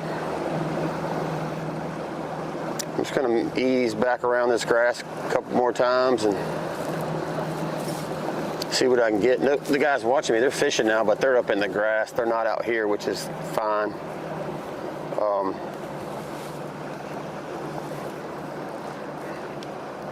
You know, I don't know what to say. This is just this has been 3 incredibly awesome days of fishing. Like, I mean, I can't explain how many fish I've caught. Catching them away, I love to do it. I just wish I would have got more onto it the first day. I think with the eyes freezing up, I kind of got a little excited and left, and probably should have waited out and tried to throw it some more, maybe even put it on a spinning rod, which it doesn't, the technique usually doesn't work real good on a spinning rod because your grub doesn't swim right. But I knew from practice they were here. I put in right there. The birds were diving right there. I rode straight over here, sat down, and had 20 couple pounds, just like. But I mean, woulda, couldas, and shouldas are just, it's part of it. Nothing you can do about it. Now I just gotta execute, finish the day, and what happens is gonna happen. All I know is they've got to catch them. I've done my job. You know, there's no, anybody can have an off day. I'm just glad and blessed that we didn't, and I don't wish any bad luck on anybody. But if they struggle just a little bit,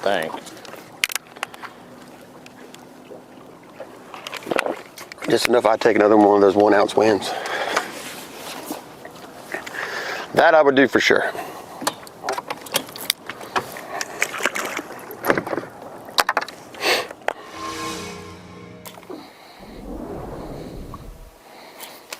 There's one.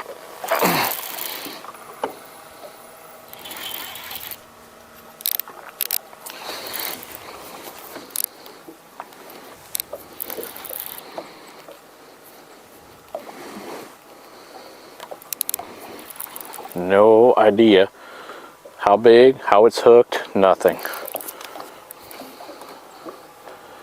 It's a good fish, I think.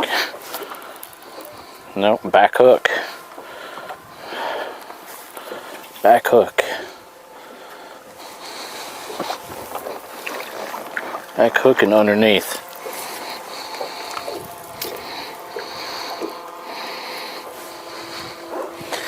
See, scares me. I gotta pick that stupid minnow up. I have to.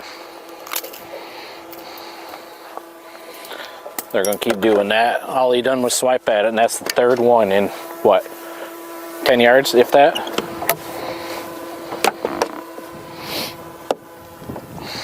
Yeah. Hartman has changed things in the last hour. It's like his day just started. No kidding. He had nothing but issues in the morning. We're hearing reports that he had some company in the area, not competitors, but some locals. I mean, these guys compete on a public body of water, and they don't get it to themselves, and he didn't get a spot to himself. No, he didn't, but he's kept his composure, I feel like. You know, I mean, most guys in that situation, it's hard to keep your composure and stay calm, and he's done a good job just, you know, hanging in there. Told me this morning that this is the first time in several years that he just feels comfortable again. He has overcome really bad back problems and a lot of physical issues while on the Elite Series, and I think people don't take into account how long these guys compete for. This isn't a baseball game where you're competing for just a few hours. 8 hours of competition. It is so hard to stay focused and locked in. But what we're seeing here this week is a focused and locked and healthy Jamie Hartman is a very, very scary Jamie Hartman. Absolutely. No doubt about it. Lots of action still to come. Don't go anywhere.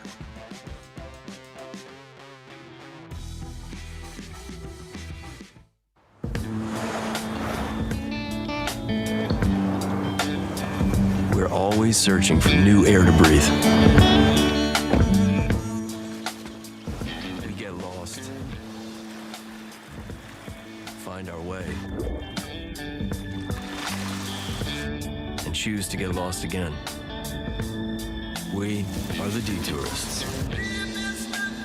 Toyota trucks. Let's go places. Innovation doesn't wait. It adapts, evolves, and transforms how anglers tackle every challenge on the water. For anglers seeking smarter gear, sharper performance, and new ways to master their craft, FXR Pro Fish is shaping the future and influencing the next generation of anglers. Every cast and every legacy starts here. G-Rat wasn't built in a boardroom. It was built on the water, obsessed with innovation from concept to catch. Because big bites don't happen by accident. From weekend anglers to hardcore grinders, this is gear built for everyone chasing their next personal best. G-Rat baits, built to catch bass, one bait at a time. Bucks Island, the nation's premier Skeeter, Falcon, Bass Cat, and Icon dealer. Joins our pros Scott Canterbury, Wes Logan, and John Cruz in kicking off the 2026 Bassmaster Elite Series season. Watch live on Bassmaster.com and join us February 21st for Fish Fest. Meet pros, learn fishing tips, and get great deals on tackle and boats. Bucks Island, 4500 Highway 77 in Southside, Alabama. Call 1-800-I'm-READY or visit us at bucksisland.com for details.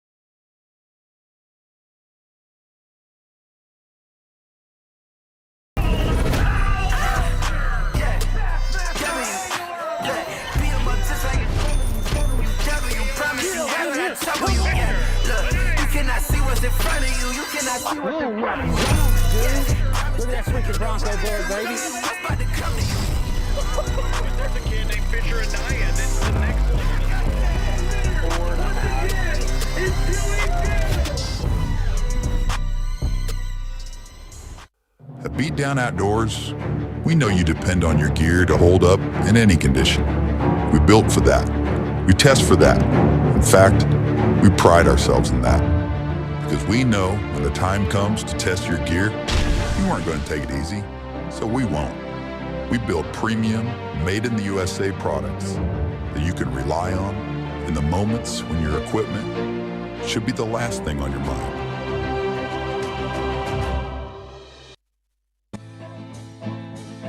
Welcome back in. Lake Guntersville has put on a show here to kick off the 2020 Progressive Bassmaster Elite Series, the FXR Bassmaster Elite at Lake Guntersville. Just when you think this fabled fishery can't give us any more tales in this sport, boy, it does. And here's the best part. I have no idea how this tale is going to end. I mean, right now, it just feels like I've gone through moments where I'm like, well, Stetson Blaylock's winning for sure. Hartman's winning for sure. Hank Cherry, maybe it's Matt Robertson. But right now, we got eyes on Stetson Blaylock, and he's in a much different location than we've seen him. Yeah, no, this is all red marina. This is a place that caught a couple big ones in the Classic a few years ago and didn't fish it yesterday. Got close out there, but didn't come in here yesterday. Ended up catching some here on day 2 on the shallow grass there, and wheeled in here and caught a small one and missed a couple, and then I caught one that coiled just a few ounces. I mean, every ounce is going to be important today for sure. I said it earlier, the hardest part is knowing how close you are, but knowing exactly what you've got to do. We're just waiting on that big one.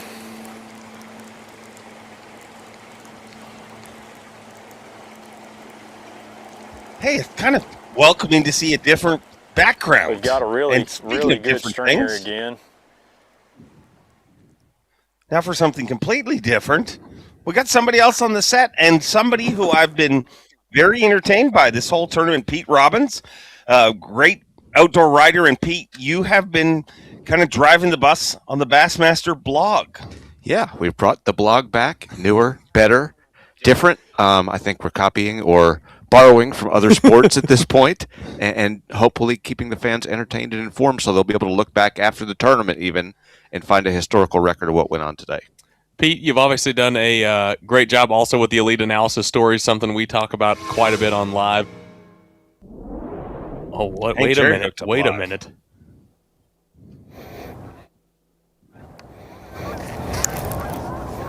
Look like another 5.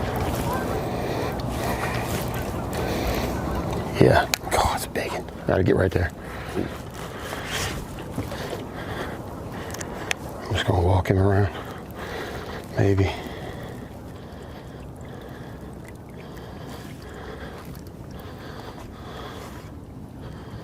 Here we go, loop-de-loo.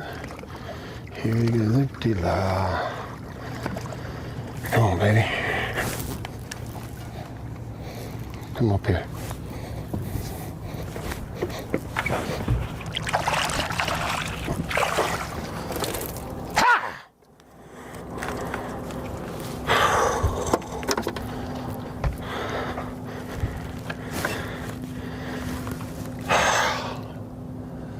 Jesus, thank you, Lord.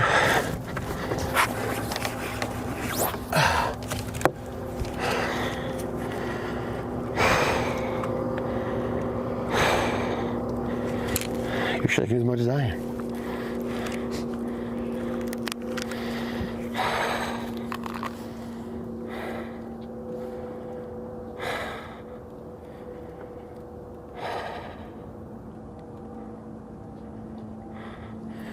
Five.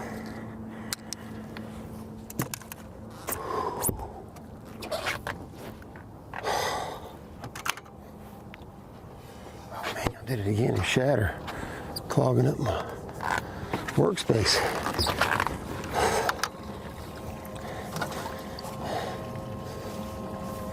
Wow. Nobody wants to work on their birthday, but look at all those shads. Yeah. Wow. There's that shad kill they've been talking about. It's in his live well. Unbelievable day Hank Cherry is having, and happy birthday. I mean, my gosh. Hold on, hurt yourself.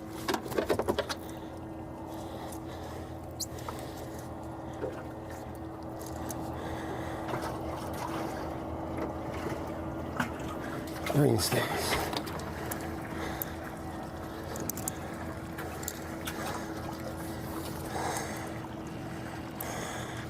It's a heck of a call.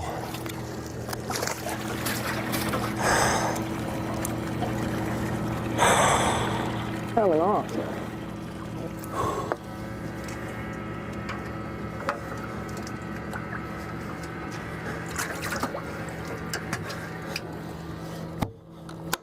One more, and mission accomplished.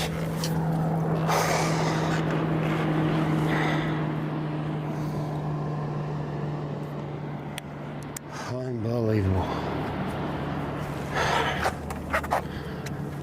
Unbelievable.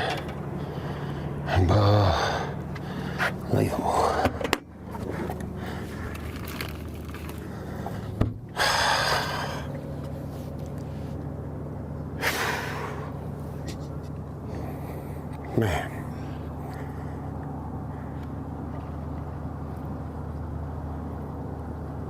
Show me your little magic weapon you got in your hands there.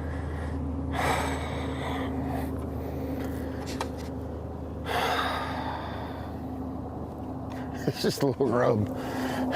It's special the way it's made. I'm not gonna lie. There's not many on, I think there's any on the market like it. Got a good feeling there will be now.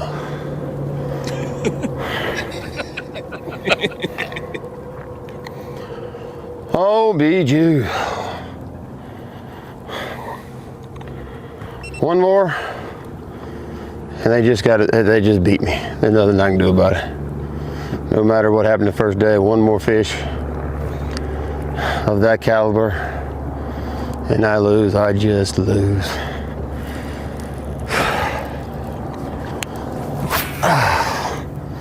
Well, you know what would be icing on the cake for the birthday? One that set that scale on 7.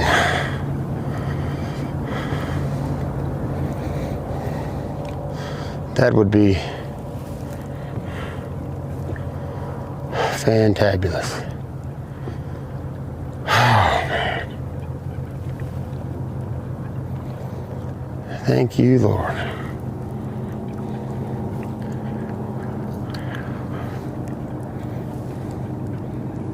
You know, I've closed my eyes and blown out a lot of candles in my life and made some wishes. It feels like all his wishes are coming through here today. Pete, Remember this when we went across earlier, I saw those 3 big ones and showed you? That's the exact cast. This is relating why to we them. love this When we sport. went across it, there was something there on the bottom, whether it was a clump of grass or a stump. And Hank has had. I don't know that I hit it. I mean, I don't know that I'm that good, but I'm just like I know that was the vicinity of where it happened.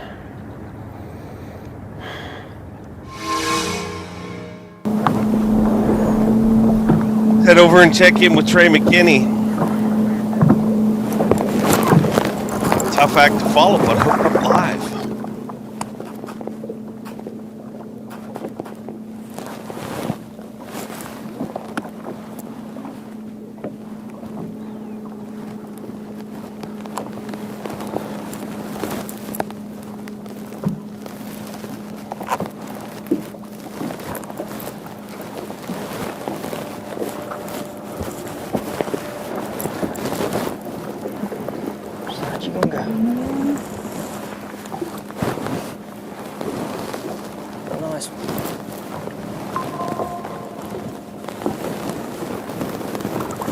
Yep.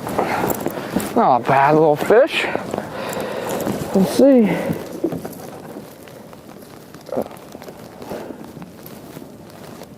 We just keep getting bit. I don't know what lives here, so.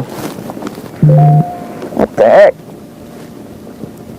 Come on for there, you little sucker. Got hung in my gloves. Side you gonna go? Trey McKinney over to Justin Atkins hooked up. That's a nice one.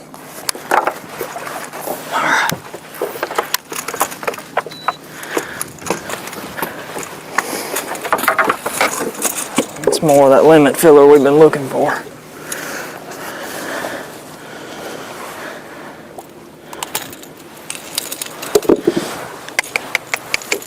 An old translucent dime.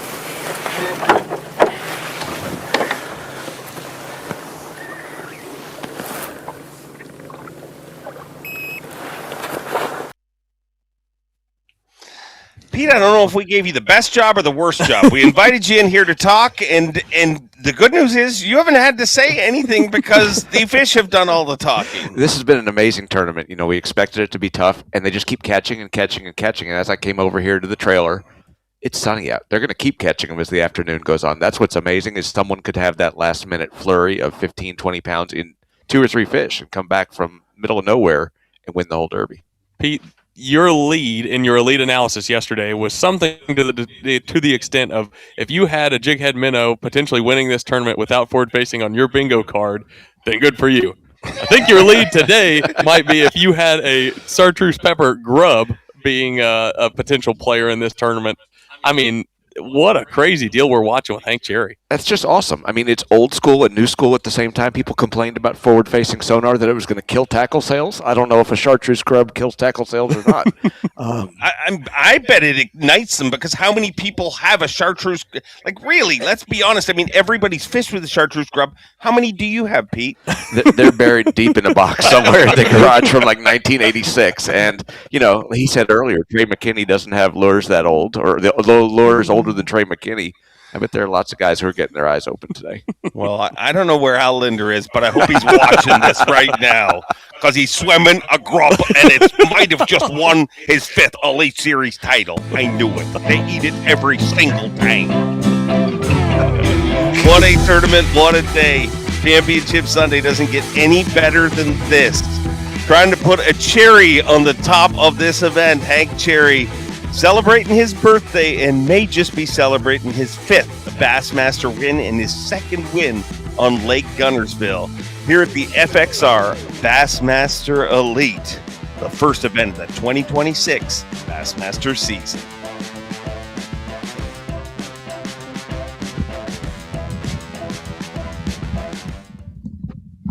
When bass are chasing, you need a trap that hits back. The Bill Lewis Hammer Trap delivers a hard-thumping vibration that calls fish from a distance and triggers reaction strikes. And when you need even more sound, the Knockin' Hammer Trap brings a deep, one-knocker thump, perfect for dirty water and pressured fish. 2 traps, 2 sounds, 1 goal, catch more bass. Bill Lewis Hammer Trap and Knockin' Hammer Trap. So tie one on and let it eat. Are you ready for a great offer on the most reliable outboards in the water? Then get to your Yamaha dealer now for the Ready for Reliability sales event. For a limited time, purchase a new Yamaha 30 to 450 horsepower outboard and get up to 7 years of Yamaha coverage protection free. And earn up to $200 in dealer credit on eligible 2.5 to 25 horsepower models. So get ready, because reliability and a great deal starts here. Is your trolling motor working for you, or are you working for your motor? Minn Kota Ultrex trolling motors are built to outmaneuver anything, so all you have to focus on is the bass. Steering with unrivaled precision from an ultra-responsive foot pedal, getting you to the fish day after day, and turning any spot into a stronghold season after season. Minn Kota Ultrex is built to fish. Forward-facing sonar changed the way we fish in general. There had to be something better we can do to work well with forward-facing sonar. The graph shad allows your bait to sink really fast, but then once you start putting tension on the line, stop the fall of that bait and almost hover it in place. Whenever a really pressured fish sees this product, they're going to have their guard down a little more. We're able to really be successful catching them.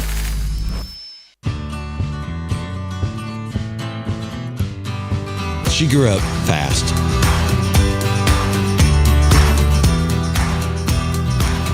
Will she remember these times and continue the tradition? You better believe it. Tell a new fish story with Garmin.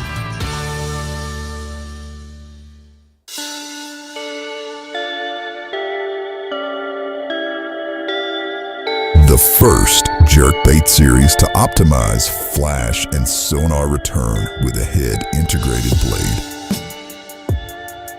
Built with a relentless obsession for success. This is the Flashpoint series. You're either throwing it or you're getting beat by it. Hey fans, time to let your bass fishing knowledge win you prizes. There are 3 Bassmaster Fantasy games to play. Rapala Bassmaster Fantasy Fishing, the Falcon Rods Bassmaster Drain the Lake Challenge, and the TH Marine Bassmaster Pick'em Challenge. Sign in or register today to play all 3 games before each Bassmaster Elite in the Bassmaster Classic for your chance to take home prizes from Rapala, Falcon Rods, TH Marine, and B.A.S.S, plus a bonus prize for Bass members. More than $99,000 in prizes up for grabs, and it's free to play. See BassmasterFantasy.com. Welcome back. Lake Guntersville. What can I say? I mean, I'm literally at a point where it's just like, just when you think it's over. I mean, Hank Cherry unofficially has the biggest bag of the tournament. You look at silent guys like Wes Logan and stuff like that. I mean, Wes Logan's only got 4 fish, and he's got a few that he can cull. This tournament is still wide open. As much as Hank Cherry, has done his job. Like he said, if he catches one more, but it's incredible what's going on here. And the crazy thing is Hank Cherry lost a bunch of big fish on day number 1. Yeah, day number 1 is really what's keeping him back. Right now, he would have a massive lead if he was able to duplicate the last, 2 days what he did on day 1. Let's check out Wes Logan right now. The update is it's been really slow. Obviously I ain't got but 4. They're 4 decent ones, but I don't know. I'm gonna fish these 3 islands, hopefully catch one. Then I'm gonna go back over there and I'm gonna put my trolling motor down and not pick it up till we gotta go in. And it's gonna be what it's gonna be. I'm gonna live and die over there. I feel like if I get 2 or 3 bites over there, they're liable to be good ones. And I mean, I feel like I gotta catch at least 22 to even have a remote chance. So we're not far away from that if we get just 2 good bites, really. But I don't know. The weather has not been ideal for me today. Hardly any wind. I don't know if they can see the bait good, or I don't know what the deal is. It just seems like when the wind ain't blowing, they won't bite. Or you can't trick them to bite anyway.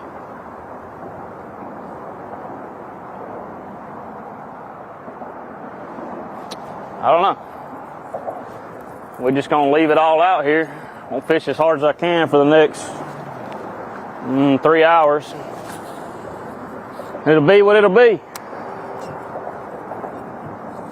I feel like I'm really close though. I mean, one real big bite and another good bite could put you right there. You never know.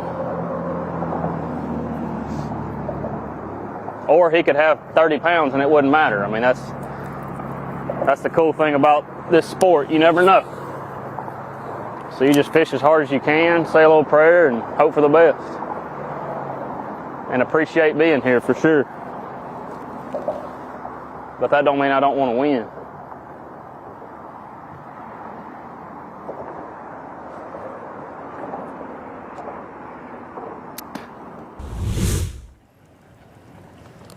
$4 right now.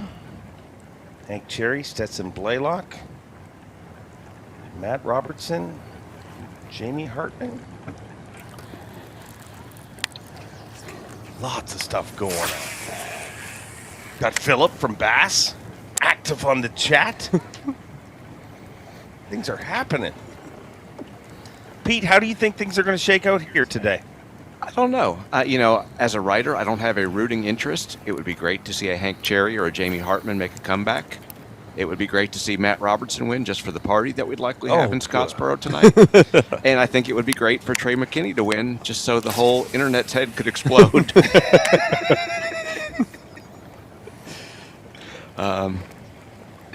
Like everyone's been saying all along, they're going to have to beat you if you're Hank Cherry at this point.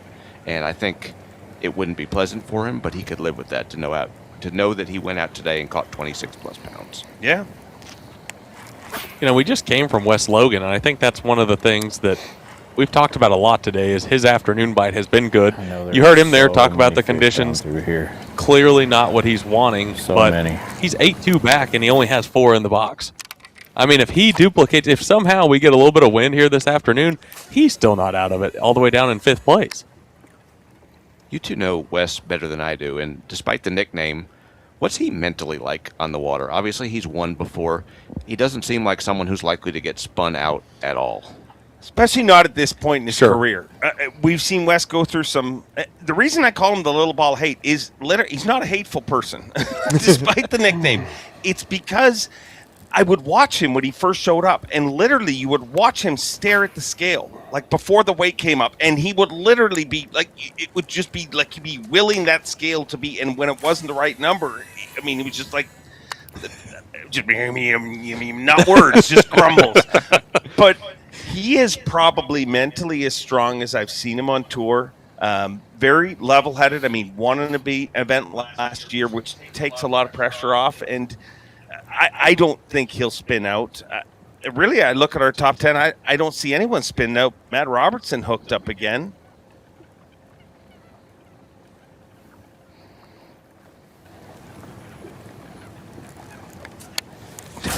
Boy.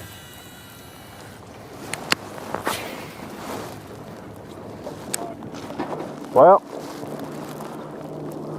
giving our spot a break. Caught one. I thought it was a big one at first, but she ain't gonna help. We need a 36. Ain't no way it's like a 36. God, I'm the worst. Wait 2 minutes. Maybe we need a 39, I don't remember. Need a 36. Ain't no way it's 36. I done called enough. 31. We caught a pile of 3-pounders today. Nobody home. A pile of them.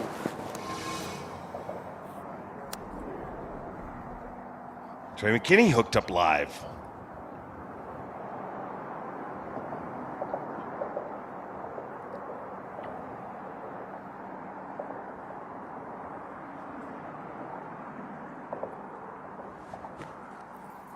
Boy, he silenced some internet chatter this week. Or ignited it, depending on how you look at it. Been the end of that one.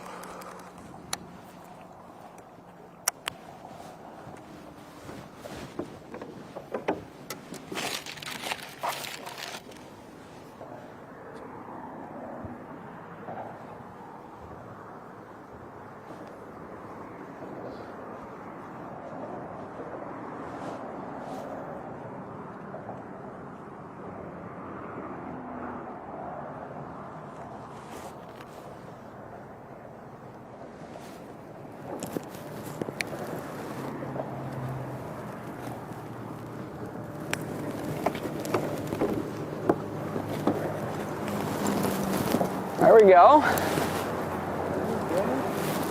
Not a bad one. 4-pounder, bro.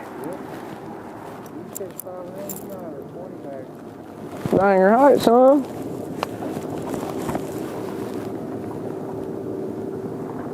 Dang, not quite. Purple. Thought he was. 3 3/4. A lot better than that, though. Take those all day long.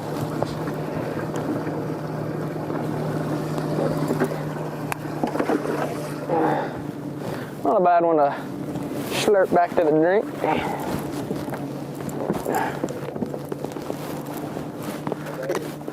We're getting there. 17 something.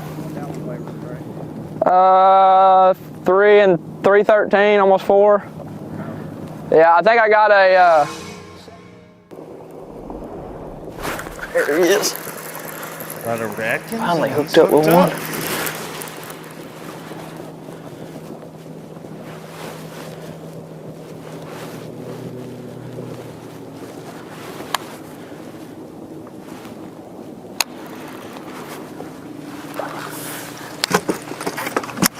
See how I got him all funny like that? It's like, I don't understand how they're hitting it, but they're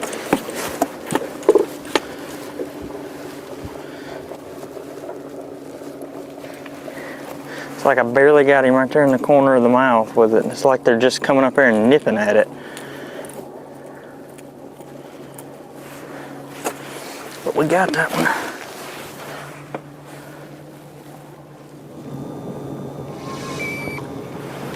And back to Trey McKinney. Watching pickleball, or what are we doing here?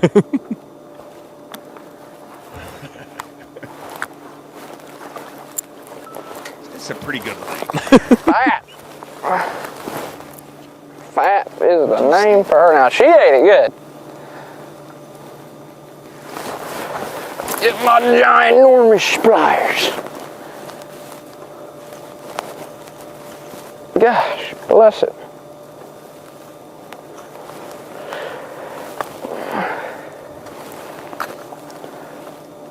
It's exactly where I caught him yesterday.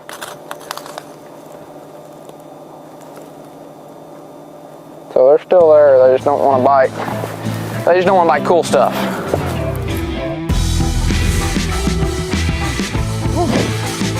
Hot and heavy action.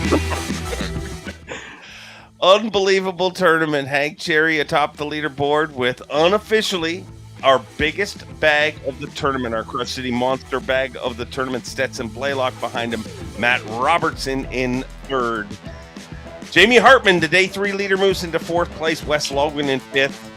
This is going to be fun. I mean, we've been doing this for 5 hours, and I don't want it to end. I know. Unbelievable. Lake Guntersville. That's what it is.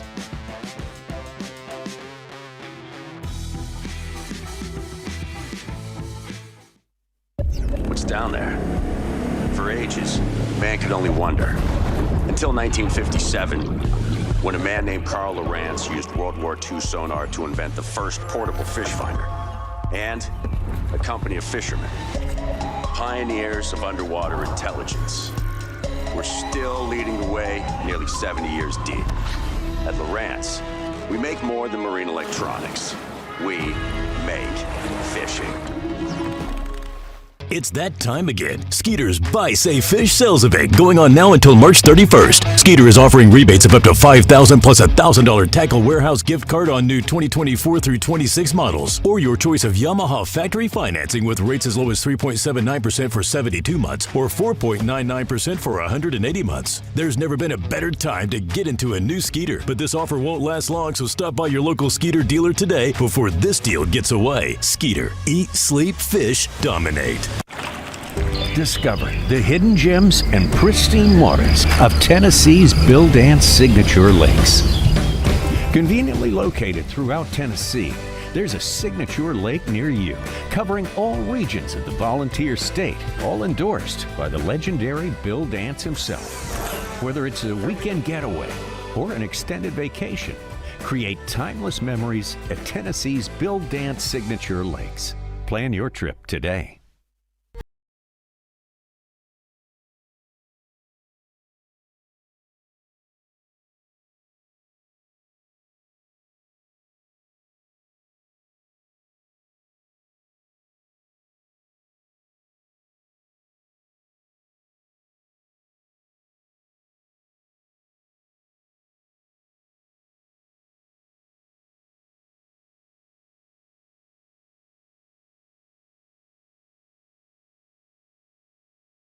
At it. Incredible.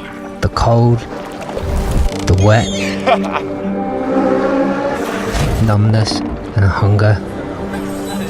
The road is still the road, leading to the next coast. The next cast. That is freaking cool! A string of plans and expectations, folding into the messiness of a life well lived. There's a big one in the reeds ahead.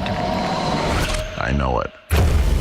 He doesn't care who I am, what titles I have, how many blue trophies I got, that I've fished since I could walk, or that I've spent countless hours on the water for this moment. It's me versus the fish, and I like to win.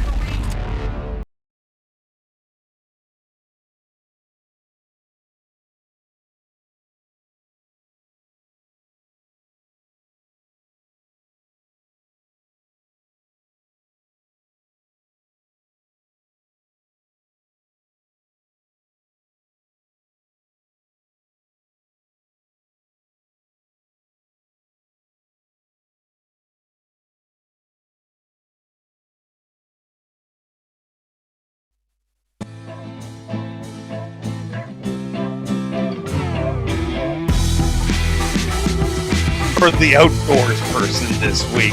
Unbelievable to come here in frigidly cold temperatures. I feel like I'm lying to people telling them that the lake was frozen at the beginning of pre-fish, because it does not look like it. It looks like the hottest lake in the country. And the crazy thing is, if you come here in, a couple of weeks, it's going to be lights out. But think about that. That could have been the best thing to happen to this tournament, because we're seeing Jamie Hartman having to deal with some traffic. This whole community is driven by fishing. If we're a couple weeks from now, the fishing's even better, but the pressure that's on this body of water becomes even better, even worse if you're a competitor. Absolutely. And no one wants to get beaten or lose their opportunity because someone else is rightfully fishing in the same area. Wes Logan told me yesterday that people were respectful to him, but he couldn't rest his spots, and that's critical when you're trying to trick those bigger fish. So you talked about it. The conditions have been the biggest story. I wrote a story for Bassmaster.com after day one of practice, and I talked to 4 different anglers, and combined, I don't think they caught a limit. If you talk to all 4 of them, I don't think they combined for a limit. And I couldn't help but think to myself, that really sucks. This tournament was one on the schedule. You saw the schedule come out, and Guntersville is one that you couldn't help but be excited for, given the time of the year, given the weights that we've seen here. They have totally proven that wrong over the course of the last 4 days. 100%, and it goes to show something. That mental part of it, coming into this event, we talked about how important it is not to check yourself out before it starts, and that has played out in a big way here this week. Looking at Dakota Hebert right now, making his first championship Sunday, and I'm saying first of many, and guess what? It's Guntersville, so he's hooked up. Come on in here. That was a crazy bite. Yeah, I might have been half sleeping too. It's been a while, man. JD, wake up, man. Let's go. Hey, you can eat your lunch now. I finally caught my limit. Man, it's been pretty slow, but hey, it can happen fast. It happened really fast yesterday. I caught those 3 big ones in a matter of about 15 minutes. So, it can happen really fast. We're gonna stay positive, keep fishing, and enjoy this beautiful day. This will finish out my limit. Weighs 214. Gonna go on black. So 1311 on the day. I switched to that fire crawl color. Yesterday I caught them on black and blue, but maybe they want fire crawl. Just figure I'd try something different. Let's go.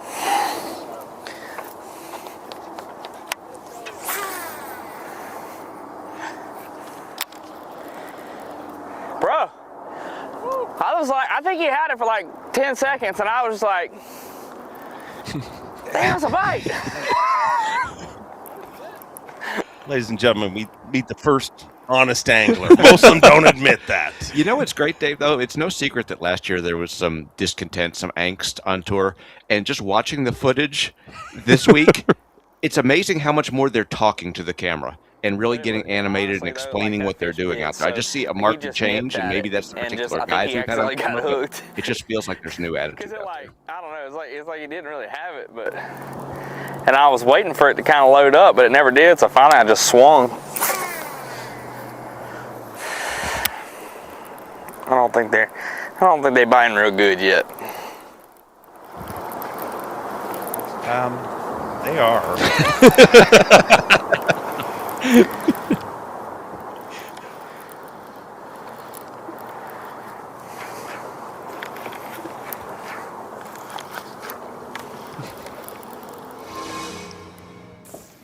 Over to day 3 leader, Jamie Hartman.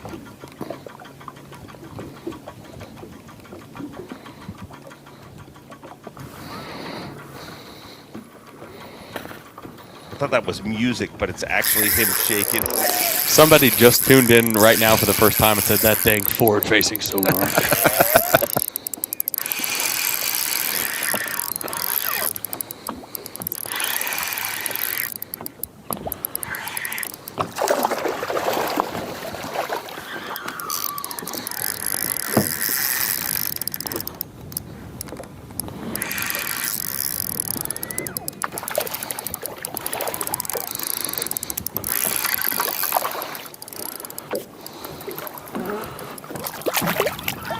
Come here, baby wallower.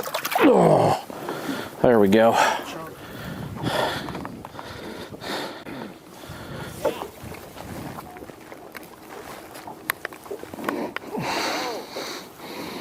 This is what's small for this section, and I can't get anything to go. It's driving me nuts.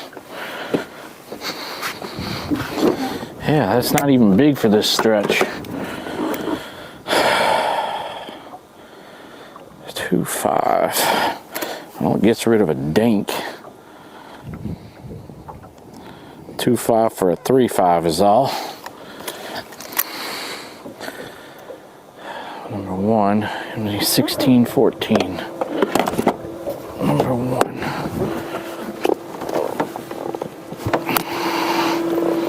Gosh dang, dude, I still got a shot at this. Yeah. What a morning. What a morning on Lake Guntersville.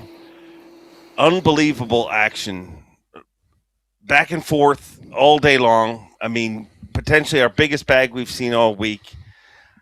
We still have the afternoon. It's 12:30 local time. I mean, there's still a lot of time fishing. Lots can happen here, Pete, but I feel like we've had our fill. I haven't. I can't pull myself away. It really, more than anything, makes you want to go fishing. I mean, Yeah, isn't that the point of the 100%. Elite Series, is to make you want to get out and try something different and fish yourself? And I want to be here next week or the week after. Yeah, I guess I might as well just throw this out publicly. My wife's expecting me to come home.